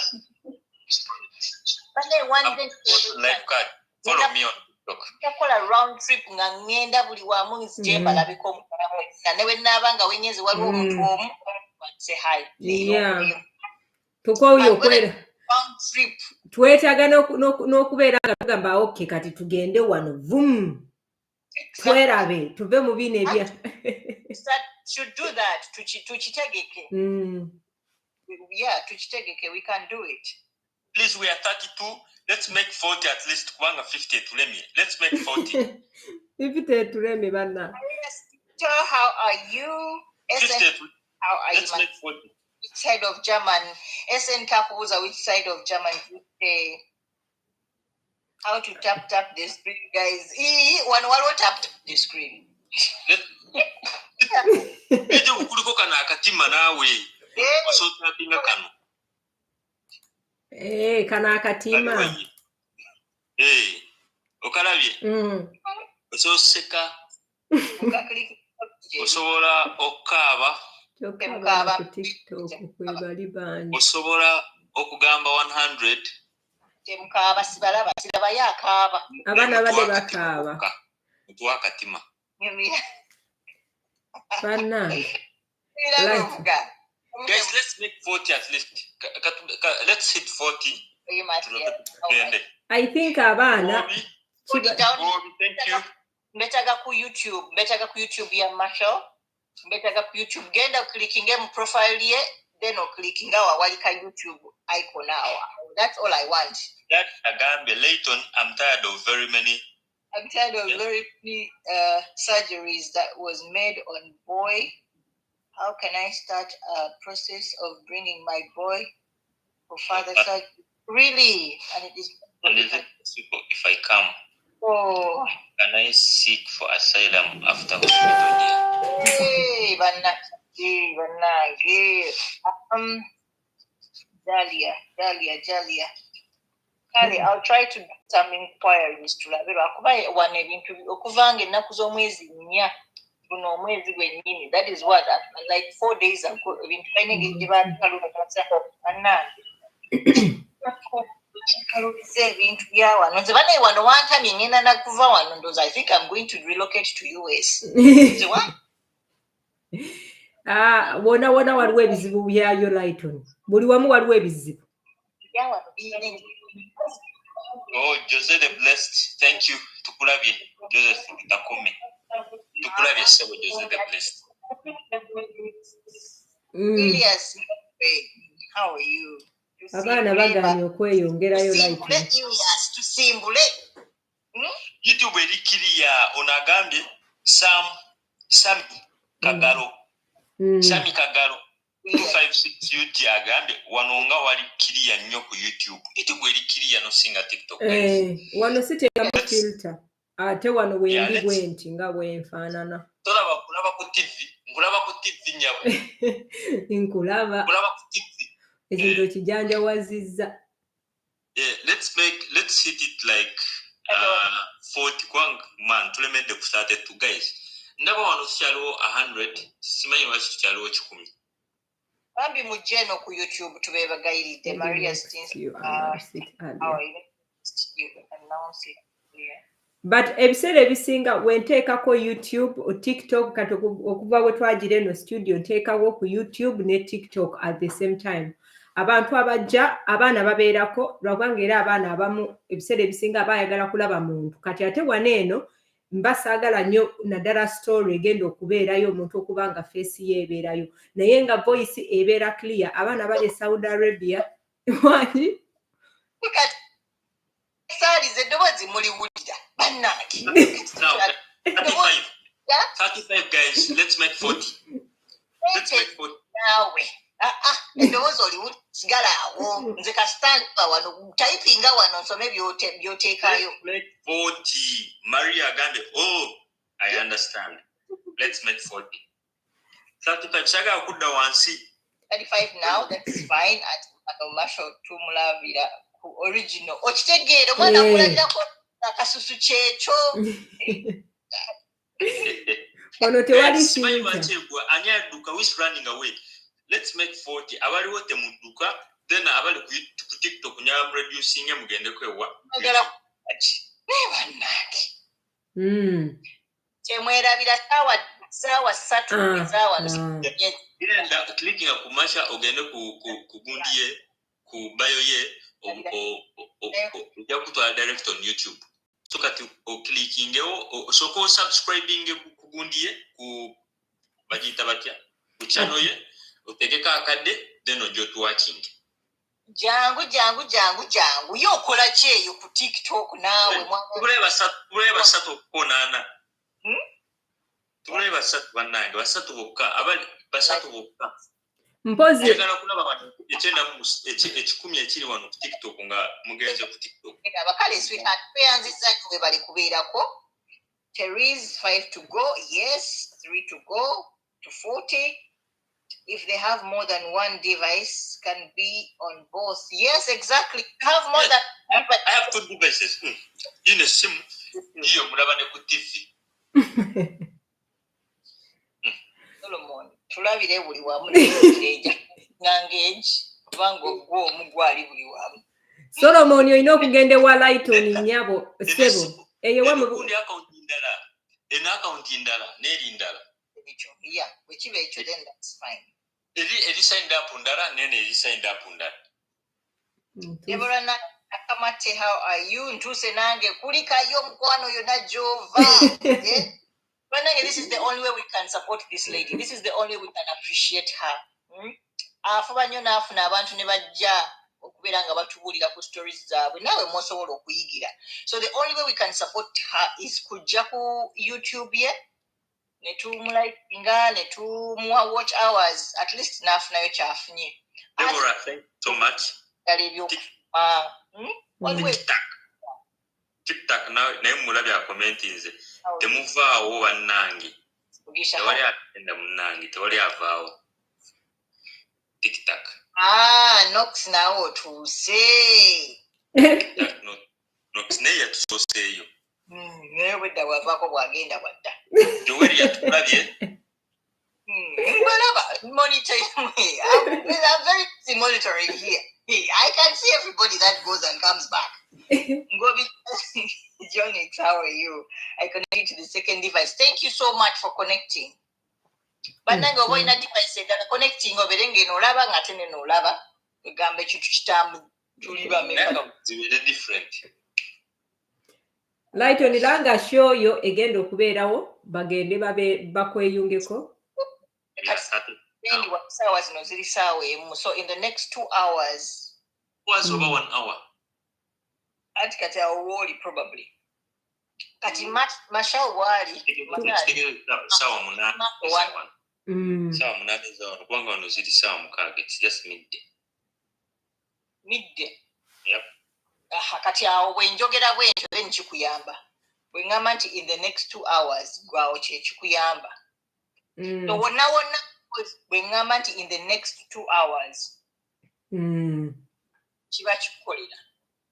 Yeah, true. Nangamba nti in the next 2 hours kiba kikola. TikTok better. Gwe good. Kevin obadoje. YouTube esinga TikTok. In Lighton's voice, yet I left her on TikTok.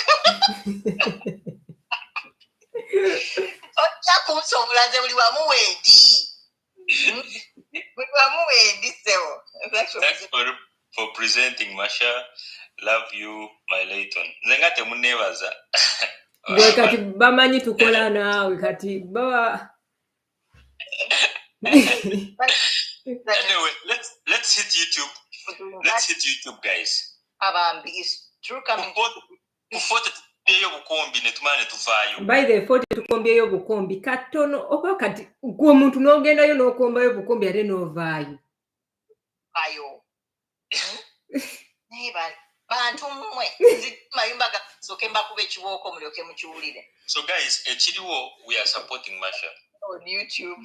Yeah, on YouTube. The only way we can give thanks to her is watching her on YouTube. Manga information jatu ano budde wafiteka mugwe. Moto kula 3 hours. Okule tawa satu si changu. I'm sorry to ask Tuli program over we are to enjoy comment section. Deborah, kakati Deborah, odelete ndowooza naye waliwo program obwedda kweri 4 hours ndoza mukazi watu abaddeko nga like for 4 hours. So kati what they're trying to do right now is okumufunirako ku watch hours eno ku YouTube okitegeera kubanga obwedda program egenda maaso ku TikTok but nobody wanted to go to YouTube, you know. So the only way we can support this lady is at least netujjako ku YouTube netubeerako kale mukale at the moment mujira munyumirwa mu comment section. It's okay. Ambulao mu comment section.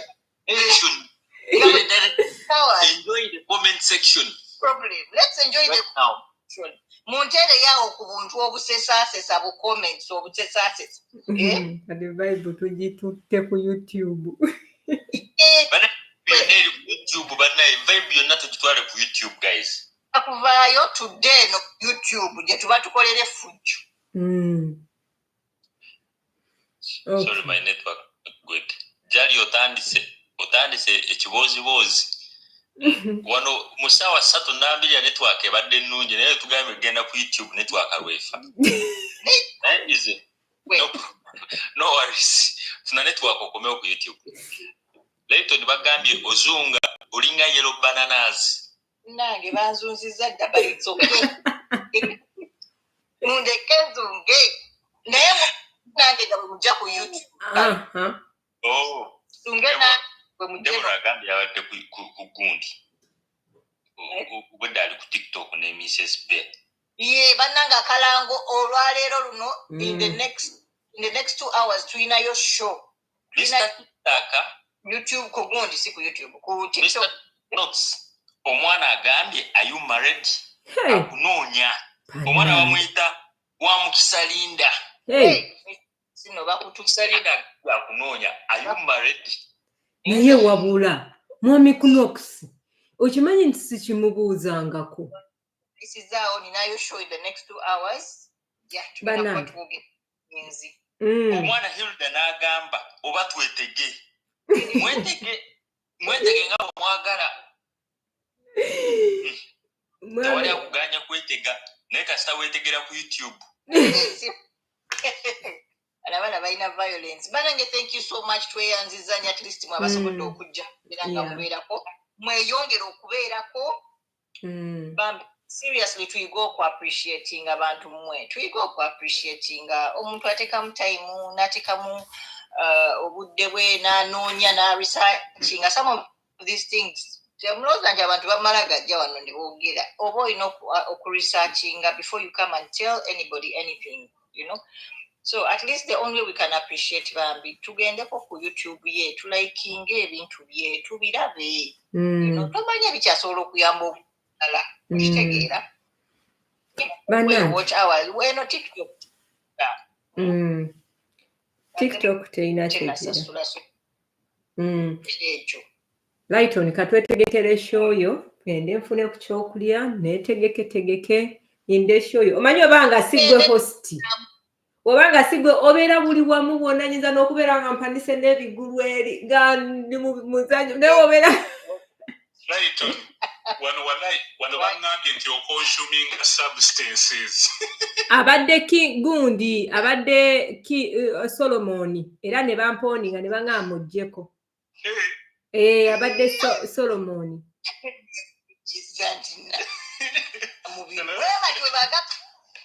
Solomon bamuggyeko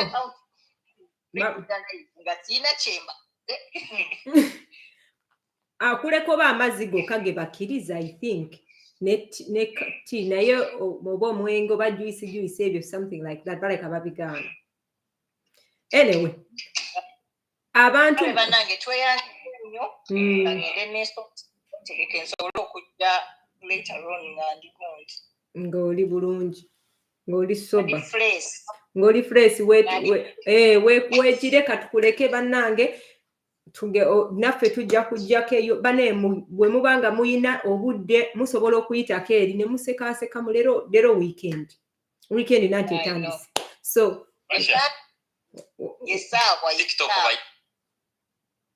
kale banaye thank you so much eka kwendi ku YouTube kale I was showing YouTube on TikTok yensonga ki bakoze eki banzigyeko let's go ndambye obadde consuming substances obadde onywa ki olako olina kyobadde onywa kubanga nange bangambye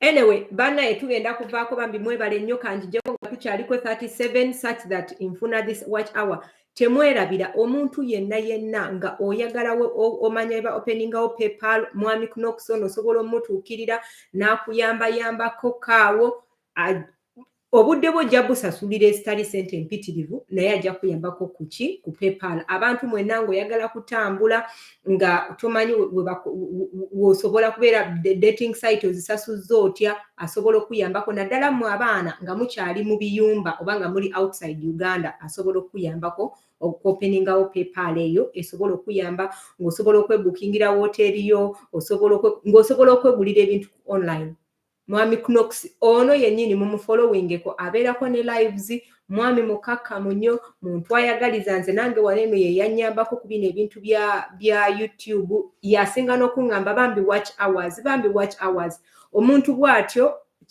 kinsanyusa nnyo okulaba nga omwami bw'ati asobola okwencouraginga bannayuganda ate nga naye alina YouTube channel ye so omuntu bw'atyo nze sijja kulimba musabira mikisa cause ayina ekikye naye ate naawe ayagala naawe okole ki otambuze ekikyo so I love you all mukama bankumire mwenna mwami Knox olina kyoyagala okusembyayo okay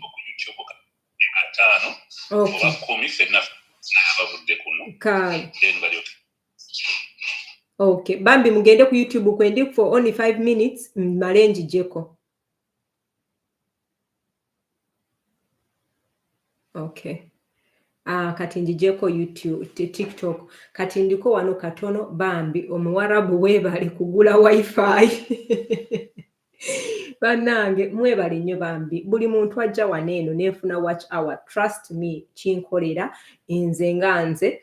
N'ekyokubiri nganze kinnyamba nti nze nnyumirwa nnyo okwogera naye ate omwami we mbeera nga munnange mbawadde obudde nga bungi muli agamba ono omukyala kikyakola but we tunalaba watch hours leero nga we tubaddeko abantu balayikinze abantu babaddeko ba engaginze Prosi Namakula thank you so much Lighton thank you so much bambi abantu mu following mukyala Lighton mukyala naye ayagaliza muntu alina omutima omulungi mwami Solomon mwenna ababaddeko nga munsupportinga YouTube yange etambule mukama abampere kye musinga okwagala baba agudde mu kubusi